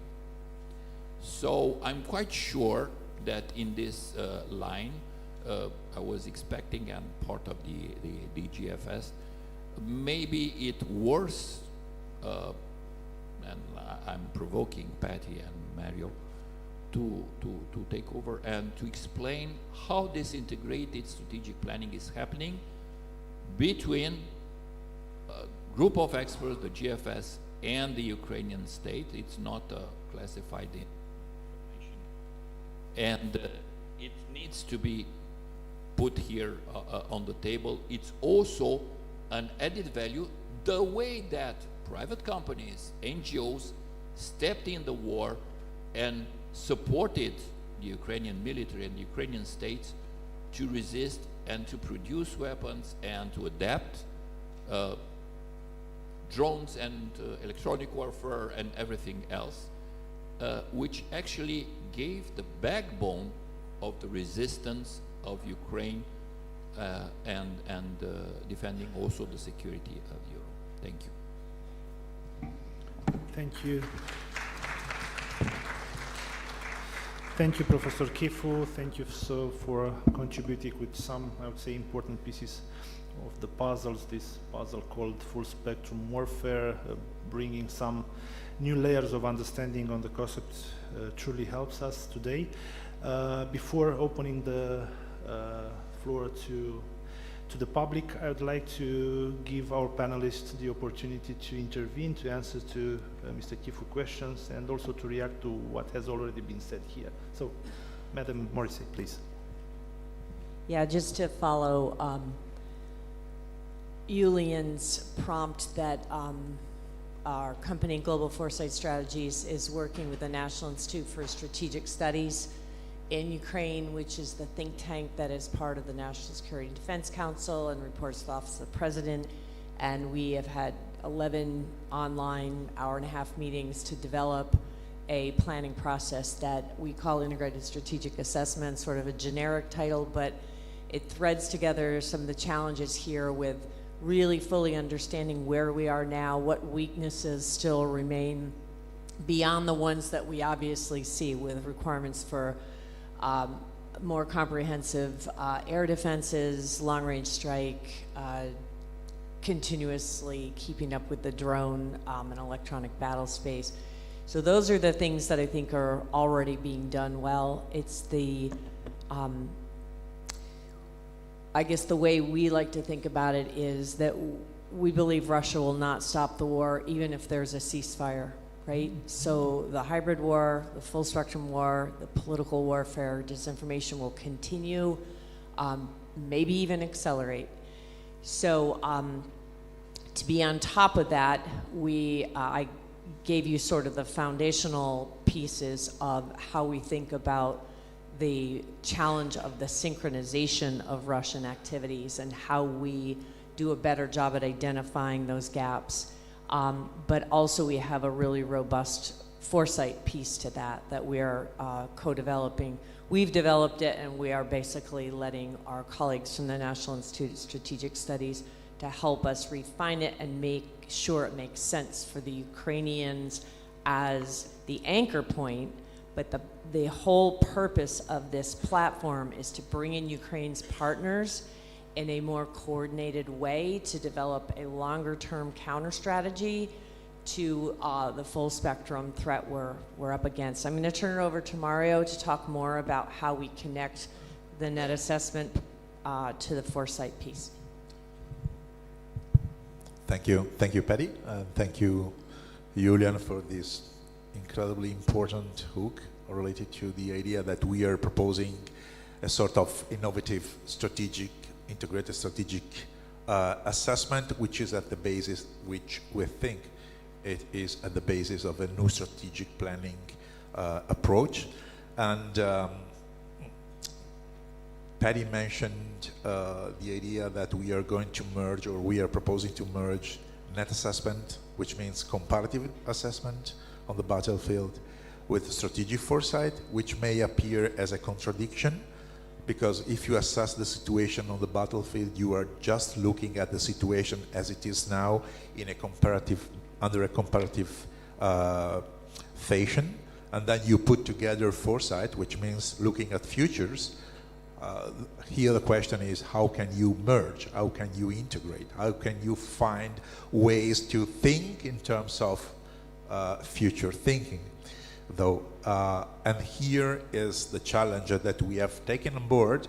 And I'm not mentioning the entire sophisticated and very sometimes complicated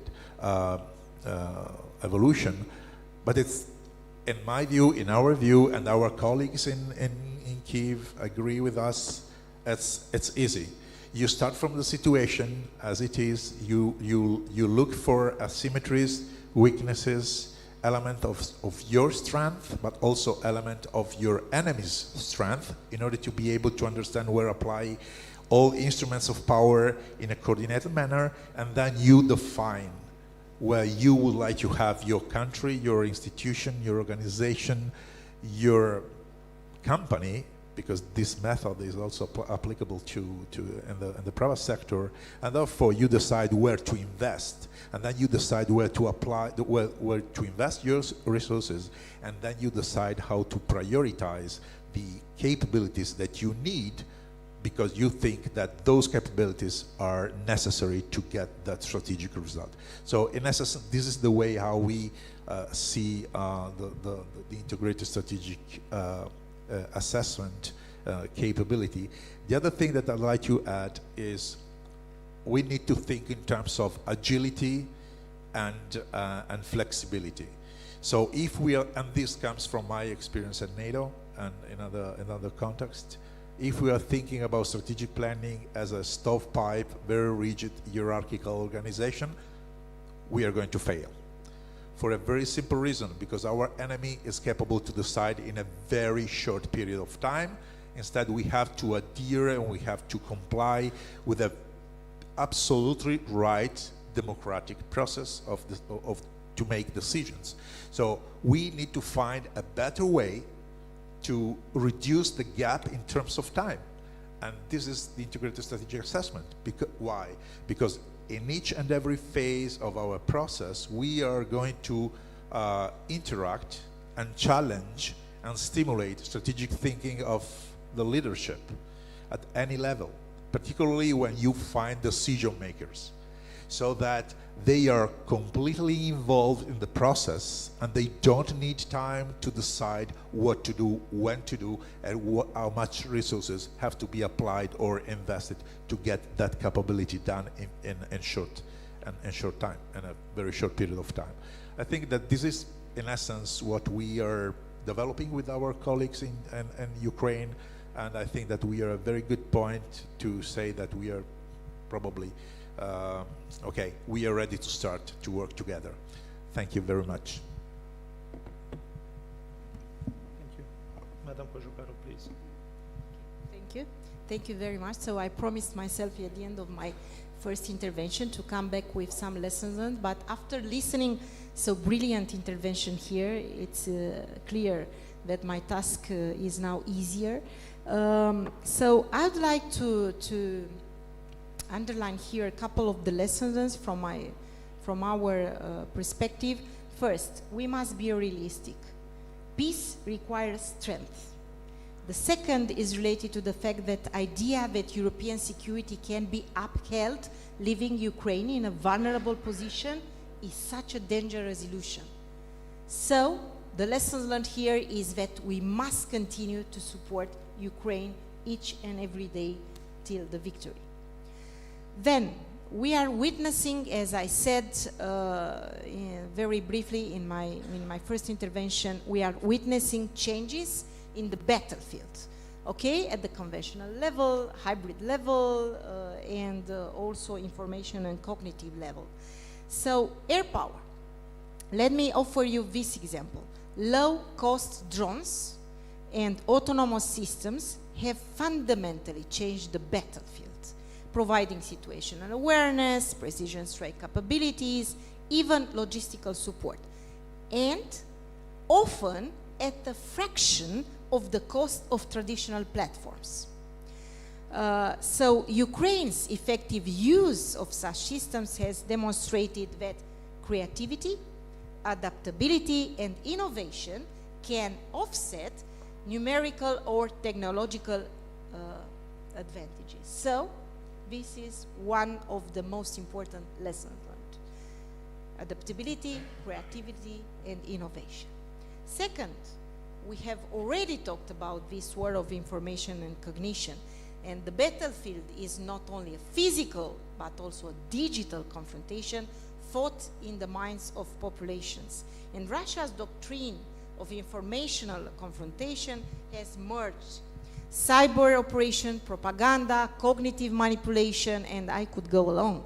So our collective security, ladies and gentlemen, now depends as much on truth, transparency, and communication as it does on weapons and ammunition. I really think this is also a very important lessons learned for Europeans, for Euro-Atlantic area, and so on.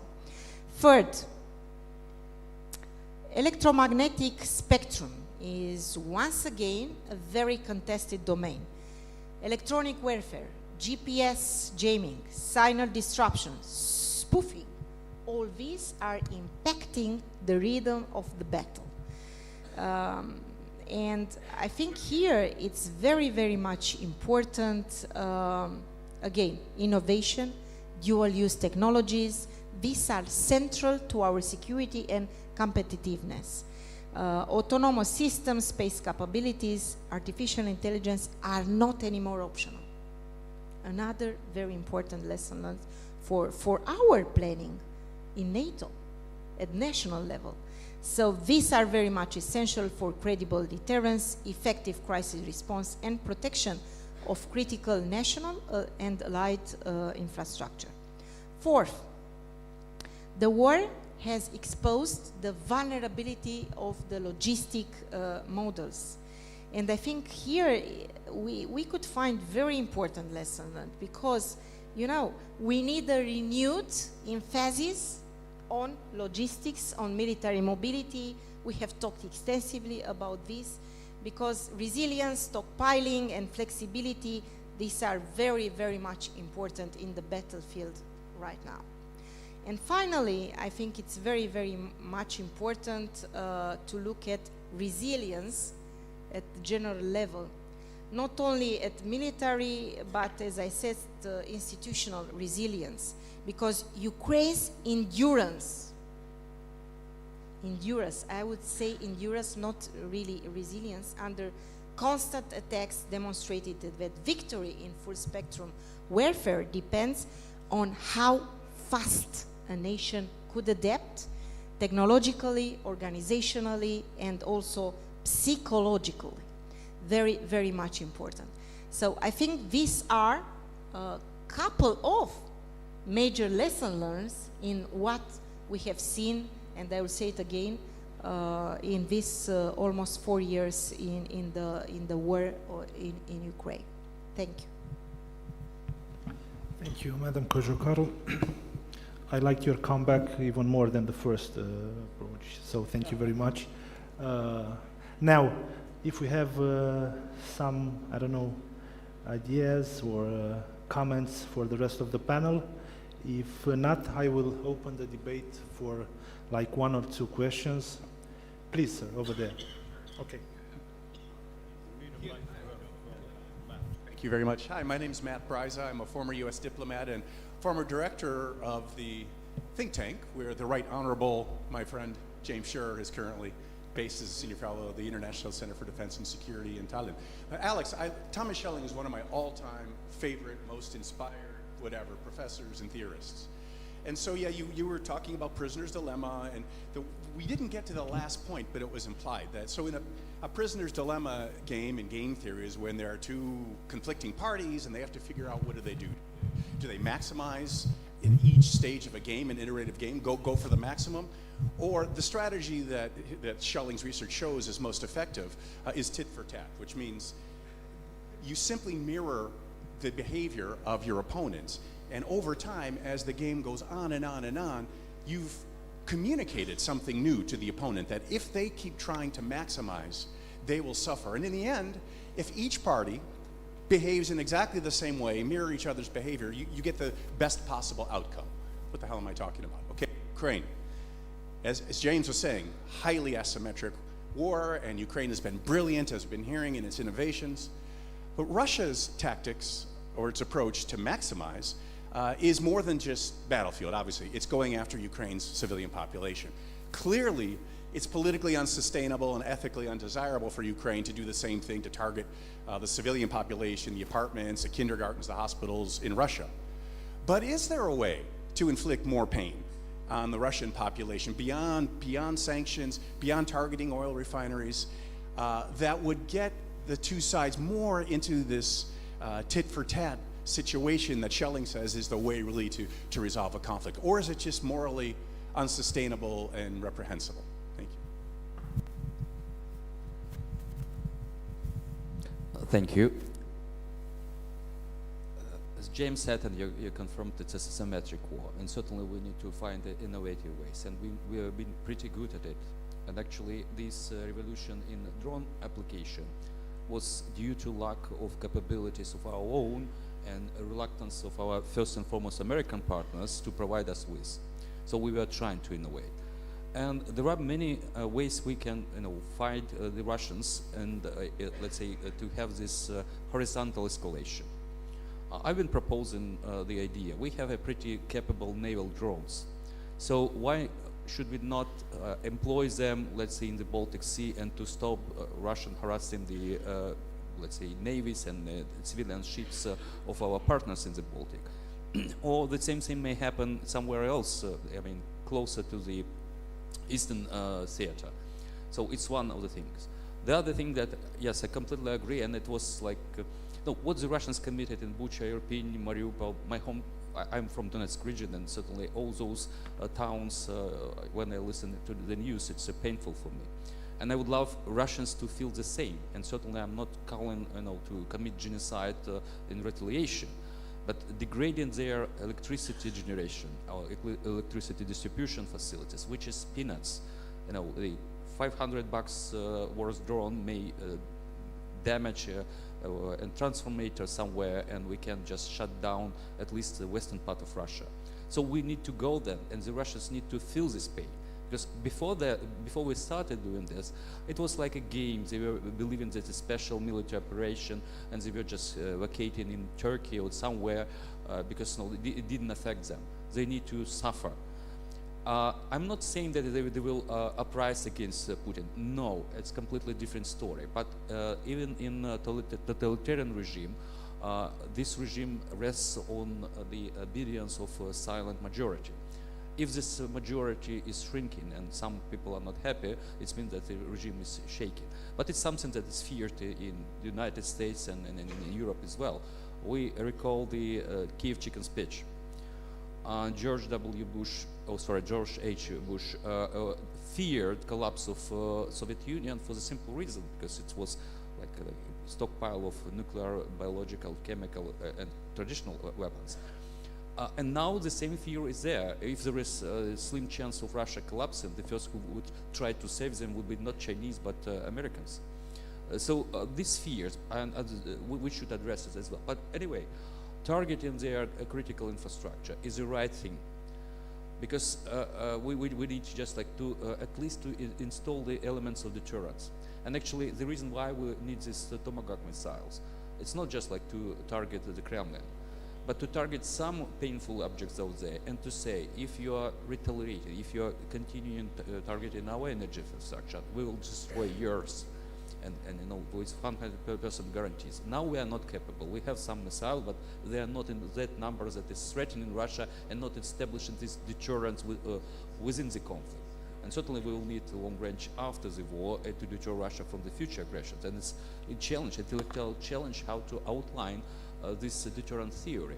Deterrence by punishment in the beginning, and raising our capabilities and militarizing our society. And actually, one thing, the final thing that I would like to say to all of you and representatives of NATO nations, what you should do. Certainly you are allies, and unfortunately I heard many good things from the previous panel. But what we should do, and particularly your political leadership, militarize your societies, the thinking of you, because you're at war. Whether you accept it or not, the Russians are conducting the war. They want to destroy the way of life and the democracy because they want something different for you, different design. Without militarizing thinking, you cannot get your guys to serve in the military. You cannot go, your business people invest in weapons production, and so on and so forth. So this is a key thing. The rest is just technology. Thank you. Matthew, may I just add, if I may? Without discussing all the pros and cons of the points you made, I question whether, even if we were able to advance significantly down this road, whether this would be the best application of our resources. I don't think so. Where should they be focused, in my view? Provide Ukraine with the means, without targeting restrictions, to target, to degrade, demolish, and destroy Russia's critical infrastructure, energy infrastructure, and its export of hydrocarbons, because without these things, Russia cannot continue the war. That's number one. Yes, that will also, the results of this will not be hidden from anybody. The Russian population will understand this is going on and they will suffer consequences. But that's not the reason for doing it. The strategic objective must be to impair Russia's ability to continue to conduct the war.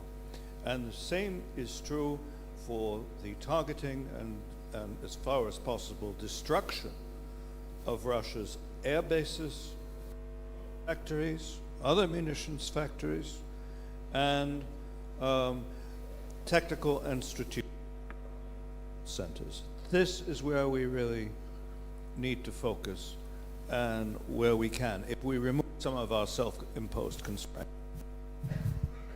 Thank you. Mr. Brzezinski, please, your question, sir.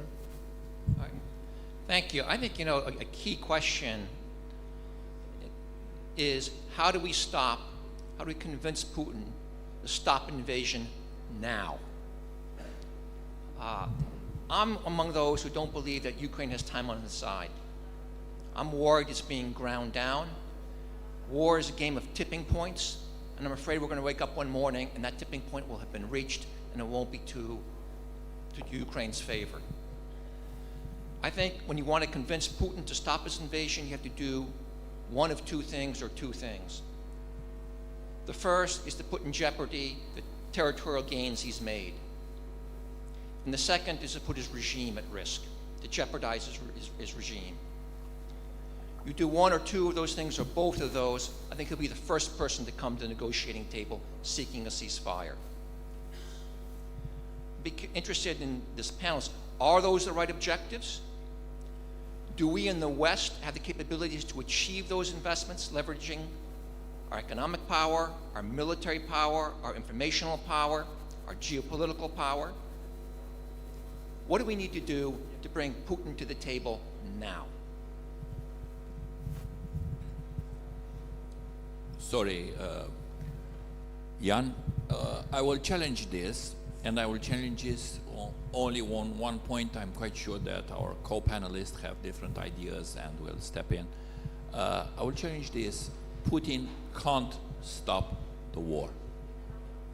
If Putin stops the war tomorrow, and I'm not talking only the war of aggression on Ukraine, any type of new war, he's out, himself and the full gang of 70 plus that is around him. He can't afford this. I think that even if he doesn't have reasoning, information or anything about something else, he really knows that when he stops the war, he's out of job. In different ways, we know the history from Khrushchev to Stalin to whatever. So I don't think that we can even invest resources to try to make him reason and to get him at any type of table of negotiation today. Putin needs to be defeated if we want to have an end of the game. If not, we will have a long, long, long war dragging on and on, with Russia making stops and goes and really taking advantage on the gaps that we have, on the fragmentation, on the polarization that we have here in the West or in any country. That's only my point. Maybe the co-panelists have different ideas.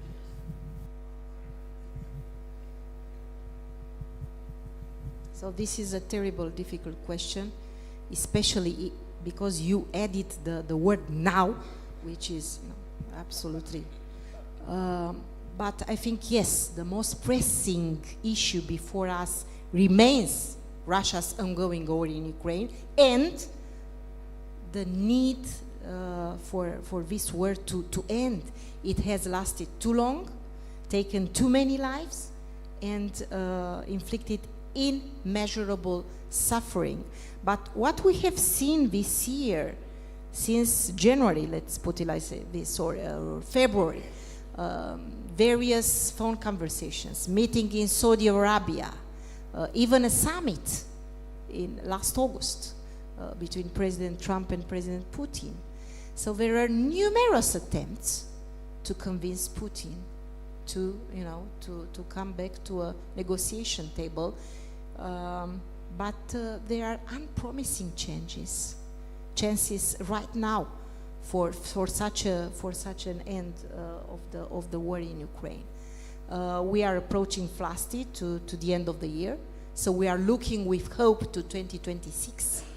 But what I really think is that Ukraine must win. And I totally agree with Professor Kifu. Ukraine must win. This is the only chance to this war to end, because otherwise it's absolutely very difficult for Russia, for the administration in Kremlin, for President Putin to go to the negotiation table. And what I really also like to highlight is that we cannot afford, in any case, a superficial peace. We are looking to a ceasefire or a peace agreement, but there are numerous questions in relation to a potential ceasefire. Is a potential ceasefire or for Russia the time needed for a new offensive? And I also think that we really need a long, just and credible peace in Ukraine. But again, it's absolutely a very, very difficult question for the time being. Thank you.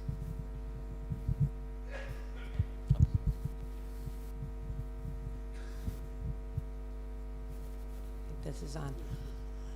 I think one of the most ludicrous things we hear from our own side, a lot of it this year with the circus of events of supposed negotiations, is that we in the West will put in some peacekeepers, stabilizers after a ceasefire, which makes absolutely no sense, because our main goal, as Matt started alluding to, should be driving Russia to what in the conflict management field we call mutually hurting stalemate, which means they understand that they gain nothing by continuing the war. And we have not postured our forces or our rhetoric or our lame ideas about putting in forces after a ceasefire, which only incentivizes Putin to continue to fight. So I just find that just so strange that that would be part of a so-called strategy for getting Putin to the table.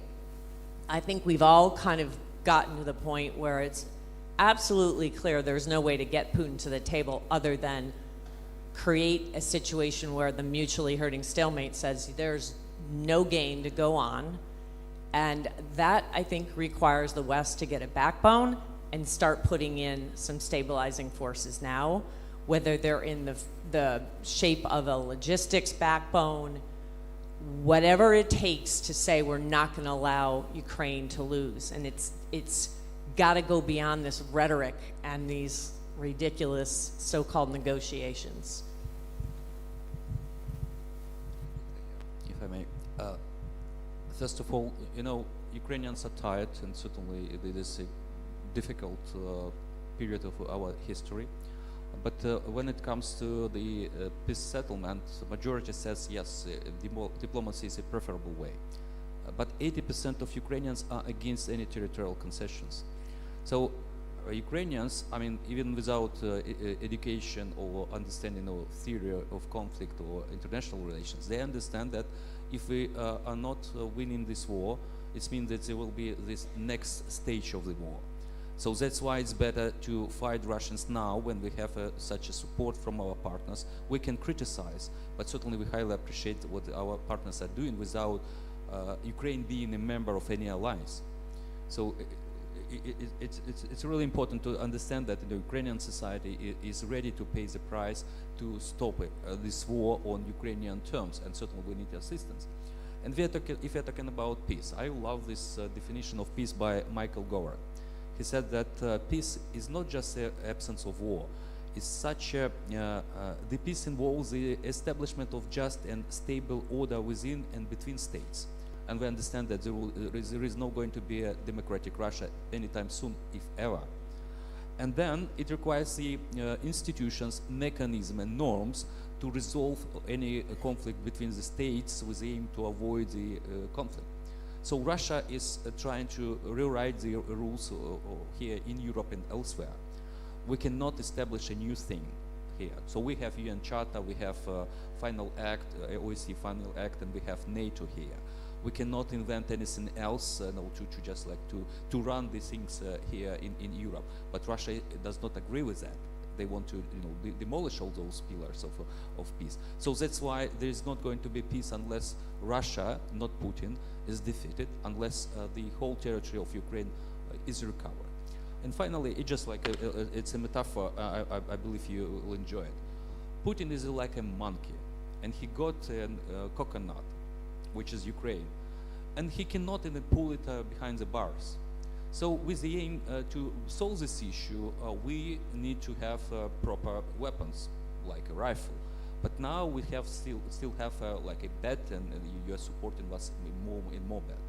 So we can solve the Russian problem for Europe. And Europe will be able to dedicate its resources to support the United States in the Pacific and elsewhere.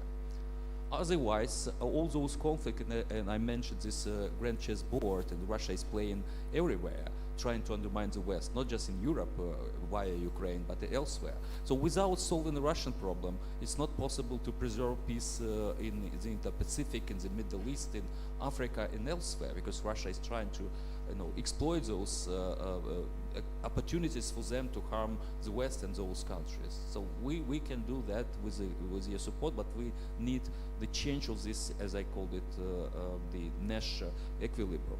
That the change of calculus in Washington and Europe, and the different strategy, the strategy of winning this war, not making Putin to sit around the table and negotiate something. Thank you.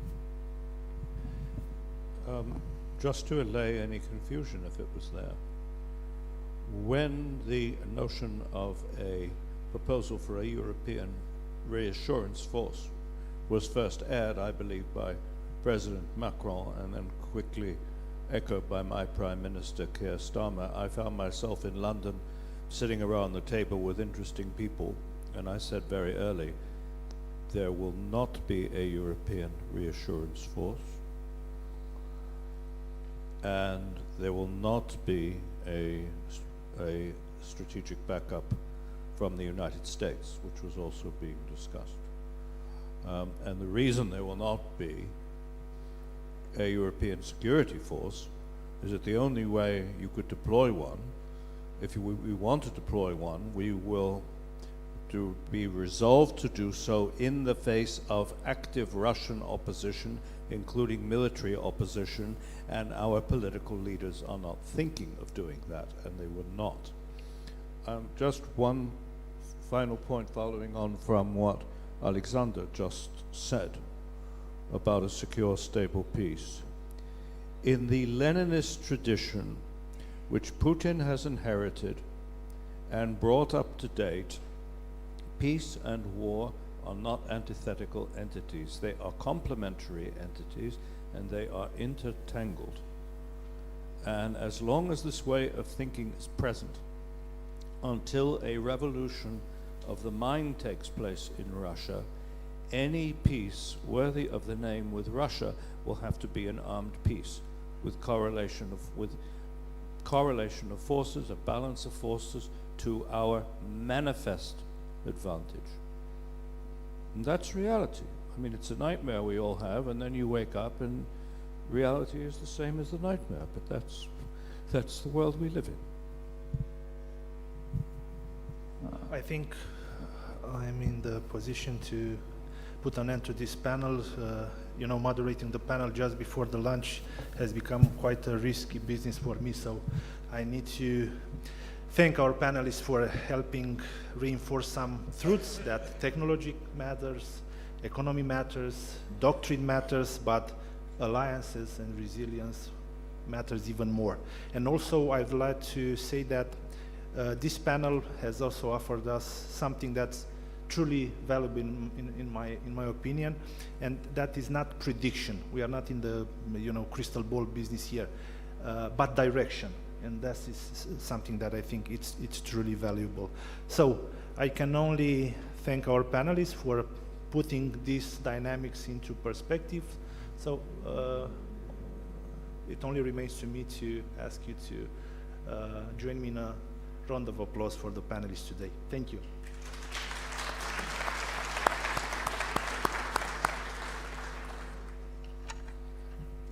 Esteemed panelists, thank you very much for this interesting debate. After the lunch break, we will be back with the next debate starting to 3:30 o'clock.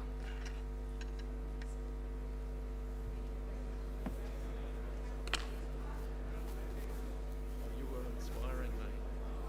That was fine leadership. You inspired me to be a better person.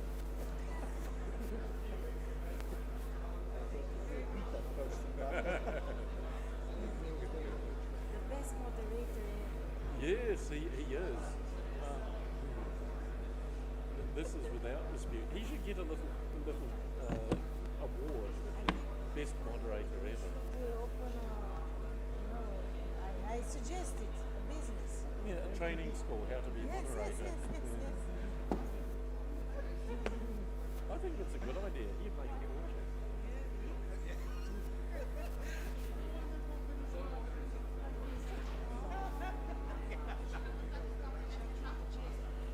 You appreciated my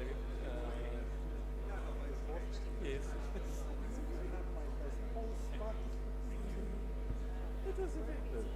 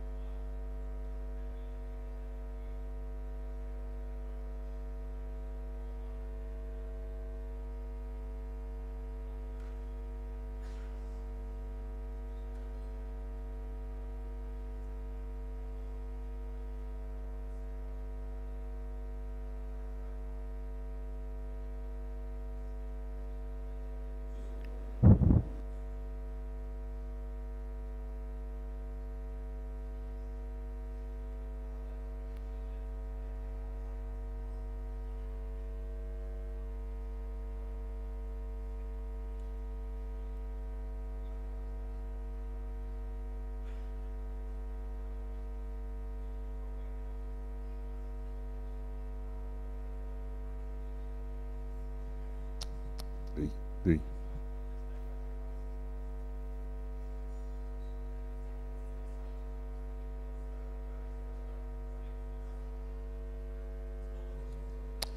Three. Three.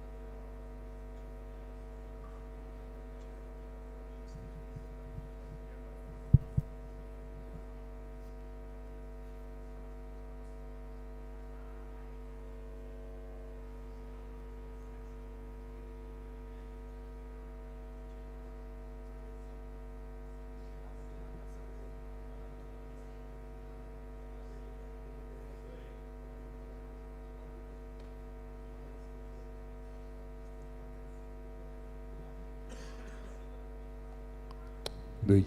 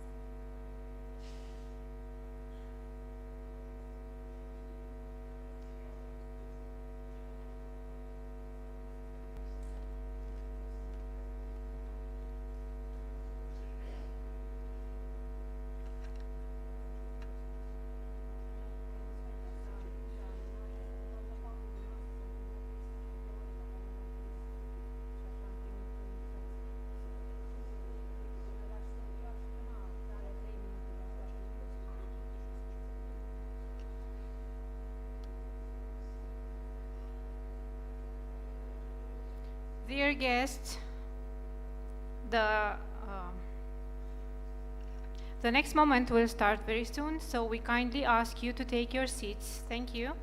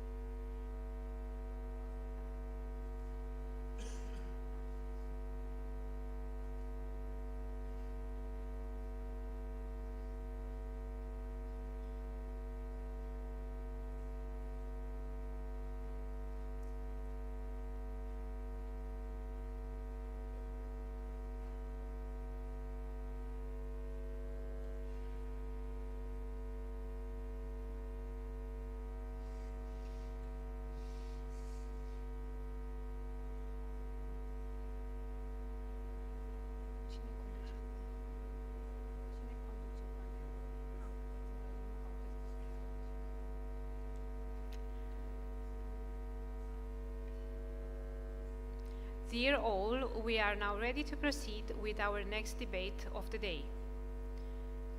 As with the previous sessions, the topic ahead is of great interest and relevance: black swans in the Black Sea, avoiding strategic surprise and regional deterrence. This panel is coordinated by the New Strategy Center and is moderated by Lieutenant General retired Vasile Toader. With a distinguished military career, Lieutenant General Toader has extensive experience in both operational command and strategic planning, contributing significantly to Romania's defense capabilities and NATO commitments. His leadership focuses on enhancing military readiness, modernizing defense infrastructure, and strengthening Romania's role in the regional and international security frameworks. From May 2021 to February 2024, he served as Romania's military representative to NATO and the European Union, acting on behalf of the Chief of Defense in the military committees of both organizations. His agenda focused on allied deterrence and defense, support for the Republic Moldova and Ukraine, as well as advancing the strategic relevance of the Black Sea region, Romania's contribution within it. Dear sir, the floor is yours. Thank you. Good afternoon, all, and thank you for your interest of being here to this panel. Welcome to this panel called The Black Swans in the Black Sea, Avoiding a Strategic Surprise, and also focusing on regional deterrence. I've been introduced already by my colleague here, so I have to mention that I am joined by the two distinguished speakers today. One is retired Admiral Ihor Kabanenko, coming from Ukraine. He's a retired admiral, a 4-star from the Ukrainian Navy. He held the positions of Chief of Operations and Chief of General Staff of the Ukrainian Navy, military representative of Ukraine to NATO, Chief of Operations of the Ukrainian Armed Forces, and First Deputy Chief of Defense. He retired in 2013 with the rank of Admiral, and from August to May 2014, he served as Deputy Minister of Defense in Ukraine, and from August to October 2014, he served as Deputy Minister of Defense of Ukraine for European integration.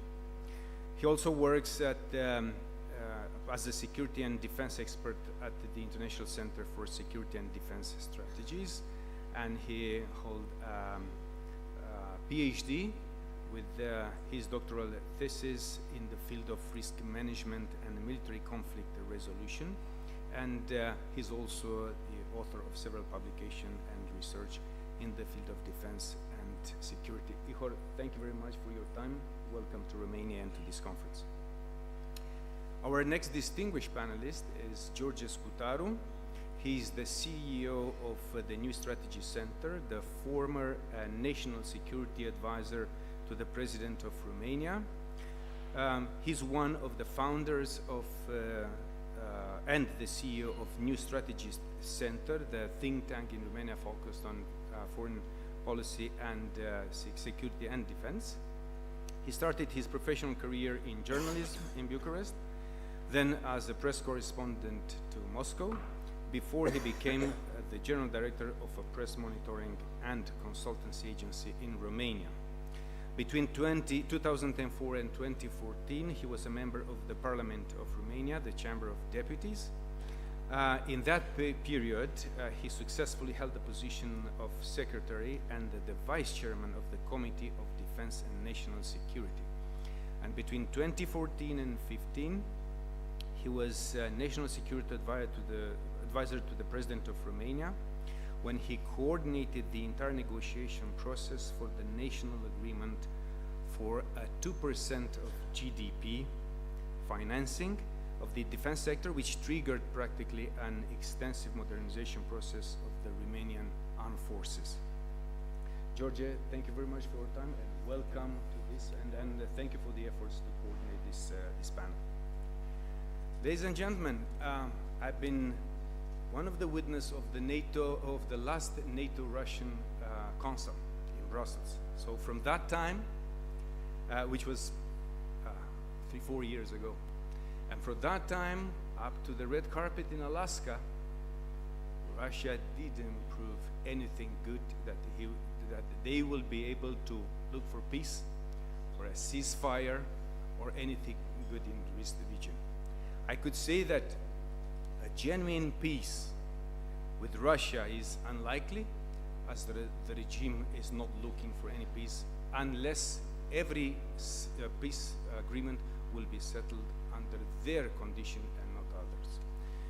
I would say that the Black Sea region, because we are now concentrated on this region, sits at the intersection of contested geopolitics, dense trade and energy flows, with a fragile security architecture.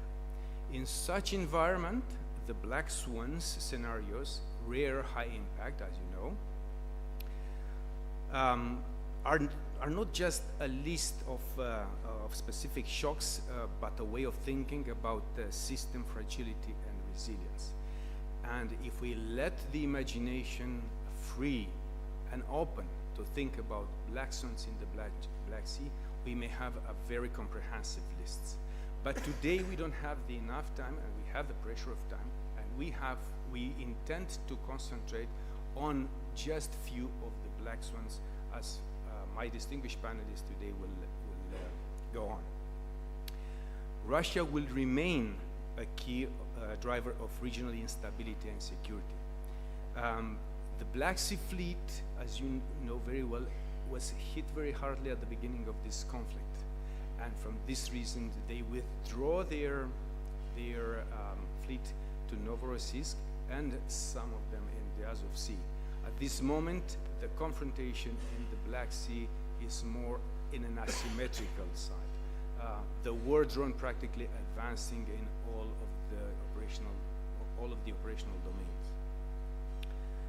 domains. Despite significant losses, Russia also still holds the maritime dominance because they overtook Crimea from Ukraine, and they transform it in a springboard for projecting military power into the Mediterranean, into Middle East, and also into the North Africa. So having all of this in mind with my short scene setter, today we will start thinking about these black swans in the Black Sea. And I have the privilege to invite Ihor to present his point of view at the beginning of this panel. Ihor, please, you have the floor. Thank you very much. Introduction, ladies and gentlemen. I am truly pleased to be here to address such a distinguished audience, to discuss black swans in the Black Sea, primarily in the context of avoiding strategic surprises. From my perspective, this is a definitely timely topic. As strategic surprises and deterrence and modern naval warfare are increasingly about the symbiosis of proactive military thinking, asymmetry, and modern technology applications. The ongoing war lessons learned what modern technologies and long-range means change the traditional balance of forces and even compensate for the enemy's equipment and manpower superiority. Regarding this, a lot has already been underway, not only in the Black Sea, but in the Baltics as well. So in the so-called 2Bs, what are not only economically determined, but carrying out geostrategic role as the eastern maritime flanks of a free Europe. In fact, the West is still enjoying its traditional symmetrical naval superiority over Russia. However, the lessons of the ongoing war learned that symmetry in the continental sea already is not so effective as asymmetry, what is becoming greater, and the reason is its high efficiency. Russia has proven to be a flexible and adaptive adversary, continuously learning from its wartime experience and refining its capabilities in response. Such capacity for adaptation becomes a strategic capability. What concerning Russia should be not underestimated. The Russians have continuously shown an ability to absorb battlefield lessons, reconfigure tactics and technology, and develop relatively cost-effective solutions, including already seven types of naval drones controlled by encrypted radio, as well as fiber optics. What really cover its capability gap. They learn a lot from the Ukrainians, including the Mosquito type of asymmetry at sea, which in fact has already become a force multiplier. In connection with this, let's imagine the following scenario. Mid-2026, the Persian Gulf countries have intensified their efforts under the adopted expansion instead of quotas concept. The West is steadily implementing a strategy of withdrawing from Russian energy supplies. After confirmation of so-called Russia's shadow fleet direct involvement in intelligence gathering and sabotage operations, including launching unidentified drones across Europe, Western sanctions against Russia shadow fleet are being tightened. At the same time, India is actively diversified its oil flows from Russia, purchases Russia towards Iraq and Qatar. China, following its own geopolitical aims, has significantly reduced its purchases of Russian energy as well. Turkey continues actively developing new oil and natural gas deposits, including its flagship Sakarya field in the Black Sea and other wells to reduce its import costs and increase supply security by growing its local resources. Romania is increasing the development of promising gas and oil deposits on the Black Sea shelf, contributing to Europe's energy independence. Rosneft, Lukoil, Russian railways, and other Russian fuelers of war are de facto become bankrupt. They no longer courteously, as in 2025, but openly declaring the need for state budget support. A 2% tax increase introduced in 2025 due to budget problems is followed by a 5% increase in early 2026.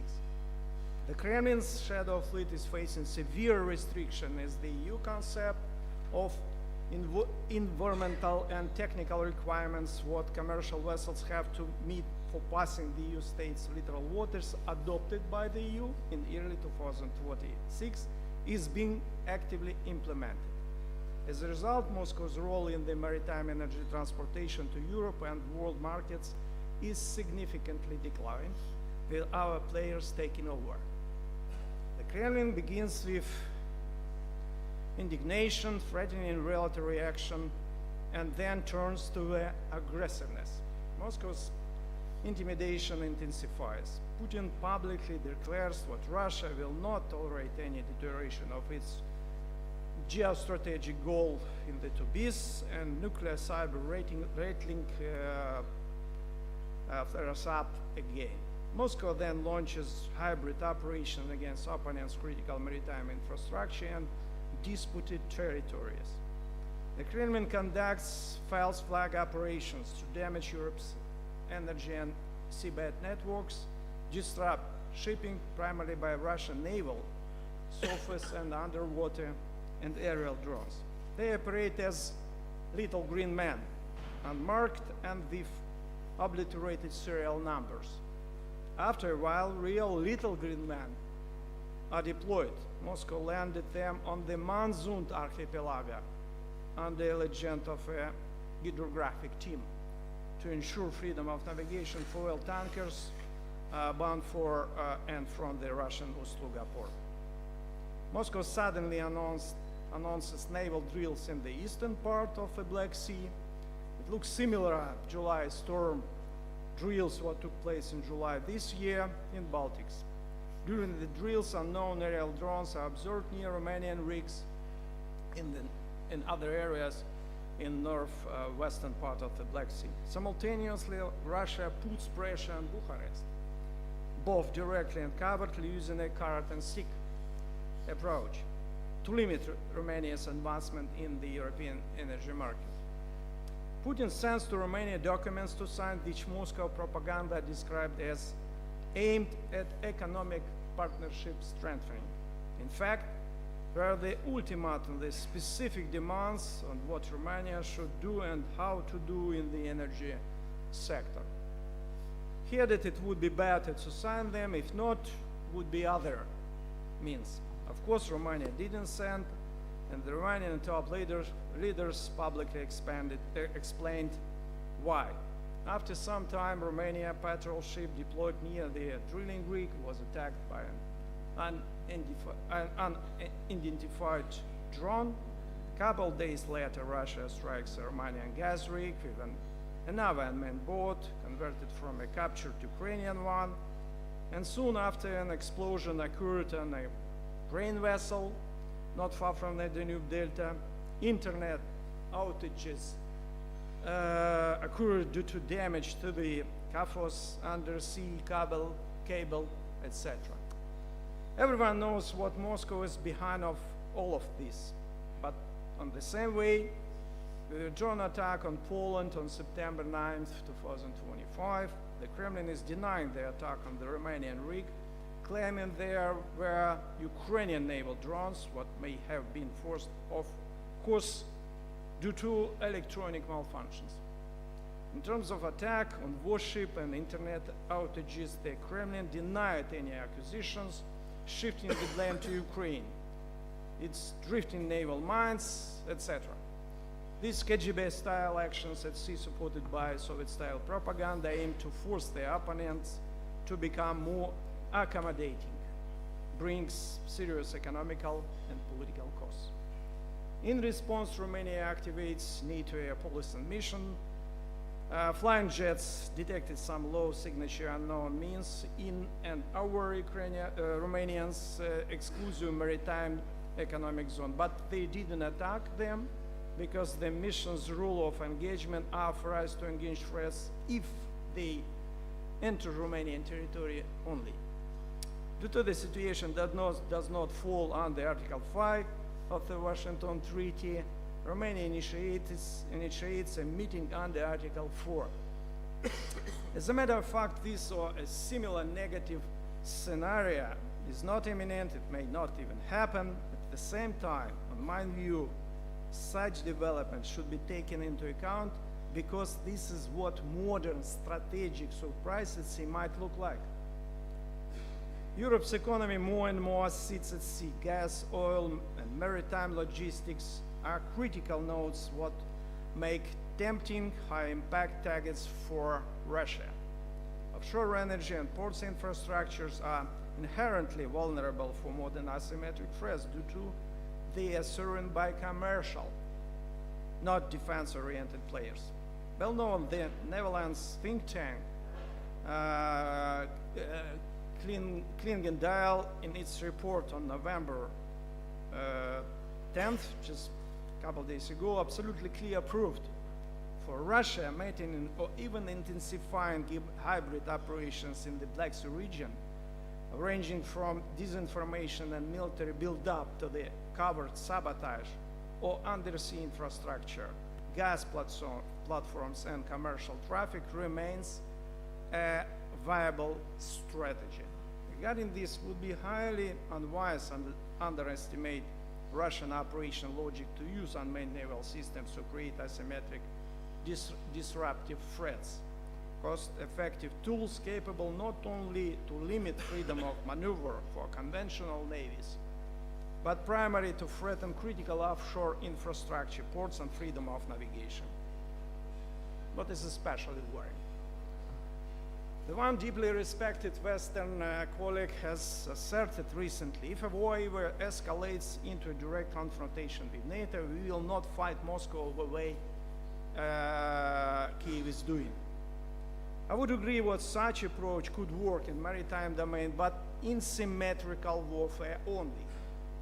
As a naval officer grown up in surface fleet, I understand value of large manned multi-purpose naval means used in blue water operations. But continental sea is already another story. Compressed geography of the two beasts become attractive field to use cost-effective mosquito type of asymmetry, what is quite difficult to neutralize with traditional means and methods. Lessons of the ongoing naval operations as well as Russia's naval drones building up learn what Europe, although has not decided yet how to combat the growing aerial drone threat, should already be preparing for asymmetric attacks from the sea. Regarding this, advanced leadership, conceptual and technological preparedness for such black swans seem the best solution for regional deterrence to avoid strategic surprise in contested maritime space. Ultimately, this is not only about Ukraine's, but also a partner's ability to, let's say, change gear quickly in order to win the adaptation race in continental seas.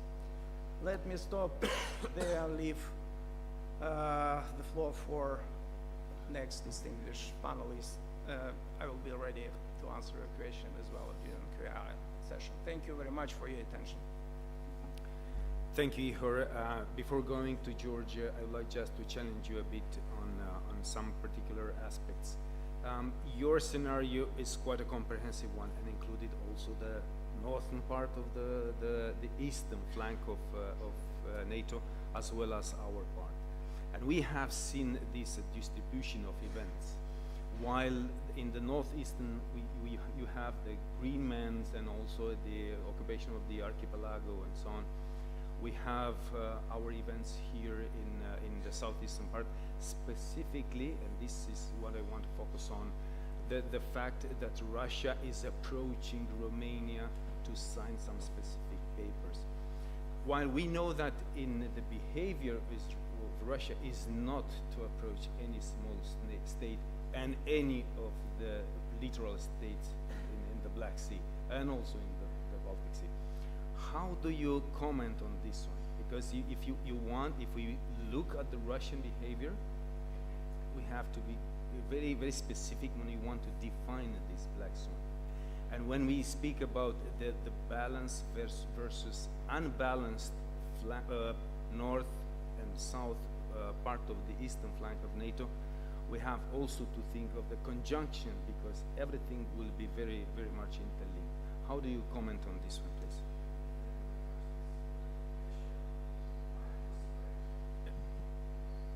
Okay, it's okay. From my perspective, Russia is following following its strategy, its doctrine to improve its geostrategic position in its maritime flanks. This is why Russia occupied Crimea, following this strategy, and this is why Russia is looking for the same in the Baltic, Baltic Sea and Baltic area. And from my perspective, it's also important to understand what all methods are good for Russia to achieve that. Overt and hidden. So this is also what we can see as Russia discussed in some stages with Ukraine. We remember Minsk so-called agreements, different stages of this agreement. First of all, it was demand. First of all, it was push, and after that, it was a hidden, provided hidden and overt actions against us. And I think what the same approach would be used by Russia in this situation. Most important to stress what asymmetric assets, asymmetric mosquito type of operations, mosquito assets, what unmanned assets, what Russia would like to possess and trying to scale up them. This is a quite good tool to achieve this goal. So together the political pressure and military actions, asymmetric actions, this is why from my perspective scenarios in the Baltics and in the Black Sea are possible and should be taken into consideration seriously. Thank you. Thank you. Now I'm turning to Georgia. George, please, your point of view. Thank you very much. Thank you very much. Before to start, I think it's necessary to understand a little bit the Russian mindset. First of all, this war in Ukraine is Putin's personal war. And for Russian political leadership, the war is part of Russian strategic thinking for centuries. And all time, Russia is trying to occupy more territories. Unfortunately for Russia's neighbors, Peter is the Great and Catherine is the Great, not because of their internal reform. They made a lot, but because first of all, they annexed territories to the motherland. And I'm pretty sure that Vladimir Putin wants to be Vladimir the Great for the same reason. And the most important thing for President Putin is his legacy to Russian history and his place in Russian history. Second, I think it's necessary to understand that for Russia, the Eastern Front, because we don't have an eastern flank of NATO, we have an eastern front of NATO, they have the same approach. We continue to make the same mistake, to have a different treatment when we are speaking about Baltic area and about Black Sea area. We have 11,000 Americans in the Baltic area and only 1,000 Americans in Romania. And I think it's a very wrong approach made by the current administration, because America sent a very wrong signal to Russia. We don't care about this area. This could be a very wrong signal and a misinterpretation by Russian side. Okay, and now it's necessary to also to understand the importance of the Black Sea when we are speaking about the energy. Black Sea is not an area with a lot of energy corridors from Russia or South Caucasus to Europe. All this perimeter means perimeters with reserve of gas. In Turkey, in Bulgaria, in Romania, also OMV Petrom tried to discover some gas in Georgia a few years ago, but they withdrew, they gave up. Also, Ukrainian had very good and promising gas developments very close to our economic exclusive zone, but unfortunately, Skifska perimeter, it's under Russian occupation because it's part of the Crimean economic exclusive zone, and after the illegal annexation of Crimea in that part, we have Russia de facto. And now it's necessary to understand the potential of Turkey. Turkey has Sakarya perimeter. They already started to exploit. And in the next period, Sakarya perimeter will assure 40% of entire consumption of Turkey. Bulgaria also has very good discoveries of gas. Bulgaria has an annual consumption of 2.5 billion metric cube of gas, but they have reserve around 60 billion. Bulgaria will be in few years an exporter of gas. And Romania, we have gas from Media perimeter owned by Black Sea Oil and Gas. It's an American company, and they already produce 1 billion cubic meters each year.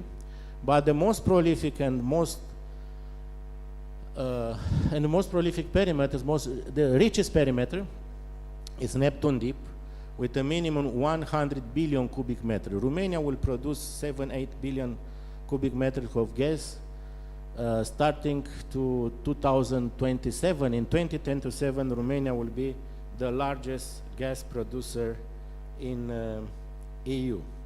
And by the way, we'll have capacity not only to help Moldova, but also to have some countries from the Balkan, especially during the winter in the case of energy crisis. And by the way, maybe you know or not, in 2027, Germany will start to import gas from the Black Sea. For this reason, Germany, step by step, it's starting to change the approach and also to look to the Black Sea. And in my discussion with German experts, they start to be preoccupied about the security of critical infrastructure in the Romanian EEZ, taking into account that Black Sea means also a part of German energy security. How do you protect this infrastructure? How do we protect the our interest, economic interest in economic exclusive zone, taking into account that EEZ is not covered by Article 5, because economic exclusive zone is not part of territorial waters. And now let's have in mind and let's remember what's happened on 28th of August, when a Russian naval drone targeted an Ukrainian ISR vessel, Simferopol, 24 kilometers upstream of Danube mouth, 4 kilometers of north of Periprava villages. Only the explosion of this vessel was 100 meters from our riverine border. And they prove, I mean Russians, very good command and control capacity, and we are blind. We didn't see this drone, Ukrainians and Romanians. And let's have in mind the possibility to have a false flag operation. Because as Admiral mentioned, as Igor mentioned, they already have capacity to target any assets on the western shore of the Black Sea. And they prove they have capacity to introduce a drone on the Danube. Let's imagine what's happened if they will attack a vessel on the Sulina Canal to block it, or to target our infrastructure in Constanța. Are you enough prepared with all countermeasures to stop this kind of drones, or even underwater drones, if they want to attack Constanța Harbor, or Galați Harbor, or Sulina Harbor? What's happened if they will attack a vessel in our EEZ? Because, you know, on the left you can see an Oduvanchik naval drones. It's a Russian one, very similar with Magura 5, for instance. It's other type. It's an Ukrainian drone. Both of them are almost identical, with a very low radar profile. Very difficult to see them on the sea. And it's very possible to see that Russia use a naval drone, attack a Romanian target in EEZ, and after Russia will blame Ukraine. No, it's not our drone, it's an Ukrainian drone. And we know that they attack on Kilia because they post a film 2 days after. They want to show us, guys, we have this capacity and ability to target you on the Danube if you want. But it's very difficult to establish traceability of an attack of naval drone if they don't want. And it's very easy for them to have this kind of false flag operation. This could be one scenario. And it's necessary to think, do we have legal instrument in our economic exclusive zone? How we can act? Romanian Navy, Coast Guard, who will take all these countermeasures necessary to prevent? Do you have enough instruments, first of all, to see this kind of drone, and of course to neutralize if it's necessary? Frankly speaking, I'm a little bit skeptical. The next one. The security situation in the Black Sea depends on the outcome of the war. For Romania, it's crucial, it's vital for our security to have Ukrainian as neighbor, a stable, sovereign, democratic state, to have a good neighbor, not Russia on our territory, on our border. Because look what's happened if we'll have a collapse of Ukrainian territories. Some of us could tell me that no, it's not happened, but my question to you is, what if? How we can prevent? First of all, it's necessary to continue to support Ukraine, to hold the line. And not only to hold the line, but also to liberate occupied territories. Otherwise, you can see on the left Novorossiya scenario. And please have in mind how many times Vladimir Putin and others told about Novorossiya, how important is Novorossiya for their interest. But to see Russia again on the Danube, to see that Russia is again our neighbor, this is our nightmare in terms of security for Romania. For this reason, it's very easy to explain to all Romanians why it's important to support Ukraine. Because if you'll not continue to support Ukraine, the reality will be this one, distinguished, and my fellows. Second, if Russia will have possibility to take Odessa, I'm pretty sure Russia will occupy Republic of Moldova. Moldova doesn't have army,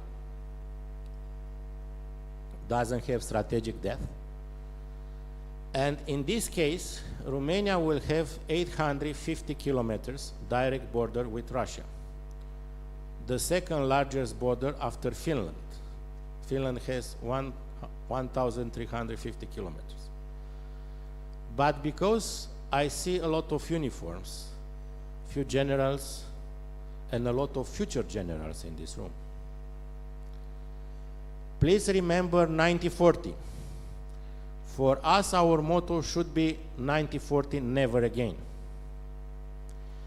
And in 90-40, we decide to withdraw our troops from Bessarabia and from Bukovina, not to fight like Finland, for instance. And it's a rhetoric question.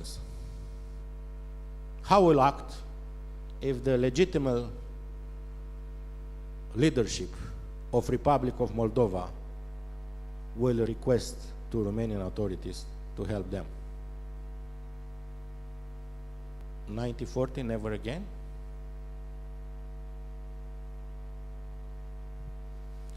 I don't have an answer, frankly speaking. But if Russia will come to Odessa, it's necessary also to have an answer to these questions. And the third scenario. And now we have Snake Island.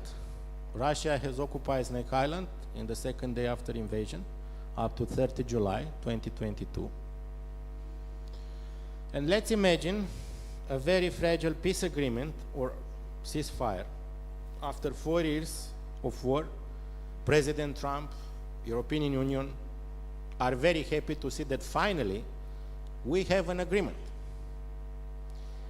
But using an incident, for example, the explosion of a Russian cargo carrying ammunition to Syria, Russia will pretend that this ship was targeted by Ukrainian drones coming from the Serpent Island. And Russia will occupy Snake Island to neutralize this base of Ukrainian special services. And to avoid a new war, the US and European allies put pressure on Ukraine not to attack Russia and not to liberate Snake Island, because all of us don't want to see that war is coming again. Frankly speaking, who cares about 0.2 square kilometers rock in the Black Sea? Because this is the surface of the Snake Island. But for Romania, the consequences of the occupation of Snake Island are very important for our security, because Russia could harass the freedom of navigation in front of Danube mouth, the corridor between Odessa and Istanbul, and also let's speak a little bit about history. Snake Island played an important role in the delimitation of economic exclusive zone between Ukraine and Romania. We had Romanians and Ukrainians, I think, 20 rounds of negotiation between 2005, 2009, up to 2005. And both countries have decided at the time to come to International Court of Justice for an arbitrage. And this arbitrage started in 2005, and in 2009 was a decision assumed by International Court of Justice. Most of this decision in favor of Romania, we own 9,700 square kilometers.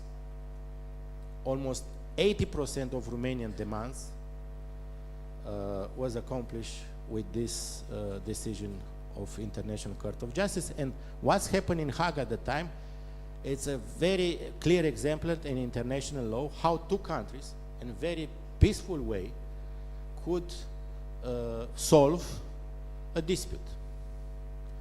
But I'm very skeptical if Russia will have the same approach if Moscow will occupy Snake Island.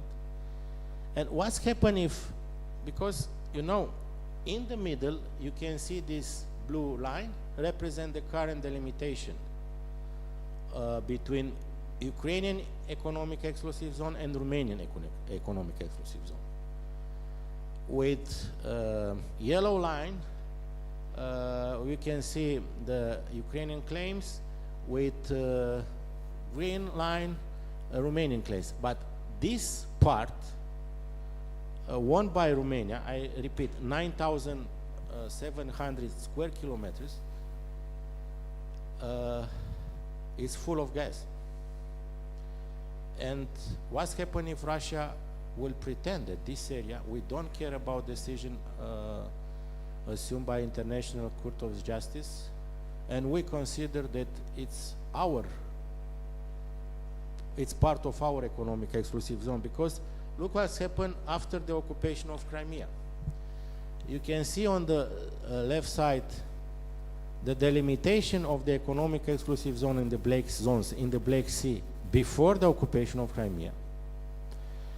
And what's happened de facto, because of course we don't recognize the annexation of Crimea, and EU also, but de facto you can see what's happened in the right, because unfortunately Russia is our neighbor on the sea. And you can see the evolution of the economic exclusive zone and the consequences of the occupation of Crimea Peninsula. And most probably we'll see in case of reoccupation of Snake Island how the economic exclusive zone in the Black Sea also change. This is the third scenario, and I think it's necessary to have in mind how we can prevent and how we can help Ukraine to prevent this kind of scenario. I stop here, and please have in mind it's necessary to think out of the box. I know that for many politicians, they don't want to panic Romanian population, but it's a wrong approach. Looks what's happened in northern states. They have an open dialogue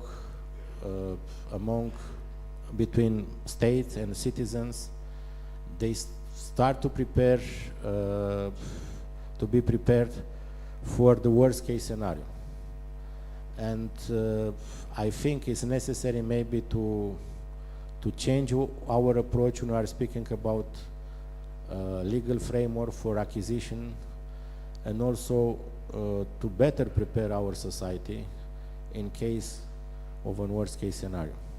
Because you know, you can tell that it's something absurd, it's not happened, but my questions to you is, are you ready if it's happening?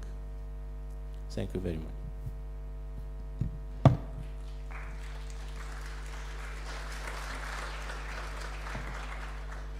Thank you, George. Before going into the Q&A section, I'd like to challenge you a bit on the Serpent Island issue. You know that, and we all know that back in 2022, 23, it was a back and forth with Serpent Island. It was with Ukrainian forces destroyed by the Russians, taken by the Russians, destroyed by the Ukrainians, and so on. So at this moment, I think everybody understands that this very small piece of rock with no water source, but with of strategic importance. It would have been very strategic importance when the pirates era was in force, but nowadays with deep strike capabilities, Serpent Island in continental sea, as Ihor mentioned before in his speech, is quite difficult. So would you think that Russia would occupy Serpent Island, or just take it declaratory? They can just declare that they will take it and that's it. And all of your scenario will go on. What would you think? As I mentioned in my scenario, all countries want to see that the peace agreements it's in place. And to avoid to have a new war, most probably they will put pressure to not escalate. Okay, this is the clue of this scenario. Okay, to see that Russia knows this fragility in our mindset. Okay. Second, please have in mind, Russia different. They could play with different scenarios. They have on the table Novorossiya scenario. They have the occupation of Snake Island. They have many scenarios. Okay, the new Republic of Bujak in Bujak area. If they have possibility, they will put in place one of them. If not, okay.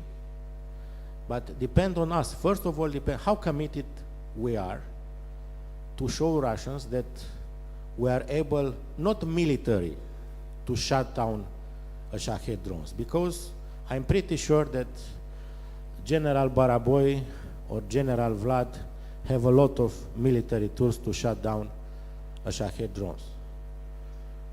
I'm speaking about political will. It's necessary, and it's my humble opinion, it's necessary to show our political commitment, our political will, and to shut down first time a Russian drone. And after, Russians will see, because please have in mind, Russia respect only force. All time Russia is challenging us, is pushing us, and is trying to see our limits. What's happening when they shut down MQ Raptor drones in March 2023? Nothing. What's happened when they almost shut down a Polish aircraft, part of Frontex mission over the Black Sea? Next day, EU Commission has decided to stop any missions over the Black Sea, to not escalate. We have this mantra, to not escalate, but each day, each week, Russia is pushing us and check our limits. I think it's necessary to change a little bit the approach. Not to be aggressive, but in the same time to send a very clear message that, guys, we have ability, capacity, and first of all, political will to hold the line and to stop you, if you can. Otherwise, we'll see a lot of intrusions of Russian drones in our airspace, in our EEZ.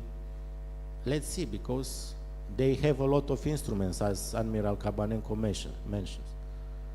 From technological perspective, they have a lot of instruments. Thank you, George. I would like to open the Q&A session from the audience. General Jakob, please.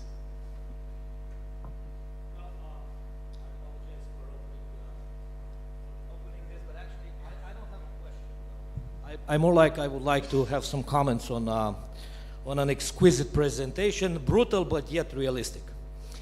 I really would like to thank George and New Strategy Center for a long-standing cooperation over several years, and for the bigger audience, some of these scenarios have been addressed through a series of TTXs developed in the last, at least from the war in Ukraine started. So there are some options in how you address these challenges. which I'm not going to enter in any details, but rest assured that we do think about this type of black swans. By the way, the book definition of a black swan is a low probability happening, yet what if? And I really like that. And the last comment I have, we have here in this room our future planners, the students of the War College, and I'm very happy that you brought your notebooks with you to take notes. But this is something that you will have to think about in the years to come. So thank you very much, George, General, Admiral, for a wonderful state-of-the-art lesson of known unknowns. Thank you. Thank you, Dragos. You're very kind. Professor Kifu, please.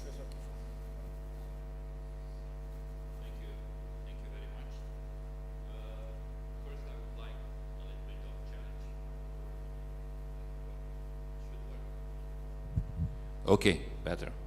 So I would like to challenge George on the mindset that a de facto neighbor versus a de jure neighbor would mean. So if the mindset is Russia is a de facto neighbor, we are going to lose the whole game.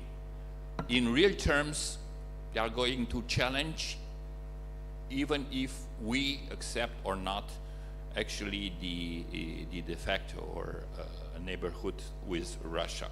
But actually that leads me to the real question, which is the strategic dilemma. How we can make the difference between the thin line that goes between self-deterrence and non-escalation. So I'm challenging our panelists, maybe they can explain their take on that type of dilemma, which is actually the theoretical basis for what we are talking de facto, de jure neighborhood. Thank you.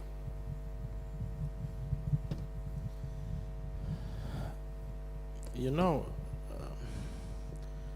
the reality in the Black Sea, and I think we have people also from aviation, you know, fear Simferopol. After the occupation of Crimea, this is the reality. A part of the airspace is managed by Simferopol, not by Ukrainians.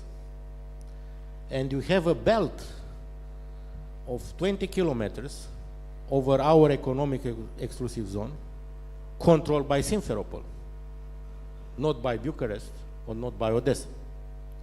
And this is the reality. Day by day it's happened. Even de jure will not recognize the annexation. There are de facto effects of annexation of Crimea. Second, I think Russia knows this vulnerability of us trying to be very cautious regarding the next step. What's happening if Russia will continue to put pressure on us? No.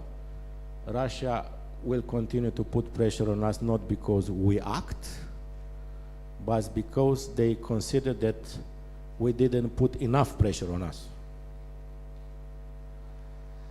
And I think it's necessary, and not only us, I mean also on entire eastern flank, that we have not only military tools, because now we have a lot of debates how useful are F-16 or Eurofighters against Shahed drones, and we could have a very long debate on it.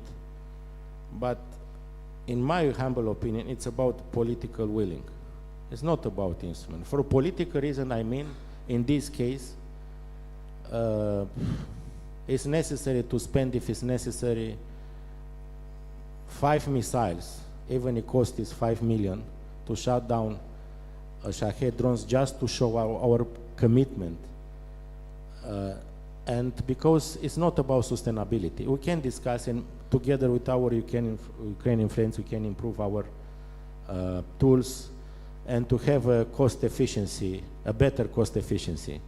But at the moment, it's necessary to show them that we have political commitment to stop and to shut down a drone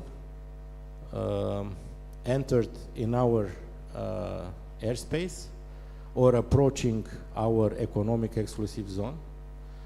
How many times we had incident? I think more than 50 times. Or how many times we discover fragments of Shahed drones on our territories, okay? 40 times, 50 times, I can't, frankly speaking, remember the precise number. Russia will continue to put pressure on us. And I think it's necessary not only to show that we are able to improve our defense capacity, but also to show them that we are able to use it if it's necessary. And it's not necessary to open fire over the Ukrainian territory or to be very aggressive and to install 3 frigates on the vicinity of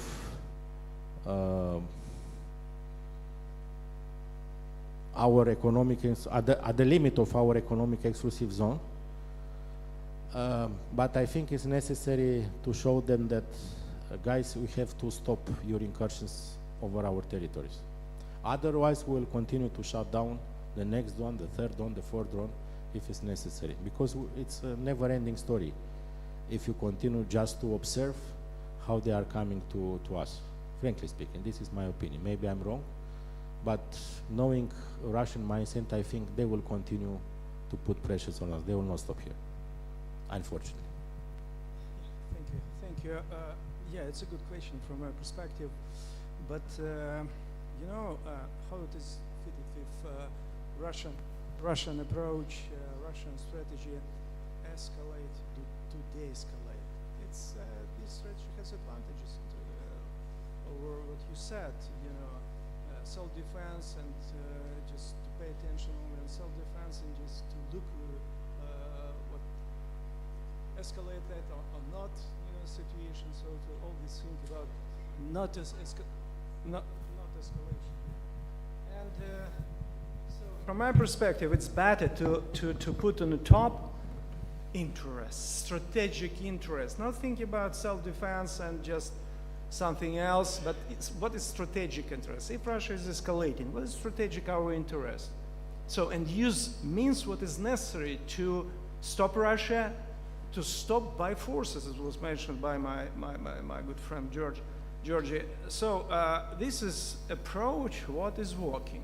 If you will think just about some aspect how to avoid risks, we will be on the back, you know, side all this. So it's a time from my perspective. Also, Georgie mentioned about politicians. It's a time for politicians to be risk takers.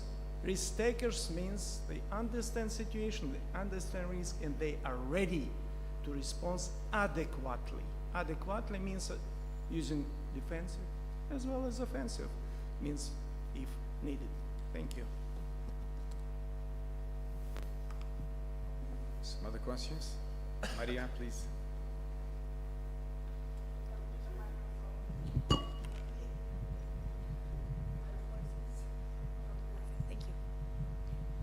Okay, so Maria Constantinescu from Dresmara. I would like very much to hear your opinion on a conundrum. The conundrum between failure of imagination and failure of action because of limited resources. And to explain a little bit what I mean. So one of the big challenges in dealing with black swan events is the fact that we have to look for the weak signals. So to recognize the weak signals and to act accordingly.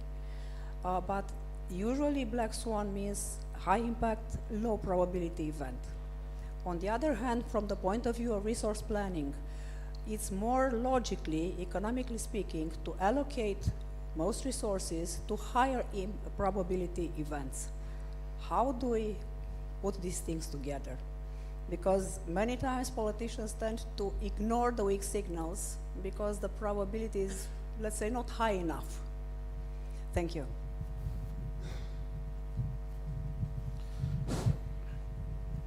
Now we have this decision to, regarding 5% of GDP, 3.5 directly to armed forces by 2035.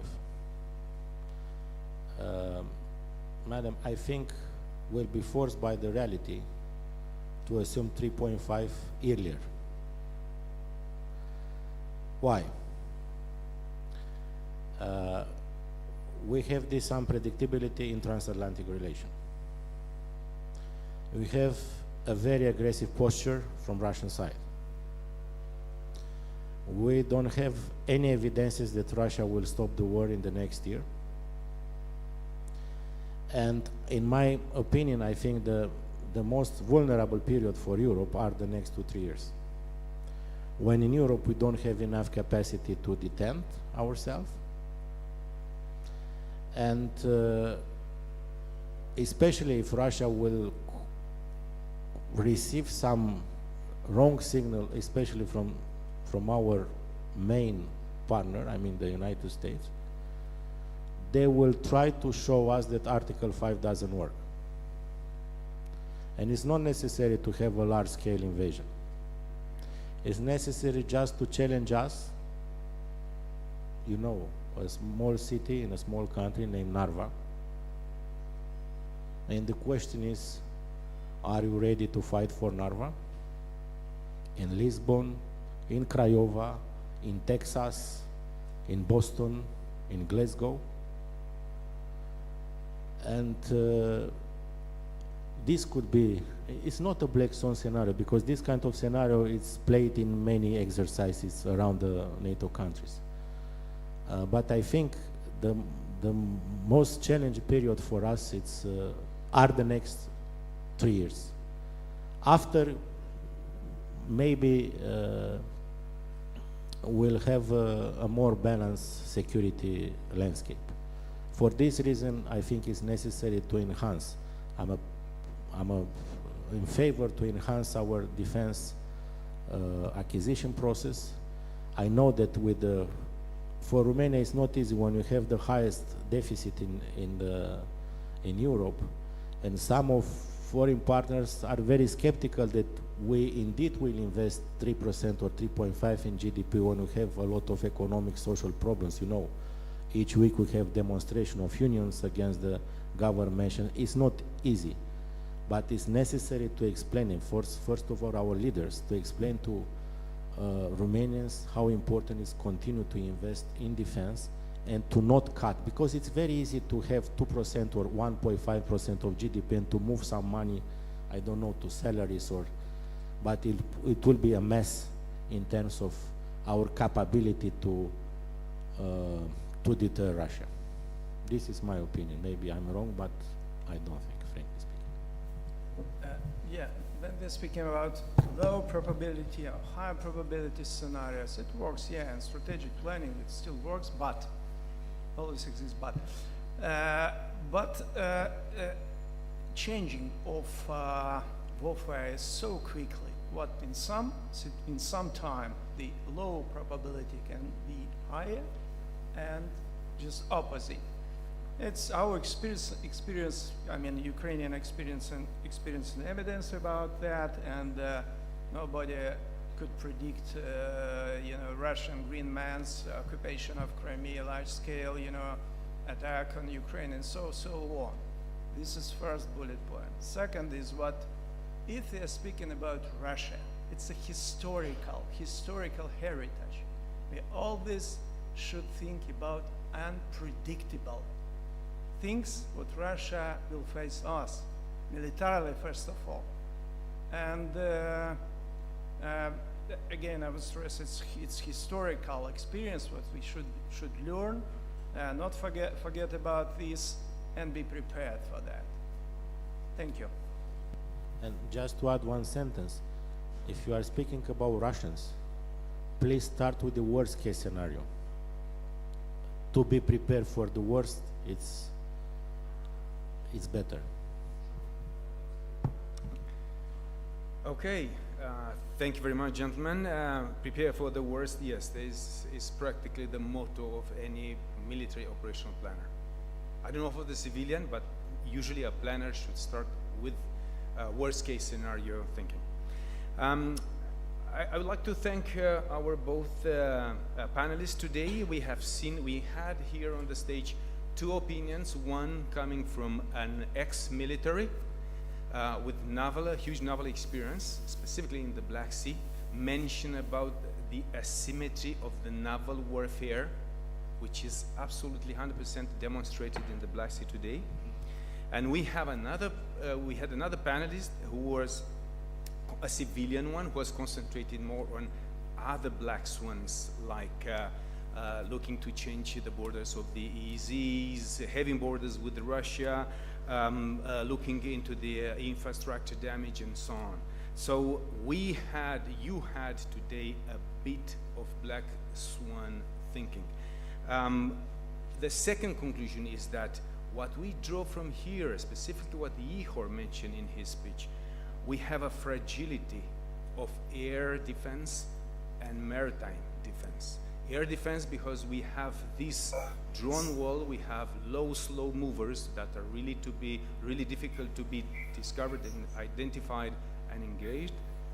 And also we have the naval drones, either surface or under surface, that are small, quite difficult to be detected. We don't even have a continuous, we had a discussion before, we don't have even a continuous surveillance of the surface ship, not to include now the small drones.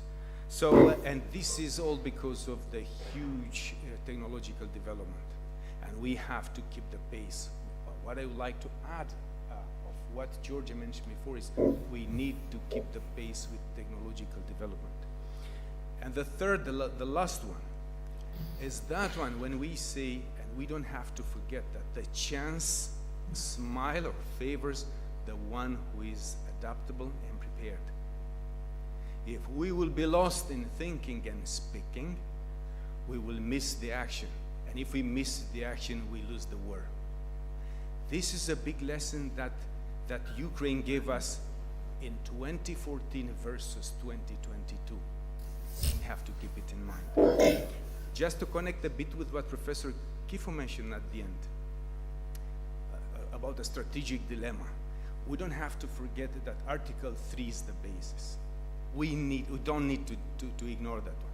Article 5, yes, it may be a long decision cycle in NATO. Yes, we are 32 alliance, but whatever the country is doing, the national efforts to innovate and invest, that will strengthen the defense and the deterrence posture of that particular individual nation as well as the alliance. Cooperation and coordination. Obviously, we have to enhance it in the Black Sea region. Black Sea region, a continental sea, semi-open, Montreux Convention, there are a lot of things that are giving the complexity of the region. We don't have to forget this one. We have to look at this complexity and find a solution. And at the end, not to be stuck at the high level, mainly political declaration or statements.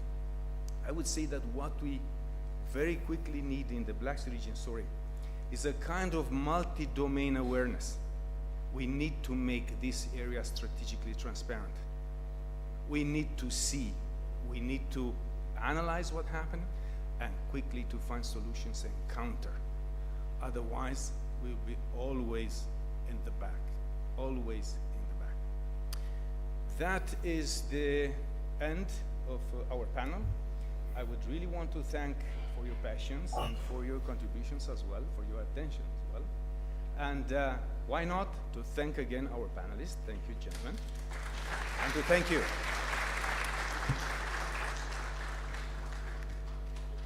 Esteemed panelists, thank you very much for this very interesting debate. After a short break, please be back for the next debate.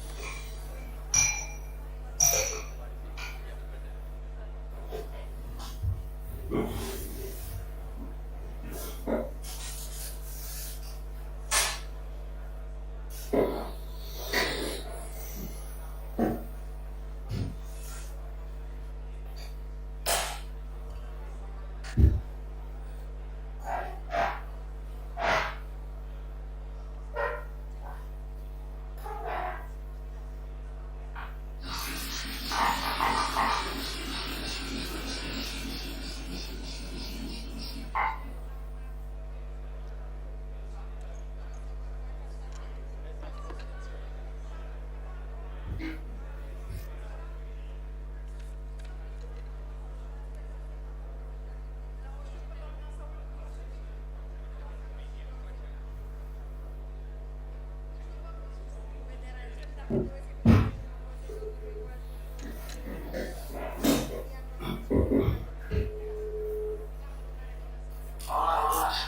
văd nimic, dar că am promis că revin cu un telefon.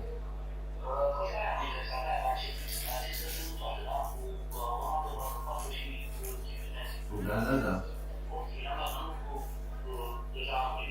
Dar eu te din mic de tot.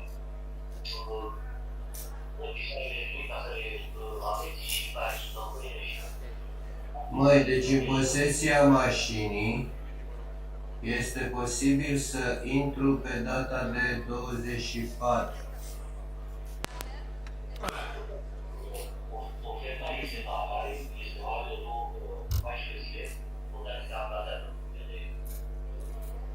Ok.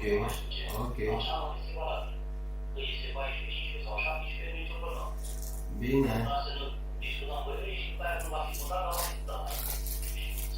Bine, mergi. Gata. Am zis dacă promit că dau un telefon și de-aia te-am.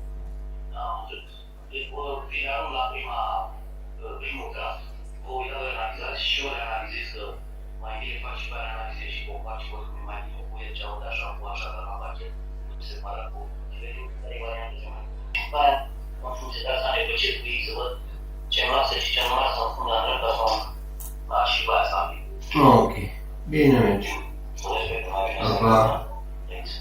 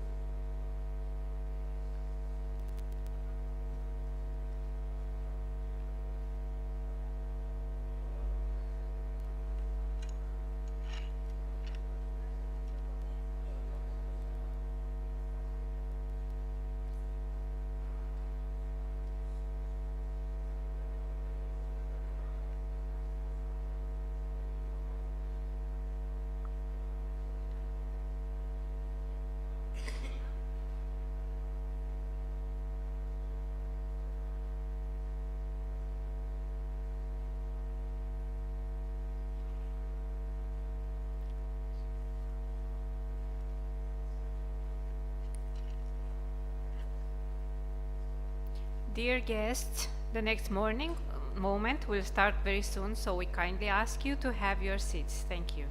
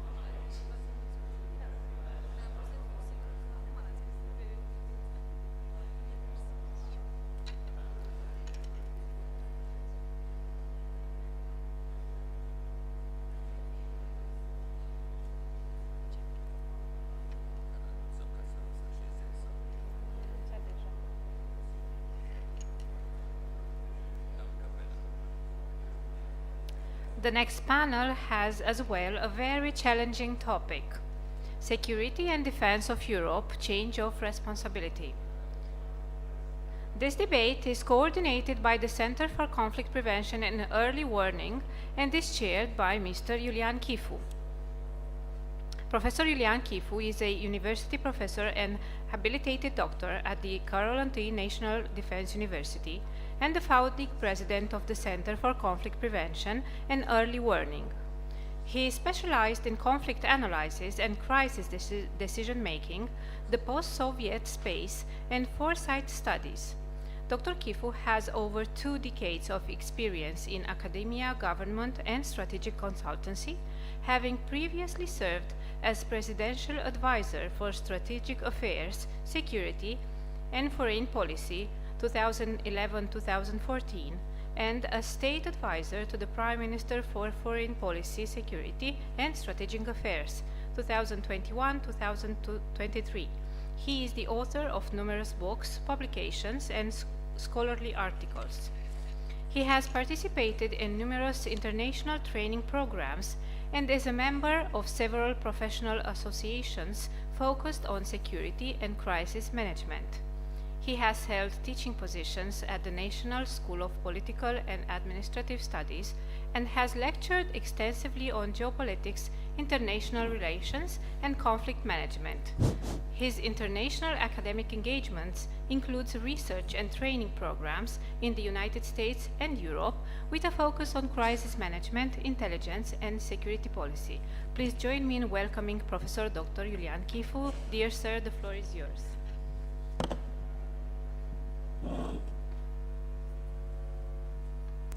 So, thank you very much. Good evening.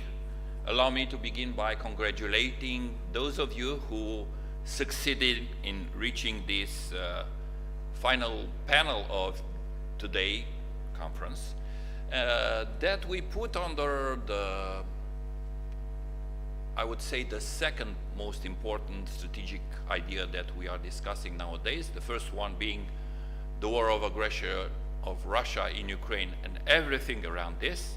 And the second one being the transfer of responsibility from the US to Europe for its own defense, deterrence. And for sure, we have this big debate: how much responsibility do we have in that type of transfer? Do we have US being able to cope with, I would not say laziness because I'm in an academic panel, but at least the lagging behind of a full generation of leadership, but also of military who lost the sense of the real war and who are not challenged for some time, at least after Afghanistan. So for having answers to this very complicated question, this big dilemma, we succeed, and I have to thank everybody, to get together a panel which is as important for the diverse personalities and representing diverse countries as for their exquisite backgrounds. And I will begin with my good friends, good friend of Romania, Sergei Konopliov. Sergei Konopliov, visiting lecturer in public policy, Harvard Kennedy School. We know him from his project on the Black Sea that we fully supported years and years on end. I have then Jan Brzezinski. You already know, the very famous senior fellow with the Skopkov Center for Strategy and Security and member of Strategic Advisor Group in the Atlantic Council.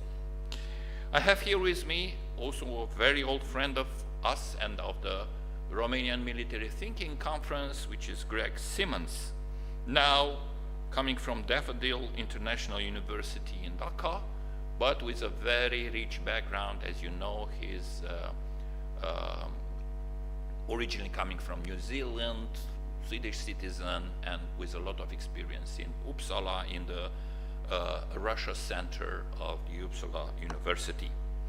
I have here another big friend of us, of the Caucasus and of Romania and of energy, which is His Excellency Matt Braiza, Atlantic Council now in Turkey, Global Energy Center, but originally former ambassador and special envoy for the Caucasus, if I remember correctly. Matt, thank you very much for coming over. We didn't force, any type of balance, of gender balance, but I'm very happy to have here with us Teona Akubardia, former Deputy National Security Advisor of the President of Georgia, former MP, who recently has been completely expelled from the Georgian parliament. We have very rich experience, but now we are focusing maybe win some very small trades on Georgia, but on the issue at stake here. Then I have Omar Ashur, which is Professor of Security and Military Studies at the University of Essex and also in Doha Institute for Graduated Studies, also our friend in the network of the Institute of National and International Security Studies, where we have brought to you Darko Trifunovic, which is the director of this center and also the director of the network. I'm also part of it, so one way or another he should be a type of boss, at least in this very interesting network on intelligence and security. So as you can see, we have experiences coming from, sure, this part of the world, but actually with extensive experience and with a representation coming from different countries. And I'm quite sure that we will if not having answers to our original question, at least raising more questions as it happens when two academics are getting together. So allow me to begin by inviting Sergei Konoplyev. I'm going to respect the list that we have.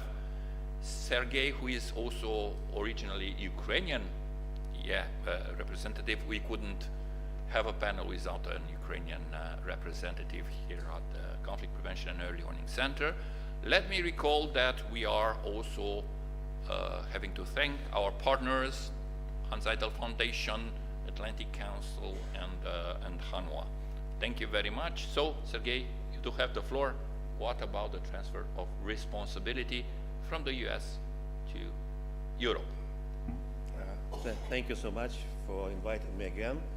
Actually, this is a very special place for me. The first time I was speaking, pontificating about Black Sea security in 1999, which was 25 years ago. So this is a good occasion to celebrate it tonight with some nice suika or palinka. In any case, it's good to see many friends and colleagues, and my thanks go to organizers. When everything goes smoothly as it is right now, means someone is working really hard on the background just to make sure that we all have opportunity to sit here and provide our opinions. We are not having answers, I'm sorry. I'm glad that you okay, thank you, okay, that's good. Now you can hear me, you know, I can speak even louder because I was in the Soviet army for many years, and I can make, you know, like everyone to wake up immediately, but I understand this is like a last session, and usually my short interventions go for 40 minutes, but I would be merciless today and just give some of the examples. The privilege of being the first speaker of the panel gives you a lot of freedom to talk about everything you know about an issue, starting from military, economical aspects of the problem, and then there was cultural and ethical events. And when I was younger, when I was speaking here, I would dominate the conversation immediately, but this panel has too much experience, especially in the questions about transfer, which bothers me a bit. This term maybe we could modify it somehow. I begin that it was more than 50 years ago that the European states started their foreign policy cooperating under the auspices of EPC, which was European Political Cooperation. A few people remember that acronym today, but this is actually when it started to take place. And while they were building the pretty sophisticated set of institutions and instruments as a basis of the collective foreign and security policy, even at that time, there was a criticism for the weak and limited responses, especially in the military crisis management. So Europe was quite a peaceful place in the last decades. Maybe the breakup of Yugoslavia was the major flashpoint which drew attention of everyone, and then there was NATO was pretty much involved, and the United States was very much involved. And Europe was living in a peaceful life. That's why the whole point of all the conference and treaties and agreements were made before. Europe without wars, Europe which used to be like war after war, finally had a peaceful time, which is very important. So don't criticize European countries for being not paying too much attention to the military spending, you know, not meeting the 2% of the NATO. Everybody wanted to have a good life and forget about wars. And don't forget that NATO at that time was probably the only political and military institution which could provide security both sides of a transatlantic. By the way, I don't hear and I don't see the words transatlantic relationship anymore, which bothers me a lot, because actually that was a bare bone of the security, and you know, like NATO had less members at the time, and even if all members were equal and are equal, you know, like as George Orwell once said, like some are more equal than others, And I think United States had a lot of responsibility and still bears a lot of responsibility for providing peace and security in Europe. I will not talk about everything I know about that. I just mention, for the sake of time, of two points I would like maybe to discuss later in Q&A, and I believe that other speakers will talk about that. First of all, awakening of Europe. You remember after the Belgrade and Dayton agreements in former Yugoslavia took place and peace started, was a so-called Hour of Europe. And you know, like everybody believed that was the end of everything. In military management and managing conflicts, and we were sitting here, I remember pretty well, discussing very important at that time, we thought, and very challenging issues as protracted conflicts or frozen conflicts. And we thought that would be the most important issue that we face at that time. So unfortunately, I will not talk about, I'm Ukrainian myself, so every time I talk about the invasion of Russia to Ukraine, of course probably more emotional than other speakers because my family there. And I take opportunity just to thank the people of Romania and the government of Romania to providing humanitarian aid and shelter and help, and to many of Ukrainian families, including the family of my sister, who spent my 1 month here in Romania. So thank you again. Going back to the awakening of Europe. First of all, when the war started, it was very unexpected to everyone, including myself. I work pretty close with the intelligence service. I used to work with intelligence services in Ukraine, and I knew about that war will be starting only like 5 hours before that time. So nobody wanted this to happen. Everybody was hoping it will never happen. Ukrainian government and President Zelensky tried very hard to show that they don't believe in that, even it was looming. So awakening of Europe, and it's a turning point for the Europeans to start thinking more about practical aspects of the foreign and security policy. Of course, I never saw Europe so united compared to 10 years ago. I remember sitting here in 2008 when Russia invaded Georgia. It was Olympic Games. It was President Bush Jr. And nobody knew like what to do. It was summer at the time, and it took some time to NATO and the EU and OSCE at that time, which was very crucial, even to think what to say, not to do, but like what to say and how to deal. And everybody wanted just this to end up, not to take any actions. And probably at the end, that time, Russia understood the weakness of NATO, number one, and the might and possibilities and resources of European countries as a whole. I remember being in Bucharest in 2008 during the NATO summit when Ukraine and Georgia didn't get mapped. Really bad decision was made, because it would be completely different story even if Ukraine and Georgia were weak, which I don't believe, compared to some other countries which are aspirants for the NATO enlargement right now. But that's exactly the time that Russia understood that NATO is not that dangerous as they saw. What will happen next? What kind of transfer would be? I don't know. My second very quick point is about U.S. policy. I mean, like I used to talk about and teach about U.S. politics in the Black Sea region and in Russia, vis-a-vis Russia. So, but now we have many other speakers who are much more knowledgeable about that. I would just say that I truly believe, I hoped that the President Trump will do a beautiful thing of ending the war in 24 hours. I really believed it might happen. But the approach that the current administration took, let's say, surprised me a lot. And I believe that many people are also are trying to digest and understand what might happen. And if Ukraine is that important for the U.S. policy right now or not, Will it disappear as Greenland or Panama or whatever it is? Like Venezuela now is coming, so it's like a melange of many things. And I'm retired from army, from Armed Forces of Ukraine. I'm a retired colonel. I'm retired even from Harvard University when I spent 25 years. So I can tell like exactly what I think. And I think that the policy that the United States has like now vis-a-vis Ukraine is not correct.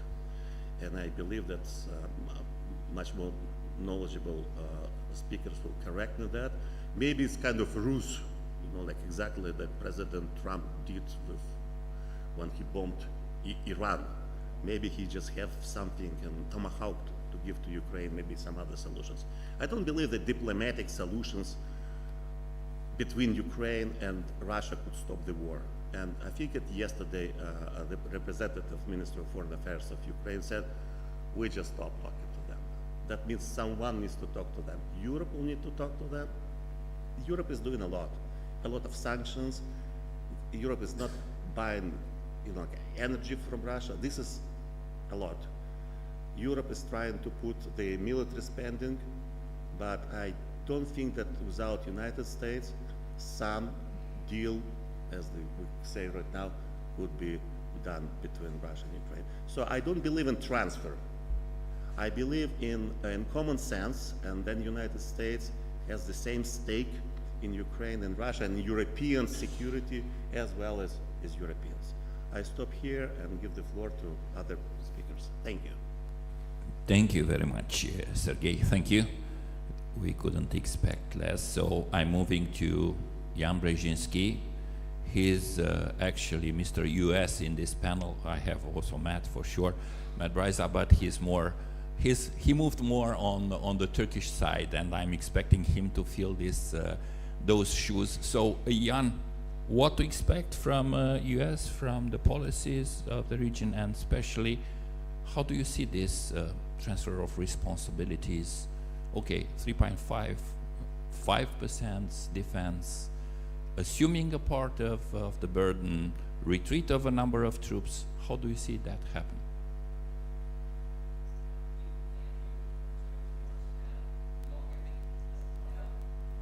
How about that? Is that working? All right. The US voice is not heard in Europe anymore. You'll hear my voice. How's that? That's Is that it. working? Okay. Look, I just want to make two big points. I think the situation in terms of American force posture in Europe is going to continue to go down. But I think also there's a longer view you need to take, which is much more positive when it comes down to post-Trump U.S. national security policy and approach to the transatlantic relationship. Just to be clear, so you know where I stand, not that that's important, but I'm a strong believer in a robust U.S. military force posture in Europe. It was critical to our success over the Soviet Union, not just because the United States brought military capability to Europe. The United States also brought, through that capability, leadership that ensured stability among European allies and unity of action among our European allies and North American allies. That is critical. That was critical. It's often forgotten, and I think it continues to be important and will become increasingly important when we face increasing challenges here in Europe, but also increasing challenges of the transatlantic community beyond Europe. But who cares what I think? What really matters is where is Trump and where is the American polity? Now, last night or yesterday, I understand a new national defense strategy was rolled out and will soon be promulgated here in Romania. Trump is behind you guys. He's about to roll out a new national security strategy. Probably soon after that will be a new national defense strategy. Those, I bet, will come out in the next 2 months. And then probably in the beginning of the year will be a global posture review that will have effect on U.S. military presence in Europe. One thing that I'm very certain of, even though I don't know what these documents look like, is they're going to be a lot closer to Trump's worldview Then were the National Security Strategy and NDS that were drafted and promulgated under his first term. Those documents, which focus very much on great power competition, which is kind of a contrast to a president who was eager to make friends with President Putin, were drafted under the leadership of a cabinet that didn't fully align with President Trump's thinkings. Think McMaster, think Jim Mattis, chaos, think Mark Esper and such. This time you're going to have documents, I bet, that are going to be much more aligned with the president and his inner small decision-making securities. We are all speculating over what will be the priorities of those documents. So what I'm here going to share with you is my prediction, not any certainty. But I think you're going to see Homeland Defense given a priority and in a different way than we've ever seen before. Priority number one will be Homeland Defense. Priority number two, and they might be bound together, will be U.S. interests in the Western Hemisphere. Because Trump, if you read his inauguration address, gave the greatest emphasis to the Western Hemisphere. Second, and a distant second, will be U.S. interests, security interests in the Indo-Pacific. And I can't quite figure out where Europe will fit in this. Will it be mentioned? Probably, but it will be a distant third or fourth. Now, Homeland Security is always a priority. Every president has had Homeland Security as their first, if it's not stated explicitly, the first priority. What's different about the way Trump and his team is thinking about it is they're not talking about the way we approached Homeland Security since FDR, President Roosevelt, where we shifted into projecting forward to defeat our adversaries far beyond our territories. We're talking about an administration that seems to be shifting to a force posture, a national security view, which we're hunkering down in the homeland. I mean, think about it. His defense budget, the request from the administration for the FY 2026 defense budget was not an increase over the 2025. It was actually a decrease. That is not a defense budget volume that you present if you're really going to get more involved in global operations beyond the homeland, well beyond the homeland. His first military order was to NORTHCOM, telling to focus on the threat of immigration and narco-trafficking. He wants to spend money, billions and billions, on Golden Dome. He's deployed our troops to our border and even to our inner cities to deal with the threats of immigration, of narcotics, of the enemy within. This is hunkering down in the homeland. So what about Europe? How does this administration assess its interests in Europe? I'm not convinced this administration, the Trump administration, sees the United States as having vital interests in Europe. You know, I'm a layman, but when I think of vital interests are something you're willing to shed blood for. You're willing to fight for. Trump doesn't see that. That is a big departure from his predecessors for 70, 80 years. In fact, I would say Trump looks at Europe really more as a marketplace. It's the home or the place where you sell U.S. goods and you deal with our economic adversaries. And in the case of Europe, he feels many countries have been exploitative adversaries, abusing the largesse that the United States has provided it over the last decades. And that, of course, defines his approach to Russia's brutal invasion of Ukraine. And it shapes his approach to what our military posture in Europe should be. Now, some would come back and go, Ian, you're alarmist. Look, things are so much better between Europe and the Trump administration than was in his first term. In his first term, he was blowing up at summits, threatening to walk out of the alliance. And in fact, they would point out that under that first term, he actually increased our force presence in Germany. He added more troops to Poland. So calm down. I don't know. This is a smarter, more savvy team that's come in a way that almost rested from a 4-year break. They've got greater clarity in what they want to do, and they know how to do it. They know how to exercise the levels of power more effectively, and that's what he's been doing over the last year. So he's demanded that allies commit to 5%. He hasn't committed to 5%. His budget requests don't reflect anything close coming to 5%. The Secretary of Defense, I'm looking at my friends in uniform here, at the last NACD, was talking about the emergence of a European-led NATO. Then, of course, here we had the rather unannounced, unsurprised withdrawal or decision to withdraw our U.S. brigade here, which I think was a bad decision, bad for our bilateral relationship. It denies the potentials of collaboration between our two countries. It's a bad signal for the region. It's a bad signal to Putin. I think there are going to be more slices coming.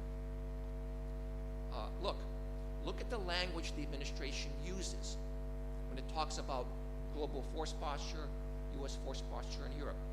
How did they justify the withdrawal decision regarding Romania? The language is global posture divisions are driven by the rise of China and by the success of increased European burden sharing. The incoming Assistant Secretary for Strategy and Plans, I don't have his title right, but he had his confirmation hearing last week.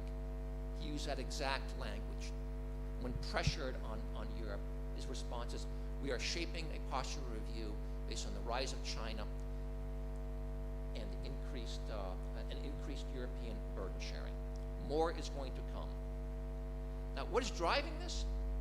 It's not burden sharing. Trump wants to reduce the U.S. military commitment to Europe. The phrase burden sharing is a rhetorical vehicle to add credibility and to create in the American public and maybe even the European public a sense of injustice.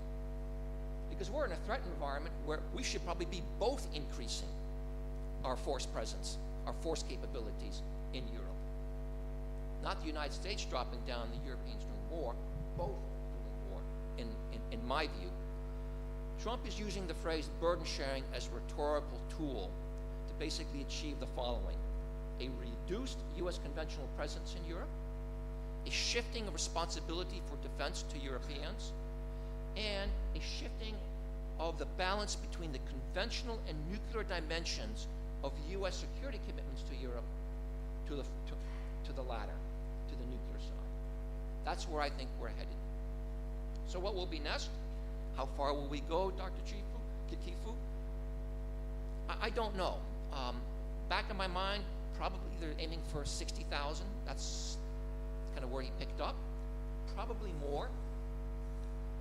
What I do is I look at what to look for. Look at rotational versus permanent forces. Rotational is easy. They snagged Romania's element. There are other rotational elements out there. Permanent's harder to go. You got to differentiate between naval forces, which are easier to move, air forces, which are easier to place, and ground forces, with the United States, have no place to go. There's no basing facility for our permanent bases over there. But I can see you're itching for me to move on. Let me end on a good note. So, unfortunately, in the near term, I think you're going to see a further reduction of U.S. presence in Europe. The good news is Trump is not the end-all, be-all of U.S. national security policy. His route is not the inevitable route, irreversible route of America's relationship with Europe.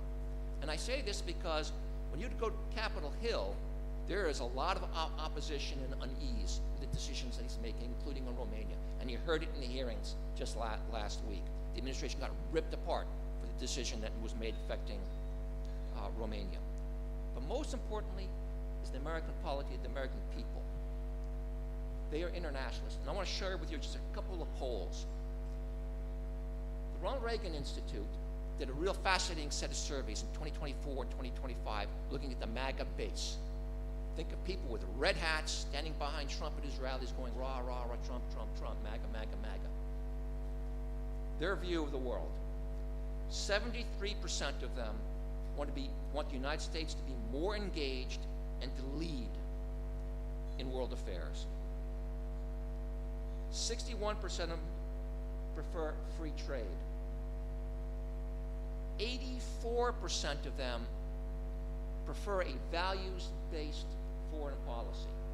A values-based foreign policy. Think of human rights, rule of law, democratic principles. That's the MAGA base. Support for NATO. This one is the one I love the most. 56% of the MAGA base support increasing U.S. military presence in Europe. 56%. And the one that kills me as a NATO Nick is that when asked, should the United States respond, or let me put it this way, the percentage that supports the United States responding, I'm quoting here, with military force if an ally in Europe is attacked, 71%. You know what the percentage of my dying school of Republicans are? We're 63. So I'm kind of outraged by this. So what I'm trying to communicate here is, remember, Trump foreign policy is not a bottom-up driven foreign policy. It is a top-down driven policy by a small elite group that's now controlling the White House. So when you think about the relationship and how you structure your military forces and how you structure your collaboration with the U.S. military, take the long bet on America. Thank you very much. Thank you, Jan. The end of illusion, I think we have to take a breath and 10 seconds of silence to digest this. And if you believe that we had a cold shower, watch and see, because I have here Greg Simmons, our friend, who is always in the Nay side and closer to the conservatory part of the game, and I'm quite sure that Greg can give us the insight related to this. We are calling it transfer in the sense that, yes, it was the US, now it moved to Europe, whatever we want to understand by Europe, whatever institution, part of European leg of NATO or anything is happening. So, Greg, you have the floor, 5 to 7 minutes. Don't shake too much, everybody. So, surprisingly, there's quite a few points of convergence with Ian, I have to say. So that's the first shock. And if we look at Trump, his style of communication, it is a very performative function of political theatre. It tends to lack substance, but it creates headlines. And Trump, as a narcissist, loves to be the center of attention. So this is fulfilling what he likes to see and do, himself as the center of attention. If anyone would disagree, I mean, one just needs to look at how he's managed to import, if you like, some of his styles of political rhetoric and banter from his time on The Apprentice. Winners, losers, he is the center of attention. People should come and, even as he says, kiss his ass to sign different deeply unequal financial deals. And so this is deeply transactional. It is unstable insofar as one moment he might think this, the next moment he might think that. Europe definitely did no favors by campaigning for the Democrats, because as a narcissist he's also deeply vindictive, and this bears out in how he treats those European politicians such as Starmer and these other ones who actively campaigned against him, as opposed to, for example, Viktor Orban. And you can see quite a difference. So this is not necessarily about the US, it's about Trump. When it comes to how these things are forming, of course, the US has considered its path, and I think this was put firmly by, well, it was penned by Biden. Whether it was written by Biden is completely debatable. But in 2020, the idea to take back global leadership. So, and this is being prompted by this understanding of a relative decline of the US in comparison to other powers, both friendly and not so friendly. And of course, this is based on the premise of those three geostrategic imperatives, which are still valid today. The question is not whether these geostrategic imperatives are differing. The point is the road to achieving those geostrategic imperatives is differing. And this is where I see the conflict between Trump and others of the established political class. And if we look at that, one can see that, for example, Ukraine, he's been this way, that way, flip-flop, flip-flop, flip-flop, because he wasn't quite sure which way it was going. So he continually changed his position on Ukraine. And I think maybe it's come to the point when he considers, and I mean this has been stated by some of those in his circle, that Ukraine as a military conflict and a political one is lost. And so therefore Trump doesn't like to be seen as a loser. So how do you manage to back yourself out of this political corner? And I think he has found inspiration from how the United States under FDR 1940-41 behaved, the arsenal of democracy. So therefore, minimize physical risk, maximize financial profit. And therefore, I mean, the US is in deep financial problem at the moment. And so, I mean, you had that wonderful display of von der Leyen capitulating in the most humiliating way to Trump on a golf course between rounds of golf, that financial deal. And that is illustrating this particular approach.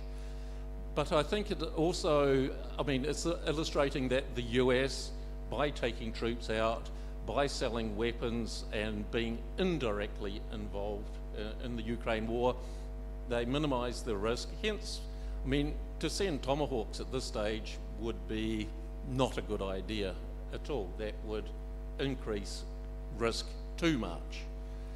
And I mean, the point would be that the Europeans pay for the weapons, Ukrainians use them for as long as it takes, to use the expression.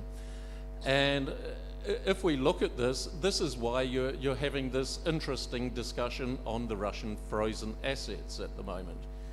Europe is not in a good financial position, and this is universal. It is a lot of its own doing, especially when you have the caliber of leadership like von der Leyen and Kaja Kallas and these particular ones. But the problem here is that Europe has committed itself. I mean, this political, capital which they've put into winning the Ukraine war makes it very difficult for them to back out of it. But at the same time, the US sees this as a lost proposition and understands its main adversary is not Russia, it's China. And hence, as long as you're involved physically in Ukraine, it makes it very difficult. I mean, United States is not a continental power. It's maritime and air power, and this is problematic, especially when you're dealing with two continental powers the size of Russia and China. So I think I agree with Ian's prognosis for the short term. This will continue to draw down on US troops and commitments. In other words, those things that can be a risk, not only to the US but to Trump himself, both a physical risk but also what he sees as an image risk for him, and that instead to make financial profit from it, and then he can say, well, I made financial profit. But at the same time, I mean, his foreign policy successes have not been particularly stunning so far, if we're to put it diplomatically, and hence you are having these other issues such as what we're having in Venezuela with Maduro as some drug kingpin all of a sudden, and then Trump mentions, well, the oil as well in the next sentence. So it's a kind of realist thing, it's a kind of prestige thing, and one can also mention his alleged threat of defending Christians in Nigeria, also an oil-rich country. So you're getting a rather dangerous level of opportunistic realism, I suppose you would call it. And I mean, the rest of the world is watching, the global south, where I live, and they're not impressed at all. And as the global south are the ones currently rising, these are the ones which got me determining things more and more. Thank you. Thank you very much, Greg, for getting in the psychology of the leadership and the relationship at the political level, and we needed that as we need to have an ambassador, a diplomat now. I feel that after those two showers, the last one really heavy one, we need to have a little bit of a rational diplomatic approach, especially when we're talking about another very important and pragmatic player, Turkey. But I'm still in the whole theme, and I'm letting you pick over at this point. Matt, please.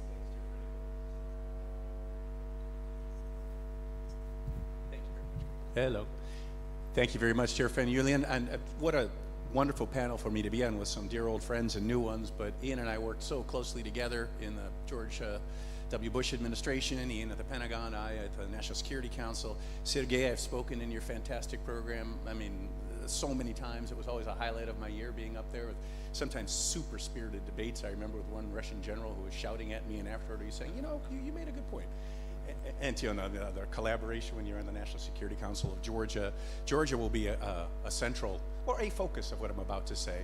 But before I go to the Caucasus and Turkey, I'd like to say that I hope I ended up in where you did, in this optimistic place, because those statistics you offered were astounding. I hadn't heard those. It's so much of the MAGA base wanting the U.S. to be involved in the NATO space, even militarily if necessary. But there's a Washington cliche that Ian knows well, which is that personnel is policy.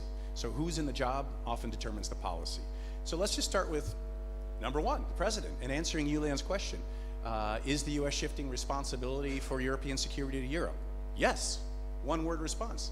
President Trump has said it, right? And Ian, as you were saying, the new national security strategy, begins with Fortress America. Fortress America is Fortress America. It's not Fortress Europe.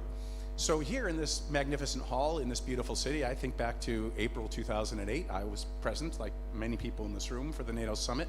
And as I was telling you, Tiana, in the coffee break, I would just happen to be sitting in front of Mrs. Bush when President Bush gave a speech.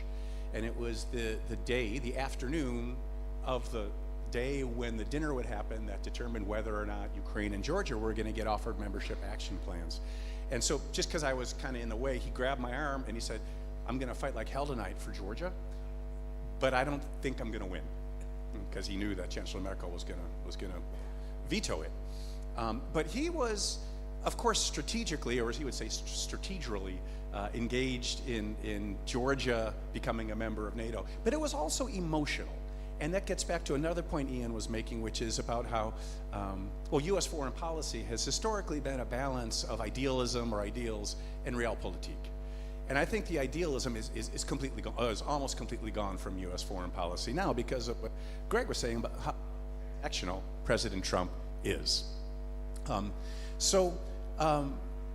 Trump has made clear, right, that, and he made clear during the campaign that the primary determinant of whether a country would be treated as friend or foe was not a romantic notion of an alliance or long-standing U.S. geopolitical interests in a peaceful and prosperous Europe.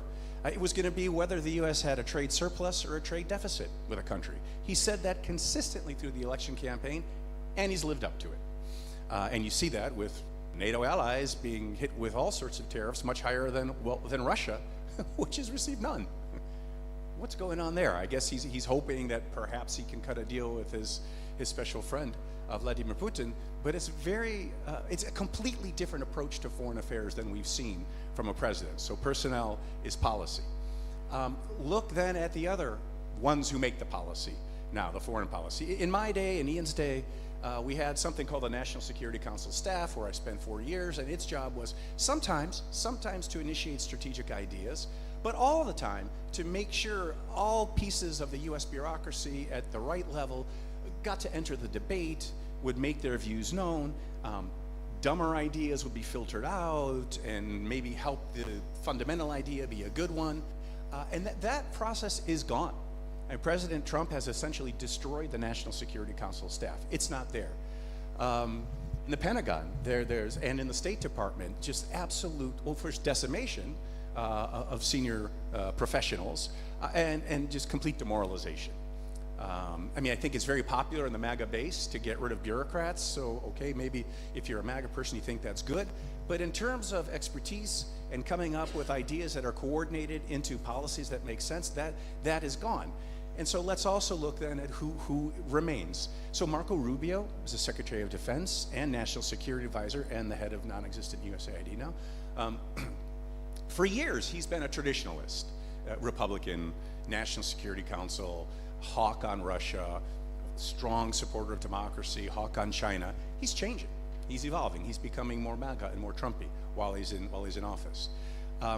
The more we haven't heard the word transatlantic at all, except I think from Ian.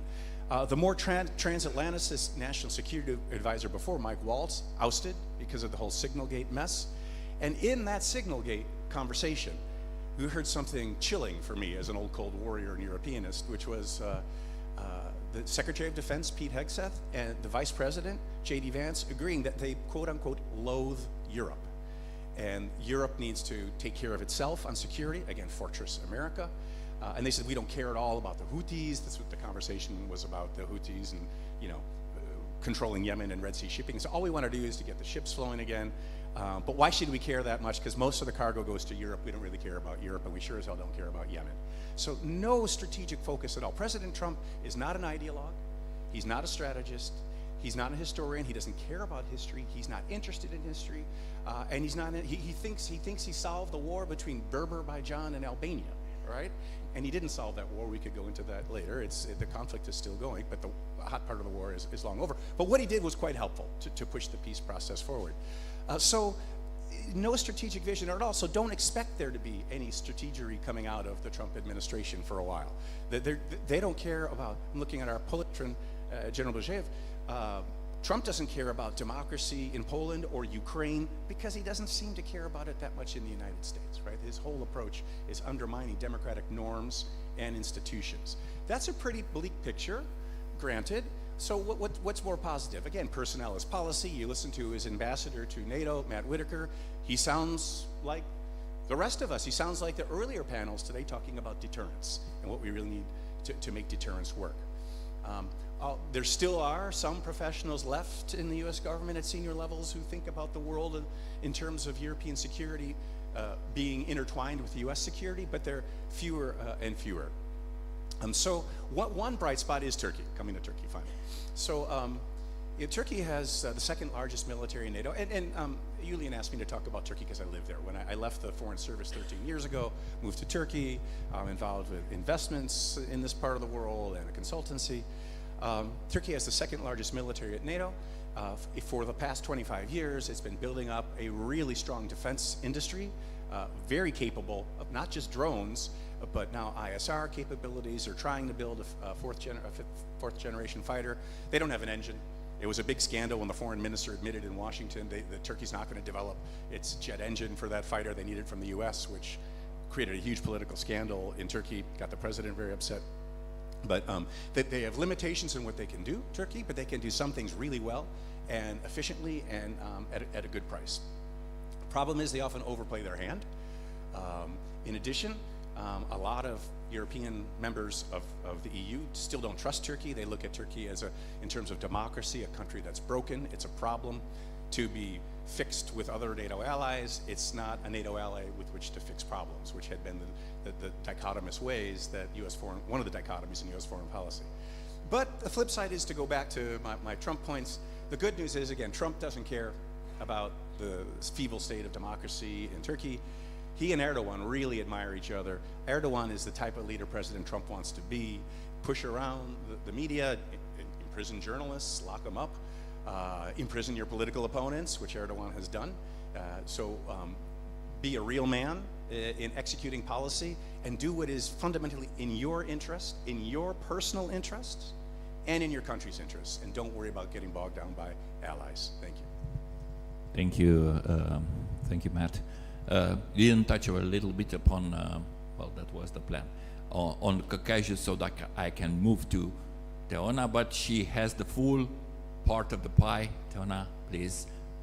What to expect from your point of view about this type of transit? We've heard what's about the very core of the internal policies in the US and how this is managed at that point. Maybe you can add some ideas coming from your side of the light. Thank you very much. I'm delighted to be here, and thank you for the invitation and giving me the opportunity to provide the perspective from South Caucasus or wider Black Sea. Georgia was trying to get rid of the South Caucasus perspective and to be written in the Black Sea, which was to some extent quite successful up to now. But when we're talking about the rules-based international order, I would like to start with that. Georgia was the very first country which was invaded by Russia, full-scale military aggression in 2008. But before that, we had Russian hybrid warfare, which ended up with two breakaway regions. That was the name which was called in that way. And Russia as a UN so-called peacekeeper controlling that there will be no peace and no solution. So I remember Misha Saakashvili, president of Georgia, was warning the West that if Russia is not stopped in Georgia, next would be Ukraine.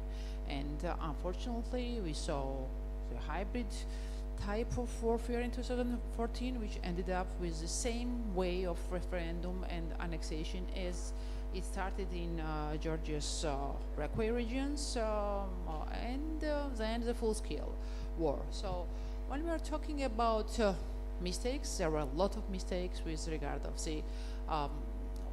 the understanding revisionist nature of Russian policy and understanding that it was not just about Georgia or just about Ukraine, and it is about the rules-based international order and principle of sovereignty. So when we're talking about well, what is now? Now it is not only the military challenge for Europe coming from Russia, but it is also hybrid threats and also destabilizing the country from inside. And Georgia is the best example of that now, unfortunately, because Georgia, which was a beacon of democracy called by President Bush in 2005, just a pioneer of democracy and joining NATO with very ambitious reforms in defense field. Now it is captured by a Russian oligarch, Ivanishvili, and NATO and EU membership perspectives, which was opened by EU and granting EU candidate status for Georgia, it is stopped and even worse. So Russia has de facto influence over Georgia, but there is a threat that they might turn it to de jure situation when the constitutional foreign policy priority towards NATO and EU might be changed. with the informational warfare, with the fifth colonna, with the Georgian oligarch, and everything. So once, which was very successful project, supported by US, supported by European countries. Now it is the most successful story of Russia, despite the fact that Russia is losing its strategic goals against Ukraine. Russia is losing also South Caucasus. And I must say that this trip, which was deal, which was signed by President of Azerbaijan, Armenia, I'm saying it correctly, and also withdrawing Russia from the control leverage over this process was very important. And I think that also another important thing was signing this new kind of deal with Central Asian countries. Because when we're talking about the Black Sea security, and unfortunately I remember Senator Shahin and Senator Risch 2 years ago in Georgia, and their willingness to have US strategy on Black Sea, which never appeared, unfortunately, and which caused these complications and the state capture in Georgia as well, because there is no policy. There was no policy towards Georgia, unfortunately, despite sanctioning Ivanishvili from President Biden. It was a big failure. So when we are talking about defending the rules-based international order and defending Europe, it is also about defending our way of life. Which is also threatened by Russia. And just one short example about China. When Georgia had this strategic partnership with the United States since 2008, and then Ukraine also made it with the United States, just 2 years ago, it was substituted by Georgia-China strategic partnership. And it was not just strategic partnership, which we also enjoyed with Romania, and unfortunately it's just the title, nothing else, because of the U-turn of the regime. But the Georgian so-called prime minister is saying that he respects the way of life of China.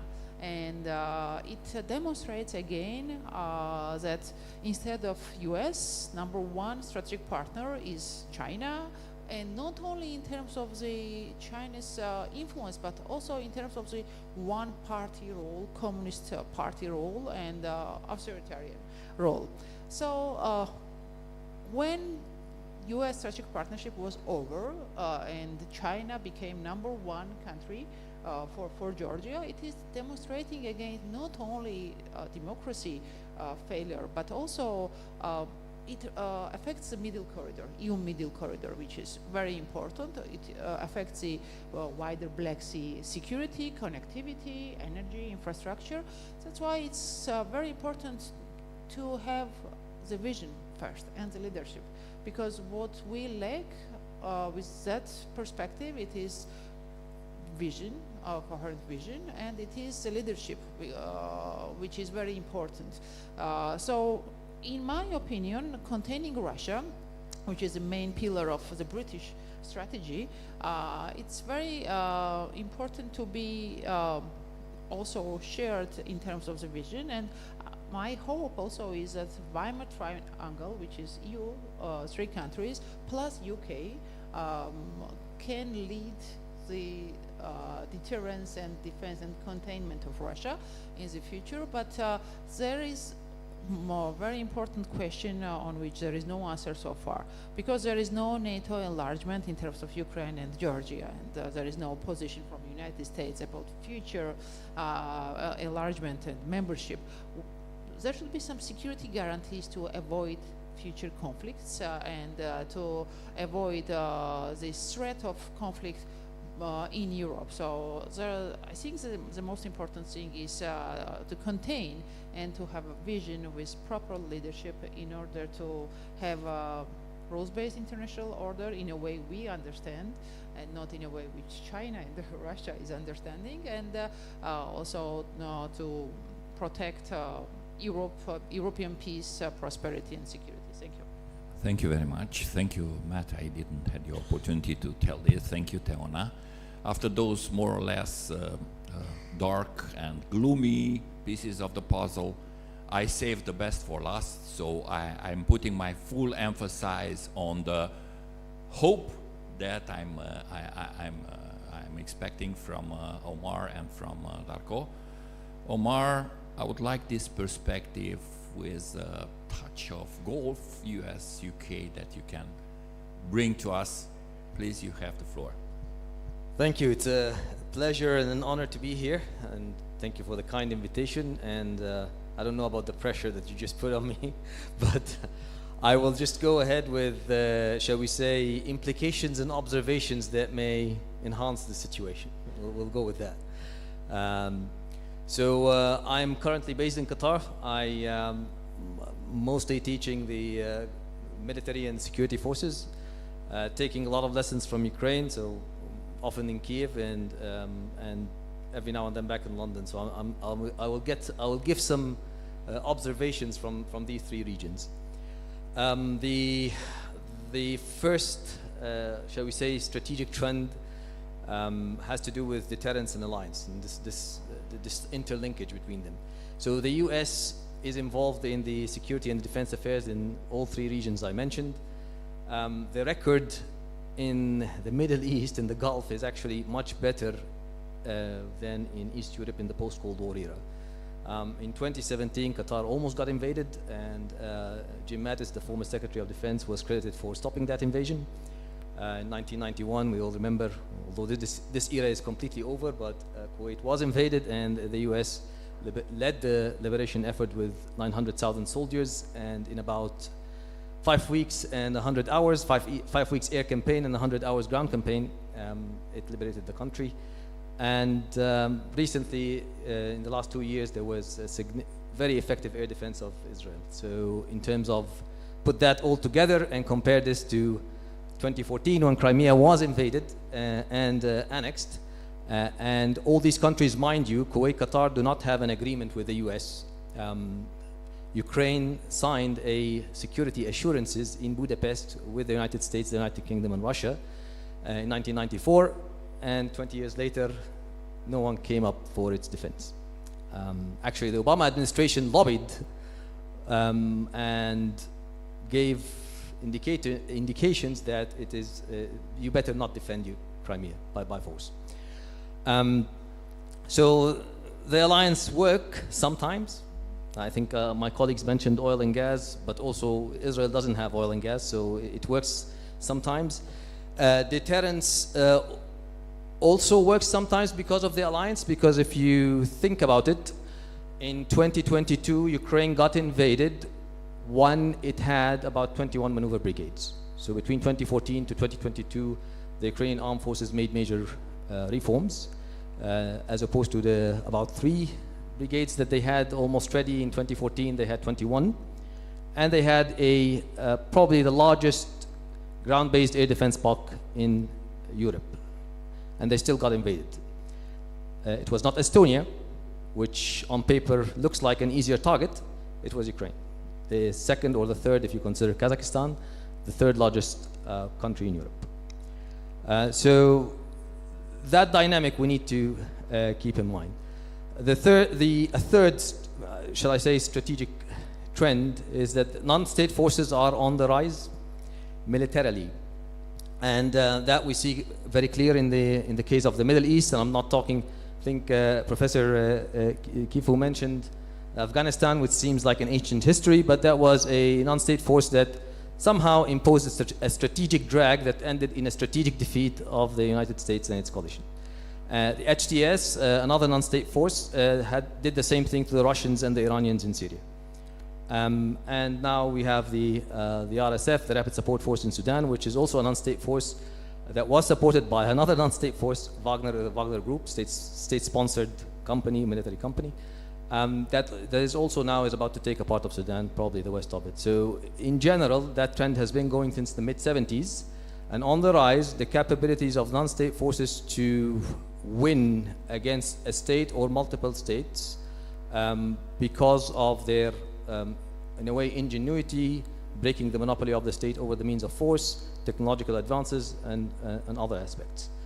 That trend will actually affect Europe at some point, and it did affect Ukraine clearly in the LNR and the DNR back in between 2014 and 2022, but it may develop in different directions. And under that trend, I would note one specific issue, which is the employment of what used to be terrorism tools, like suicide vehicle-borne IEDs, for example, into battlefield weapons or battle-grade weapons that can have some tactical and maybe operational effect at some point.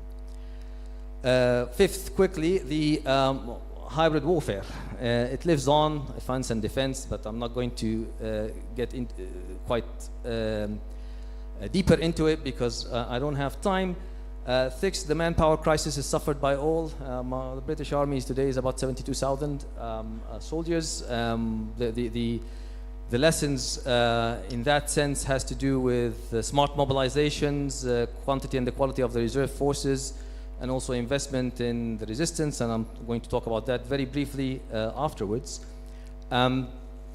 Okay, so if these are some of the trends, selective trends that are rising and are common between Europe, the Middle East, what can we do about them? So a few implications that I will throw here, and I'm happy to have the discussion in the Q&A period. One of them, just let me stress this one, you remain the safety net. The soldiers and the people in uniform here and the ones who are not uniform but supporting them remain the safety net. Julian, do I have 2 minutes or should I? Yeah, okay. The second is the investment in civic resilience, reserves, and resistance. As you can see in the case of Ukraine, the resistance that has been rising in the occupied territories and need more attention in the media and in the policy circles, can impose, I would argue, a strategic effect at a long time. But if they were invested in earlier, we would reach that favorable strategic effect quicker.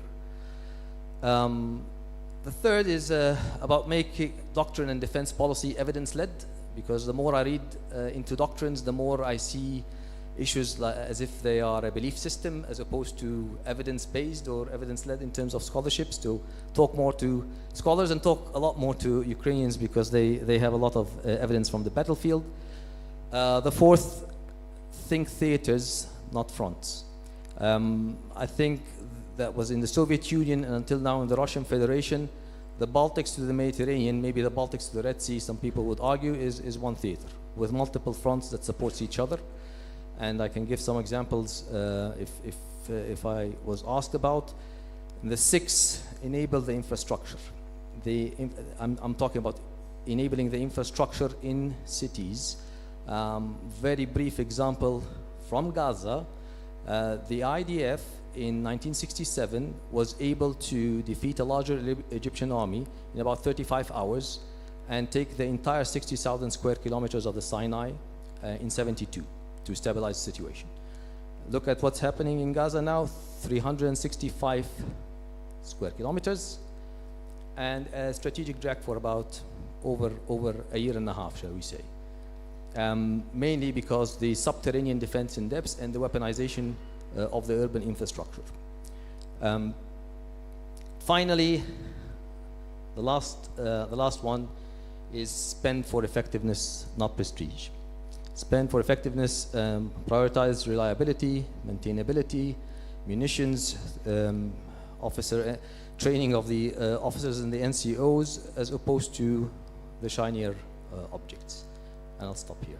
Thank you. Thank you. Thank you very much. I've told you that we have the best thinkers we can grab to get to the Romania Military Thinking Conference. I'm very happy that Omar is stepping in the first time in Romania, but we will have him from now, and I'm moving to Darko, another neighbor that we are tempted to forget. It's Serbia, it's the Western Balkans, it's also part of Europe, and they are also in the forefront of this type of change of responsibility if you don't like my formulation of transfer of responsibility. So, Darko, you're our last chance to have something as a hope into the whole gloomy panel. Please. Thank you. First of all, I would like to thank you, Julian, for the one and your staffs for the great conference and all our distinguished speakers. So I prepare a presentation, and I hope you'll have a chance to discuss about that. This is Russian disinformation via portal Combat Pravda network.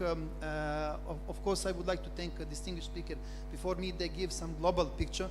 I will be more, let's say, from operational to tactical, from tactical to operational as well. So we all heard enough about Russia, Russia, Russia. Yes, Russia is waging hybrid warfare.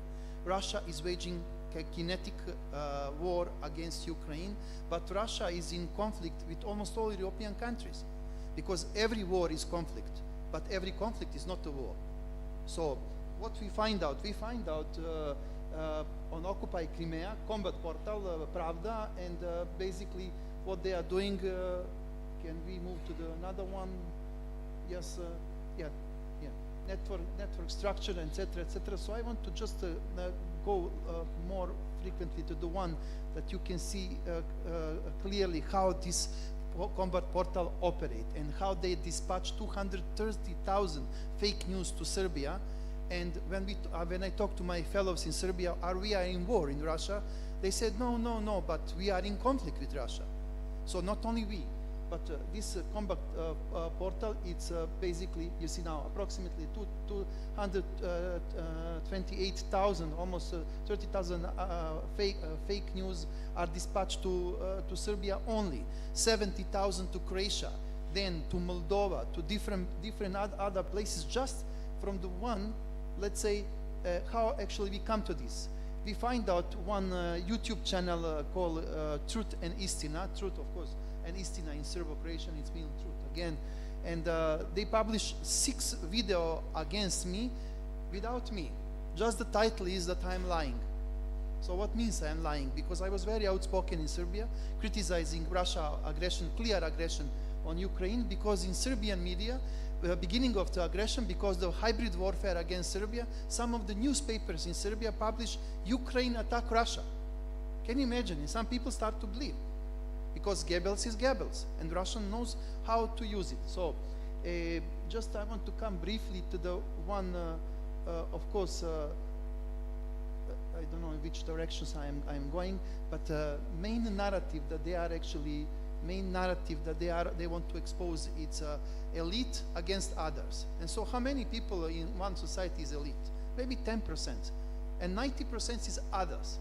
They are addressing their story, of course, of the, on others. And now you can see countries and individuals targeted by the Pravda network. And you will see from the United States, France, Moldova, etc., etc. But I will briefly, plastically show you how it looks like. Once they produce the news come not directly to the mainstream media. The news, for instance, focusing on Serbia, come to Moldova, France, Switzerland, and other places when they have networks of so-called NGOs, fake portals without any impressums. Even they bought local medias. Now the news come to the locals, and the mainstream media accept this fake news as real, many times confirmed in reality. So what that means? So they change even the titles, but the content remains the same. Why? Because they want to show big red army, they want to rewrite the history, they want to come to our minds and change our minds, paralyzing our society, paralyzing namely our institutions. Because how government react on threat? By institutions. But we have a problem. If institutions doesn't recognize the threat, so where we are? I ask all of you, except few, of course, number one, what is security? Which kind of science is security? Which methodology are you using to assess some kind of the threats? So you will see by yourself. Our governments, our institutions are paralyzed because there is no predictions. And predictions is one of the key methods of the security science. After analysis, after gathering of information, etc., etc. So take a look at the COVID. Our intelligence failed because our intelligence doesn't recognize COVID as a threat. It's the same with Russians. why our intelligence doesn't recognize that we are, from the beginning of my speech, that we are in conflict with Russians, not maybe in kinetical warfare, but from conflict to kinetical warfare, it's one teeny hair. And we are now talking, our brothers and sisters in Ukraine are bleeding because of our freedom. When we are talking now in this room, Russians are waging full-scale operation in Croatia, targeting the right-wingers, full-scale operation in Serbia, of course, full-scale operation in Poland. You will see the right-wingers there. And of course, Mr. Putin and his hordes of evil, they want to gather whom? Far leftist, far rightist. From night wolves to socialists, some kind of the movements. And you in Romania, you know perfectly what's happened a few months ago when you was saved by decision of Supreme Court. I think I am right. Maybe you can correct me. So you was 1 degree to become what? In NATO, to become the contra country like Czech and Slovakia today. What that means? Where is the sense? Where is the common sense? Brothers and sisters in Romania, don't forget how you lived before and how you live today, and your role in NATO and European Union, which is very important. It's very important for us in Serbia, it's very important to all. So I want to conclude by this. Serbia is not any kind of the partner of Russia. Serbia is the victim of the Russian hybrid warfare. Recently we had Russian intelligence in Serbia recruiting and organizing camps in Serbia and sending Moldovans in Moldova, Romanians in Romania to do what? Sending Serbians by 29 155 units GRU in France and Germany to do what?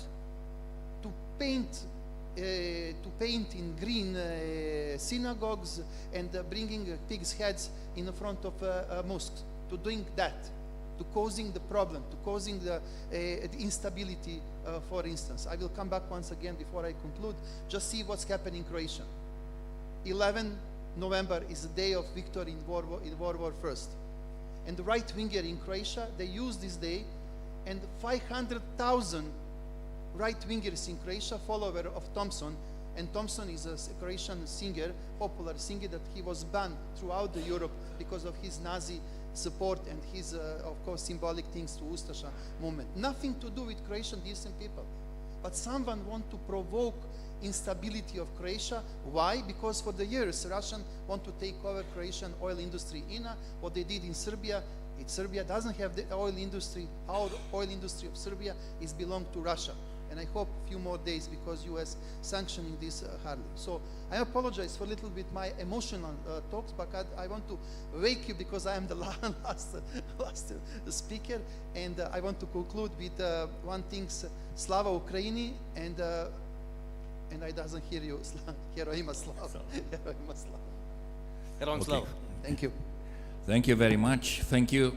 We were aiming also of getting some hope, but that's what we have at this point. You should know that that is actually the mirror of what we have in hand. I'm quite sure that we have some Q&A in order to develop, I don't know, that's it.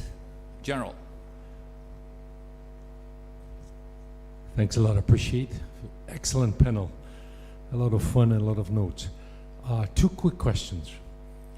One, and it's mostly directed in Ian and Matt, but others please jump in as well. So Europe is being motivated to take more of its responsibility, and it's happening. Slowly we are building our industrial capacity, for example. Do you think that in the future, if we're able to create the weapon systems that are equal to the US weapons, that as a negative impact, Europe will be buying less American equipment in mid to long term, not immediately? And the second question is, I was thinking that, okay, for the moment, again, US is pivoting or pivoted already toward the Indo-Pacific.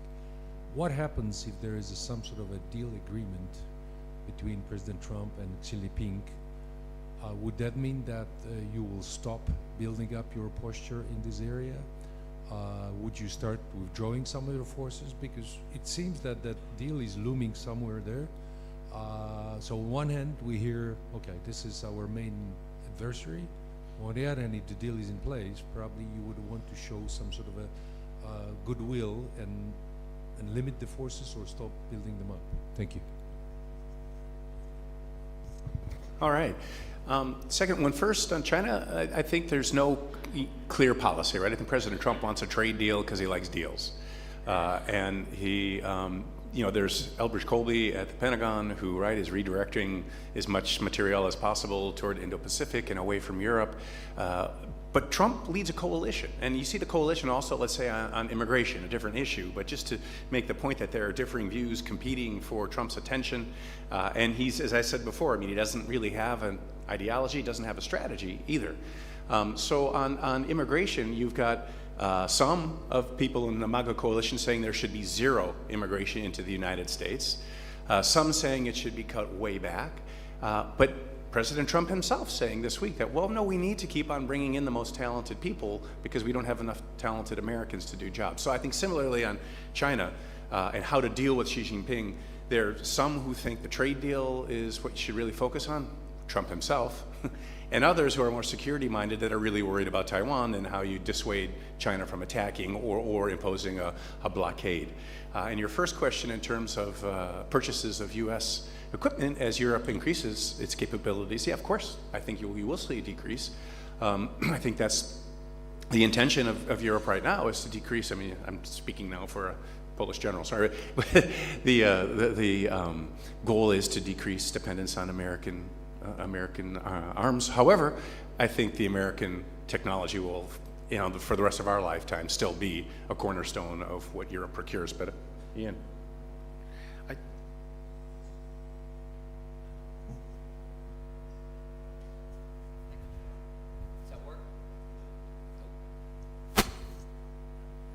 How's that? There we go. On European defense industrial base and the quality of its equipment, I think as Europe is now spending more money and more time focused on addressing that shortfall, you will have platforms and weapons and sensors that'll become increasingly more sophisticated from the European market. Americans should welcome that. Maybe we'll even buy that. I don't think it'll happen fast. If I had one concern with the European surge in spending is kind of near-term bickering over how to use EU funds, efforts by the French and some others to kind of restrict the purchases of new equipment to only European producers. We have an urgent crisis right now. It's right on Europe's frontier. It's not even a crisis, it is a war. It is a war that has potentially escalatory risks that are associated with it. Europe should be using that money to get as quickly what capabilities it can, regardless of where it's produced. And in time, European industry will come up and compete with American industry more effectively. On Greenland, if I heard you right, China, but you were talking about China and Greenland and the United States? Did you mention Greenland, or did I just mishear you? Oh, on China, I think Matt had it. I can address Greenland if you want. I think Matt has it right. I don't think that the president really has a clear strategy. I think he just had a shock in his outlook about China. I think he overestimated China's willingness to go to bat economically. I think he assumed that because China has some systemic weaknesses, he could threaten through tariffs China to back down. China didn't. In fact, China escalated in the realm of critical minerals, and we backed down. So I don't know what will be the next stage in the relationship, but I suspect you'll probably see less threats coming from Washington to China on the economic front because it just got their fingers burned. Well, militarily, it's interesting. We are stepping up our ops tempo in the Indo-Pacific.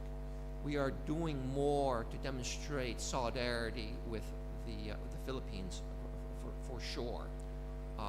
We recently were testing new anti-ship missiles in the Philippines, and that really caught the attention of the Chinese. But against that backdrop, still is this kind of haunting fear I have that Trump is still intent to withdraw our overall permanent presence in that region. He's not happy with our presence in Japan, and he's constantly been thinking about how we can withdraw our forces from Korea. Both would be a big mistake to do. But we'll see in a couple of months. Thank you. Thank you, Jan. Thank you, Matt. Last chance for a question. Yeah, I have.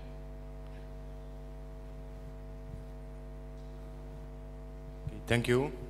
I have a question for Mr. Matthew Briza, and it goes like this. Well, sir, given that change is the only constant in life, thus also in geopolitics, do you think that once President Trump concludes his current term, the next administration could reverse some of his decisions currently affecting Europe? And if yes, which will be the most likely ones to be reversed? Thank you. Heraclitus, beautiful. Well, we saw that movie once, right, with Trump first administration, and then President Biden went back to the traditional U.S. transatlanticism, and then President Trump has tacked even further away from that on the one hand. But I think, I personally don't think there's going to be a MAGA movement without Donald Trump. There will be some sense of isolationism, as there always has been in American foreign policy since George Washington's farewell address, so our first president. So that will continue. But as Ian was saying, there is now this polling showing the strong sense among even MAGA Republicans that the United States needs to remain in Europe. So what I think will go away will be a questioning of whether or not the U.S. has real interests in connectivity with Europe. I mean, to me, it's totally obvious, and not just because of the way we all in this room were raised, but from an economic perspective and from the conception that if our allies are hurting, our trading partners are hurting, if there's a war in Europe that could cross all sorts of escalatory thresholds, that's not good for something as simplistic as the U.S. markets, right? That's not good for economic stability and prosperity. So even from a purely selfish perspective of the most MAGA people, I think if Europe is bounding toward a disaster because of U.S. strategic disengagement, I think we will see the pendulum shift back. Thank you. Hope we don't get to that. Oh, one last thing on Georgia. Tiona made a really good point, and this is an appeal to all of us in terms of research. I think what President Putin wants to do in Ukraine is destroy Ukraine as we know it, right? Destroy, remove its, as he calls it, Nazi government, disarm it, make sure it never moves toward NATO or out of neutrality or pro-Russian sphere, and have oligarchic control over the economy. So that has happened in Georgia. That is what Georgia is today. And so understanding how that happened could be highly instructive for us, both in terms of wither Ukraine and then, God forbid, beyond Ukraine, depending upon what happens there with stopping Putin. Thank you. Thank you. I would invite if somebody from the panel would like to add something to our debate. Yes, well, Jan. Good. So I don't want you to walk away with an excessively optimistic view of where America is headed after Trump. You got to understand that the American public has never really been driven by foreign policy issues, has never really voted primarily on foreign policy issues, not since at least the Vietnam War. But the American public will respond to presidential leadership. And if the president says something's important, they will recognize it's important, and if he says, we need to do this because it's important, they will do it. And what's fascinating about the MAGA base is they might be ultimately the most patriotic element of our polity, because if their president were all of a sudden to wake up one morning and say, we really need to body slam the Russians and end this war, this invasion of Ukraine on our terms, I bet you the MAGA base would be the first to say, yes, sir, let's go. So have you all seen the latest Top Gun movie? And the old grizzled admiral's there talking to Maverick. And he kind of goes to Maverick and he goes, you know, you, the transatlantic community, you're an extinct breed, or you will be an extinct breed. Well, the transatlantic community can look back at him just like Maverick did and say, maybe so, sir, but not today. And that's where we are for today and for the foreseeable future. The transatlantic community is going to remain America's most important power. most important partner, the partner that offers it the most potential. That is true economically, that is true ideologically, and that is true militarily. Greg? To move away from the complete US centric and look at a bit of Europe's self-harm, so to speak, because that has been left out of the equation. And I think what you see today and what you see these ones lining up before Trump and so forth, it illustrates a growing rift within the European Union at the different levels. At the one level is the sovereignty of member states and their ability to choose their own interests and policy. Because, I mean, not everyone has the same interests and policy, whether you're Poland or whether you're Portugal. You've got different interests. And to try and bunch them all into one is counterproductive, and you're going to get a counter reaction. And I think the most harmful thing at the moment is what the European Commission is doing. And this is, it's trying to use crisis or extraordinary situation, COVID, Ukraine war, to federalize and centralize power in the hands of people that have proven themselves to be utterly incompetent. And this is where you're going to get this clash. I mean, Poland's an excellent example. You've got, on the one hand, globalists Sikorski and Tusk, and on the other hand, nationalists like Nawrocki. So that's just a small microcosm of this bigger struggle, political struggle, which is going. Okay, ladies and gentlemen, we are concluding here our panel. Please, we will have the round of applause for our panelists. I would like, if you enjoy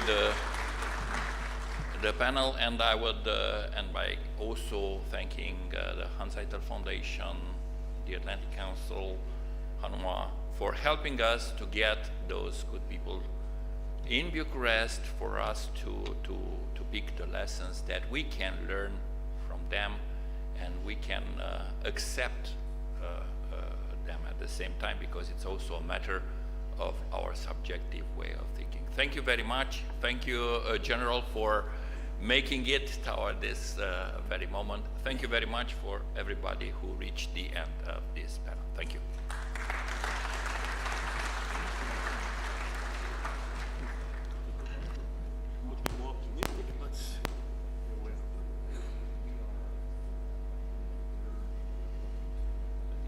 Esteemed panelists, thank you very much for this very interesting debate.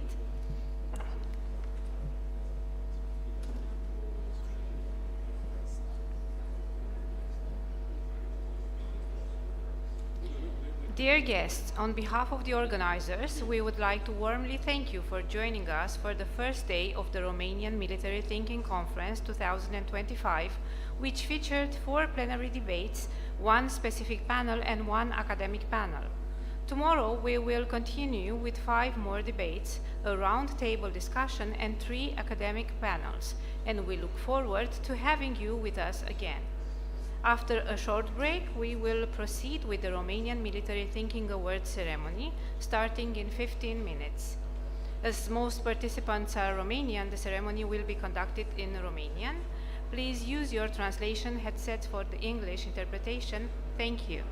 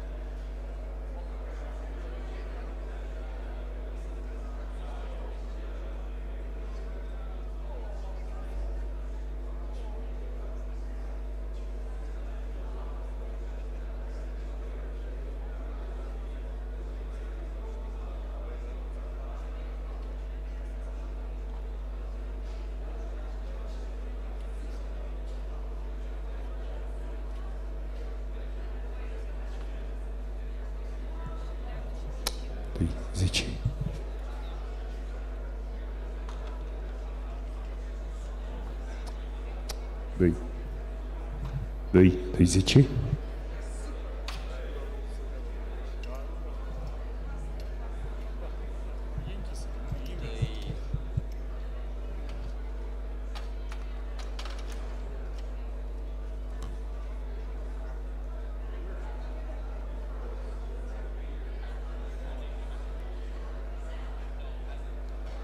Тысячи.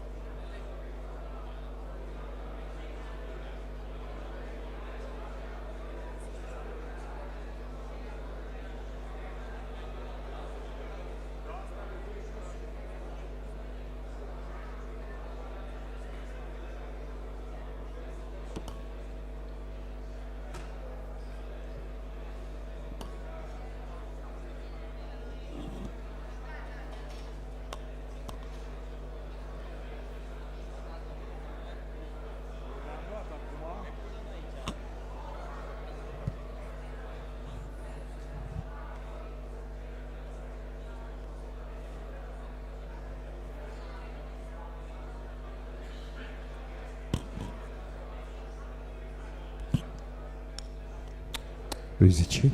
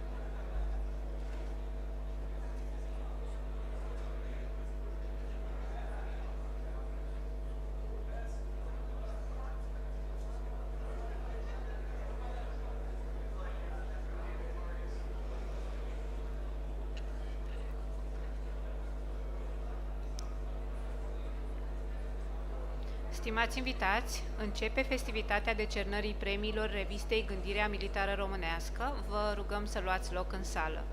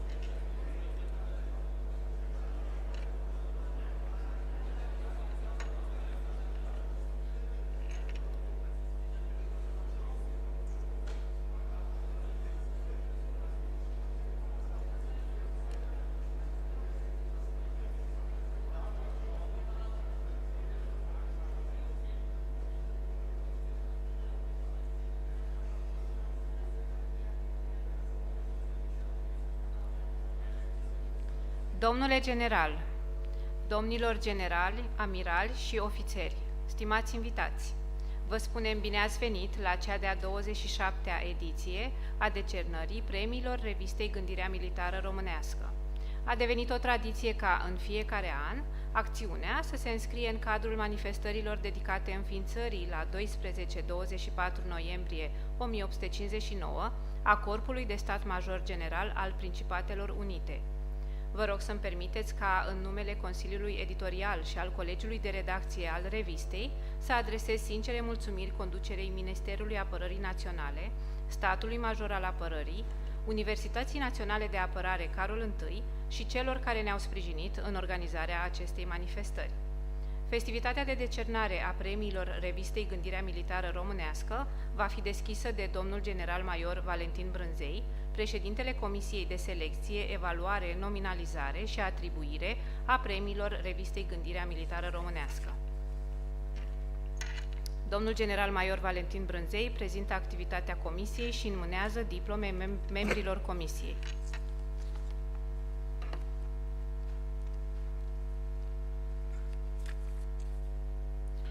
Am onoarea să vă salut. Sunt deosebit de onorat să particip la decernarea premiilor revistei Gândirea Militară Românească. Domnule general, distinși colegi, dragi camarazi, ne aflăm la cea de-a 27-a ediție a premiilor revistei Gândirea Militară Românească, o inițiativă născută în 1999 din dorința de a recompensa cele mai însemnate contribuții științifice din domeniul de activitate ale organismului militar. Astăzi sunt validate și răsplătite, este drept doar simbolic. Cele mai valoroase rezultate din domeniul științei și teoriei militare, afirmate editorial în anul 2024, fiind o bine meritată răsplată a muncii celor care au trudit la îmbogățirea tezaurului teoretic al științei militare românești. Pentru ediția din acest an au fost selecționate 43 de lucrări care au întrunit condițiile preliminare stabilite de către comisie. Evaluarea acestora s-a realizat cu maximă exigență și responsabilitate. În consecință, trebuie să recunoaștem și să apreciem efortul, obiectivitatea și dedicarea membrilor comisiei, cărora în semn de mulțumire vă rog să fiți de acord să le oferim câte o diplomă.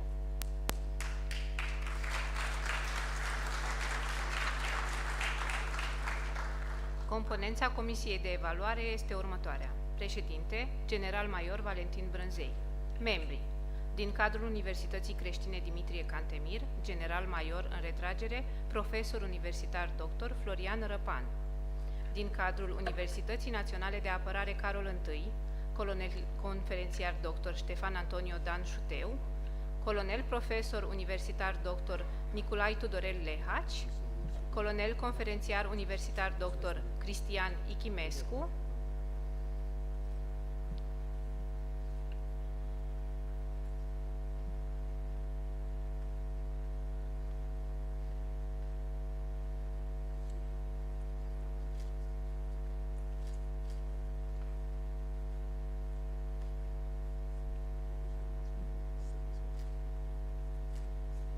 din cadrul Academiei Forțelor Terestre Nicolae Bălcescu, colonel în rezervă profesor universitar dr. inginer Toma Pleșanu, colonel în rezervă profesor universitar dr. Gheorghe Minculete, colonel în rezervă profesor universitar dr. Sorin Gheorghe Pânzariu, din cadrul Academiei Forțelor Aeriene Henri Coandă, colonel conferențiar universitar dr. Cosmina Oana Roman, colonel conferențiar universitar dr. Bogdan Cezar Chioseaua, colonel conferențiar universitar dr. Daniel Cornel Ștefănescu,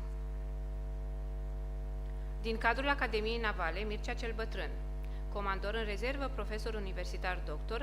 Ion Chiorcea, comandor în rezervă conferențiar universitar dr. Florin Nistor,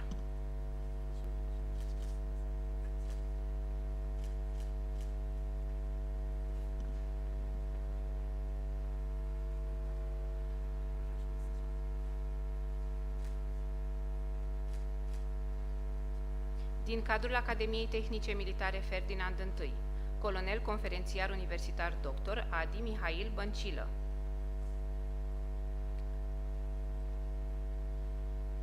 locotenent colonel dr. inginer Liviu Matache,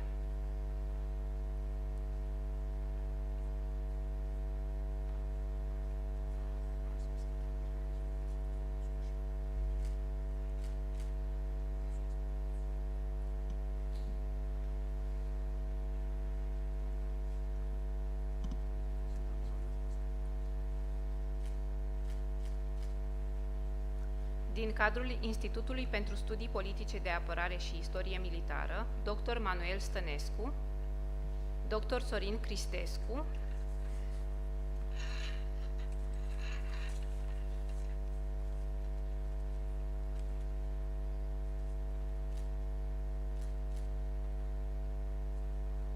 din cadrul Arhivelor Militare Naționale Române, dr. Lucian Drăghici,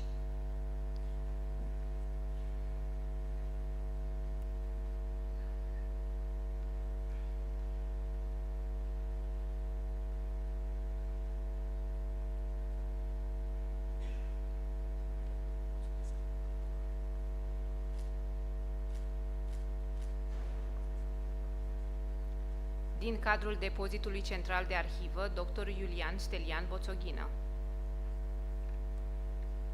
din cadrul Muzeului Militar Național Ferdinand I, dr. Cristina Constantin, dr. Ion Râșnoveanu,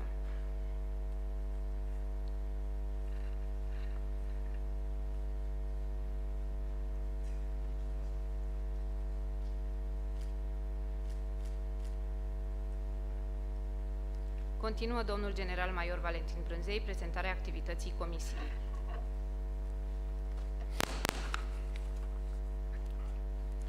După o laborioasă evaluare, au fost atribuite 5 premii unor lucrări care și anul acesta au câștigat cu diferențe extrem de mici.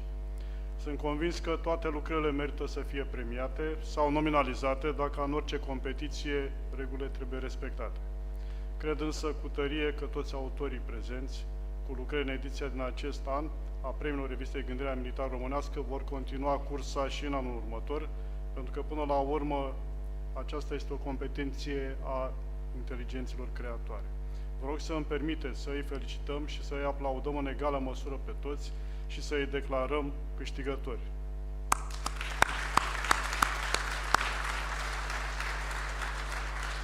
Dar să nu uităm că suntem la ceremonia de decernare a premiilor revistei Gândirea Militară Românească și vă propun să începem prin a anunța lucrările nominalizate pentru primul premiu. Vă rog. În continuare voi da citire lucrărilor nominalizate pentru cele 5 premii.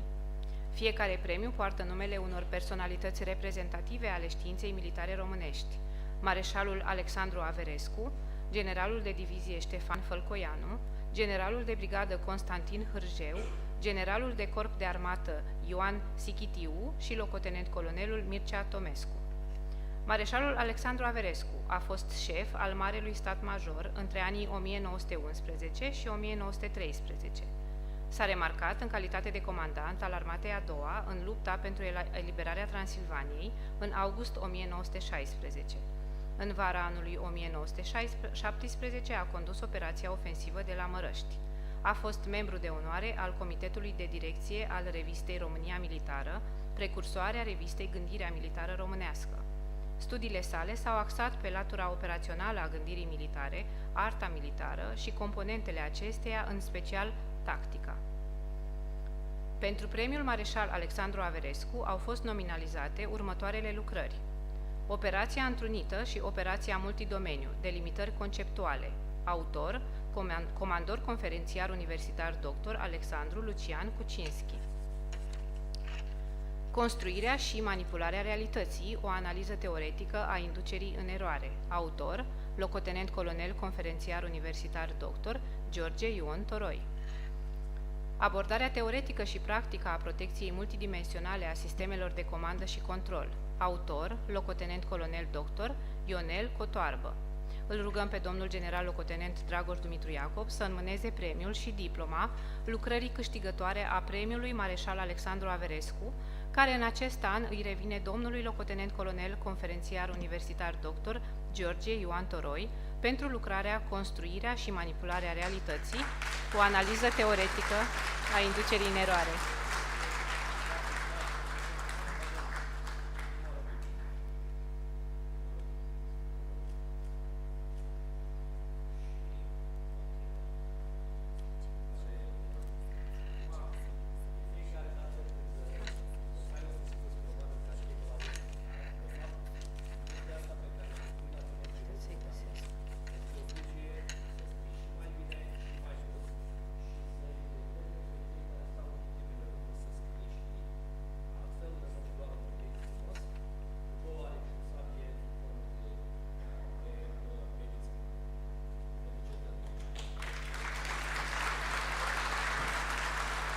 Îi rugăm pe ceilalți nominalizați la această categorie să vină pe scenă pentru diplomă, dacă sunt în sală.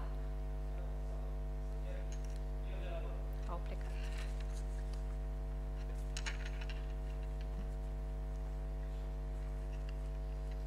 Generalul de divizie Ștefan Fălcoianu a fost unul dintre fondatorii revistei România Militară în anul 1864. A participat la elaborarea planurilor ofensive ale armatei române în bătăliile de la Plevna și Vidin, 1877-1878. A fost ministru de război în perioada 1884-1886 și șef al statului major general între anii 1892-1894. Numele său este legat de inaugurarea în anul 1889 a cursurilor Școlii Superioare de Război din București, al cărei prim comandant a și fost. Pentru premiul general de divizie Ștefan Fălcoianu au fost nominalizate următoarele lucrări: Analiza războiului din Ucraina din perspectiva modelului actorului rațional. Autor, major dr. Sânziana Florina Iancu. Impactul schimbărilor climatice asupra securității naționale a României. Coordonatori: colonel dr. Florin Cârciumaru, colonel dr. Dan Lucian Petrescu. Paradigme ale securității internaționale. Autor, major dr. Alexandru Cristian. Îl rugăm pe domnul general major Mircea Gologan să înmâneze premiul și diploma lucrării câștigătoare a premiului general de divizie Ștefan Fălcoianu, care, în acest an, îi revine doamnei major dr. Sânziana Florina Iancu, pentru lucrarea Analiza războiului din Ucraina din perspectiva modelului actorului rațional.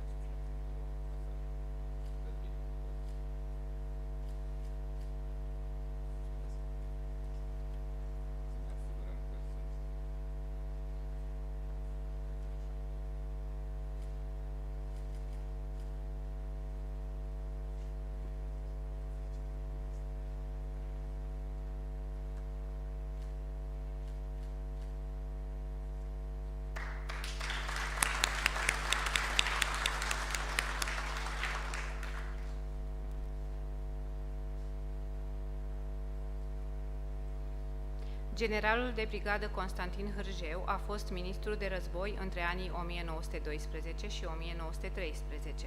S-a remarcat atât prin calitățile sale de comandant al regimentului 1 Geniu 1901, cât și prin cele de profesor la Școala Superioară de Război, unde a predat telegrafia. Opera sa științifică este alcătuită din lucrări de teorie militară, cursuri și conferințe pe tema fortificațiilor și a telegrafiei militare. Pentru Premiul General de Brigadă Constantin Hârjeu au fost nominalizate următoarele lucrări: Leadership militar modern, autor, comandor conferențiar universitar doctor inginer Ionuț Cioranu. Cariera individuală din perspectiva organizațională, autor, major conferențiar universitar doctor Gabriela Florina Nicoară. Restrângerea drepturilor și libertăților fundamentale pentru personalul militar, aspecte legale și practice, autor, major dr. Mădălina Preda. Îl rugăm pe domnul general major Dacian Tiberiu Șerban să înmâneze premiul și diploma lucrării câștigătoare a Premiului General de Brigadă Constantin Hârjeu, care în acest an îi revine doamnei major dr. Mădălina Preda pentru lucrarea Restrângerea drepturilor și libertăților fundamentale pentru personalul militar, aspecte legale și practice.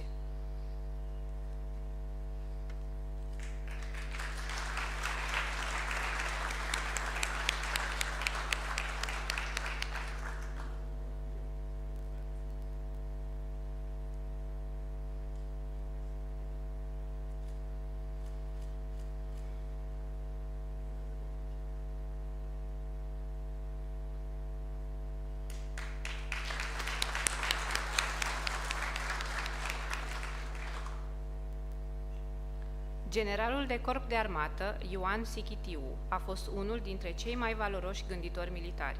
Eminent profesor la Școala Superioară de Război, 1921-1926, conducător al cursului de comandament, a contribuit la formarea cadrelor militare superioare ale Armatei Române. A fost șef al Marelui Stat Major în anul 1937. Activitatea sa teoretică s-a axat pe studiul științei și artei militare, preponderent pe probleme de strategie, tactică generală și doctrină militară. Pentru Premiul General de Corp de Armată Ioan Sichitiu au fost nominalizate următoarele lucrări: Autovehicule, tractoare și locomotive străine în România în timpul Războiului Rece. Autor, dr. Petre Opriș. Forțele terestre ale Federației Ruse, capabilități, organizare, înzestrare și principii de întrebuințare în luptă. Autor, locotenent colonel conferențiar universitar dr. Claudiu Valer Nistorescu. Artileria modernă și tehnologiile avansate. Coordonatori, colonel conferențiar universitar dr. George Bucăța, conferențiar universitar dr. inginer Florin Ilie și conferențiar universitar dr. inginer Stelian Popescu. Îl rugăm pe domnul general major Valentin Brânzei să înmâneze premiul și diploma lucrării câștigătoare a Premiului General de Corp de Armată Ioan Sichitiu, care în acest an îi revine domnului locotenent colonel conferențiar universitar dr. Claudiu Valer Nistorescu pentru lucrarea Forțele terestre ale Federației Ruse, capabilități, organizare, înzestrare,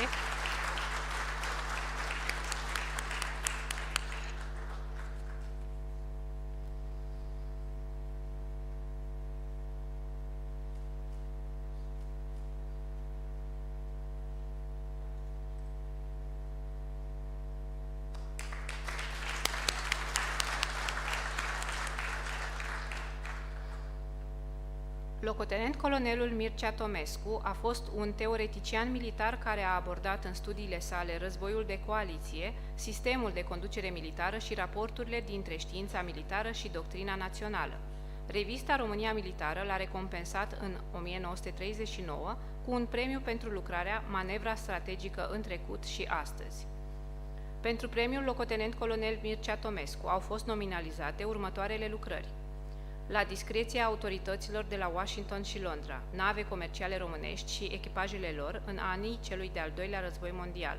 Autor, colonel în rezervă profesor universitar dr. Ion Giurcă. Operația 60.000, retragerea trupelor germane și române din Crimea sau succesul unui eșec. Autori, dr. Andreea Atanasiu Croitoru și dr. Dan Dragoș Sihigea. Un român pierdut în gulagul sovietic, Alexandru Țățulescu, medicul generalului Gheorghe Avramescu. confesiuni. Autor Dragoș Zanfirescu. Îl rugăm pe domnul general locotenent Dragoș Dumitru Iacob să înmâneze premiul și diploma lucrării câștigătoare a premiului locotenent colonel Mircea Tomescu, care în acest an îi revine domnului colonel în rezervă profesor universitar doctor Ion Giurcă pentru lucrarea la discreția autorităților de la Washington și Londra, nave comerciale românești și echipajele lor în anii celui de-al doilea război mondial.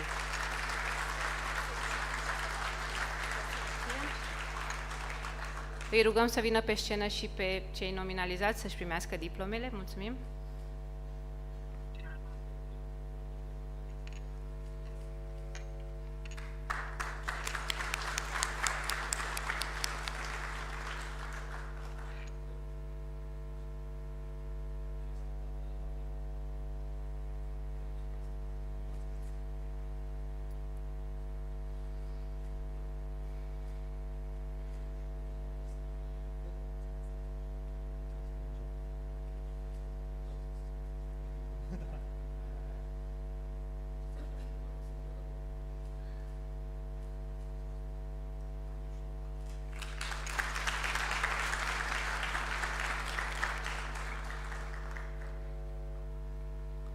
Doamnelor și domnilor, începând cu anul 2015, Consiliul Editorial al revistei a hotărât să recompenseze și cel mai valoros studiu publicat în paginile revistei în anul precedent. Anul acesta, premiul special al revistei Gândirea Militară Românească se acordă următorilor autori. Contraamiral Cornel Eugen Cojocaru, pentru articolul Teorii, modele și concepte ale comenzii misiunii. Comandor, profesor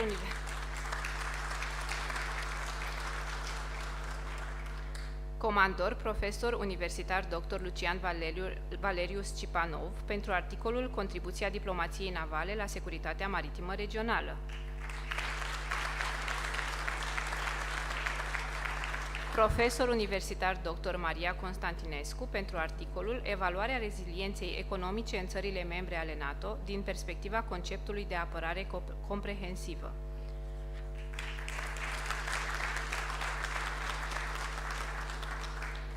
Dr. Daniel Silviu Nicolae, pentru articolul Românii și bulgarii, incidente la frontiera fluvială a Dunării, 1890-1901.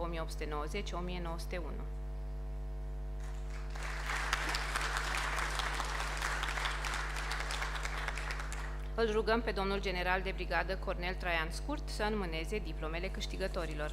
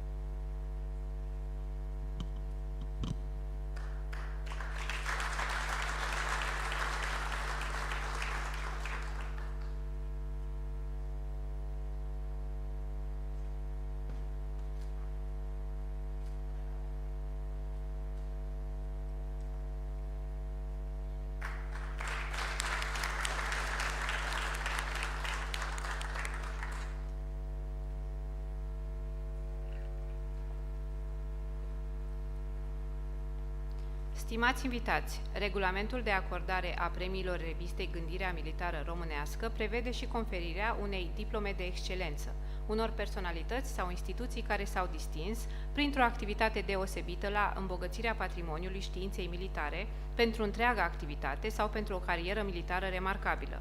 Anul acesta au fost desemnate Lucrarea Relații politice și militare româno-otomano-turce 1878-1989,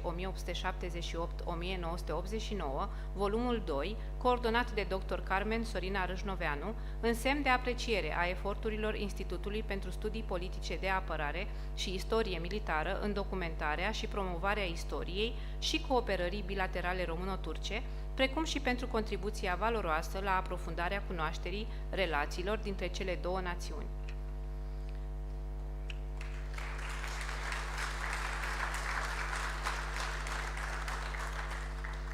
Departamentul pentru Învățământ distribuit avansat la distanță, cu ocazia împlinirii a 20 de ani de activitate, pentru profesionalismul dovedit în furnizarea de servicii educaționale online și în instruirea utilizatorilor în tehnologii specifice învățământului distribuit avansat la distanță.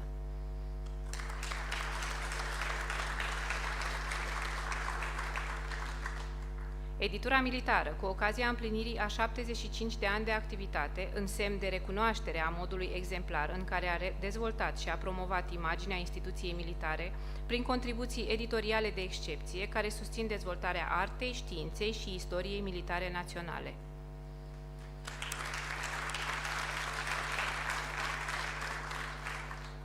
Fundația Mareșal Alexandru Averescu, la împlinirea a 20 de ani de activitate, în semn de apreciere pentru promovarea tradițiilor și valorilor militare și naționale, cultivarea și menținerea unei puternice coeziuni între armată și societatea civilă, organizarea de acțiuni caritabile și umanitare, precum și pentru susținerea constantă a revistei Străjer în calea furtunilor.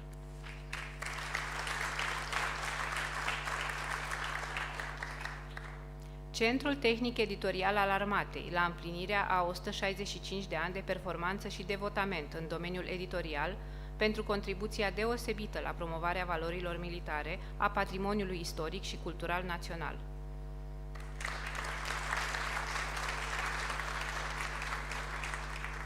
Adresăm respectuoasa rugăminte domnului general locotenent Dragoș Dumitru Iacob să înmâneze aceste diplome.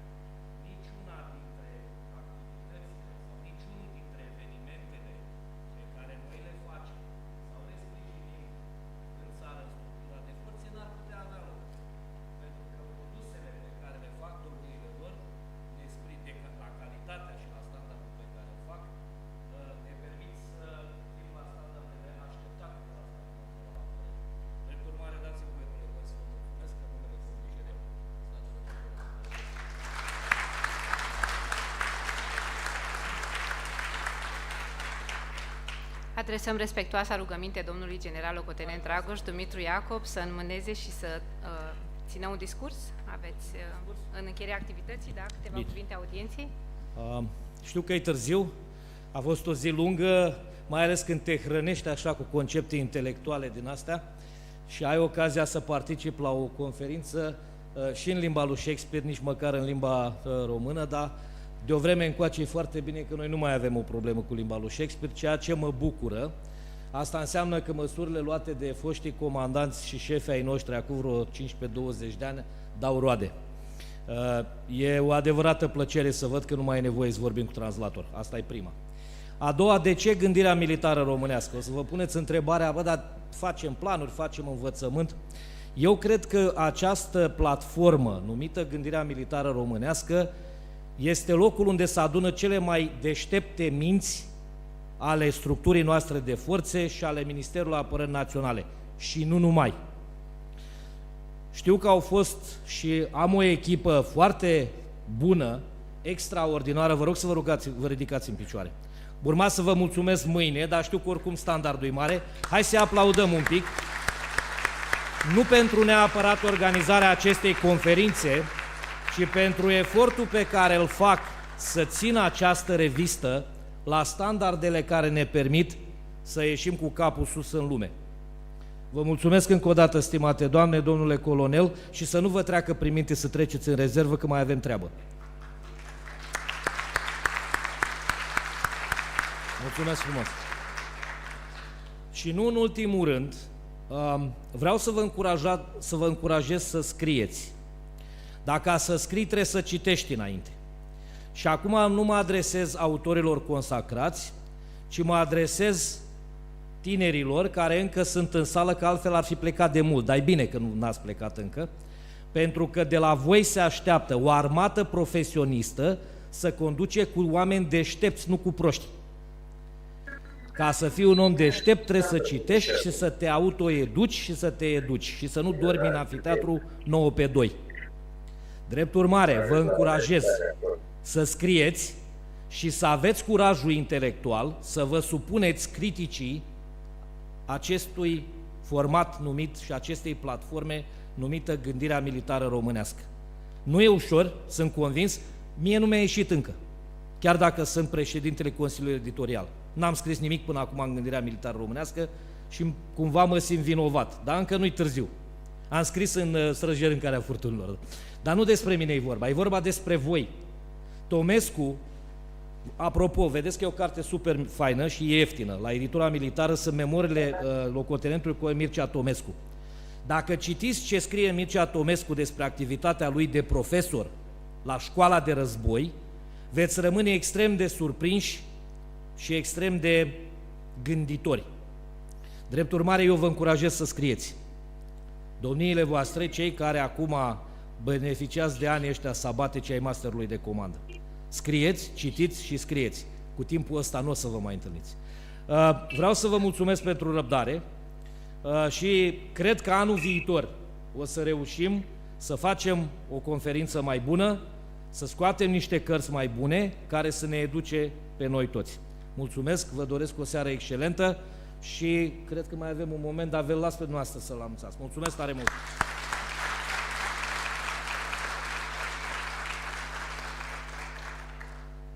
Domnule general, domnilor generali, amirali și ofițeri, stimați invitați, festivitatea de decernare a premiilor revistei Gândirea Militară Românească, ediția 27-a s-a încheiat. Vă mulțumim pentru participare.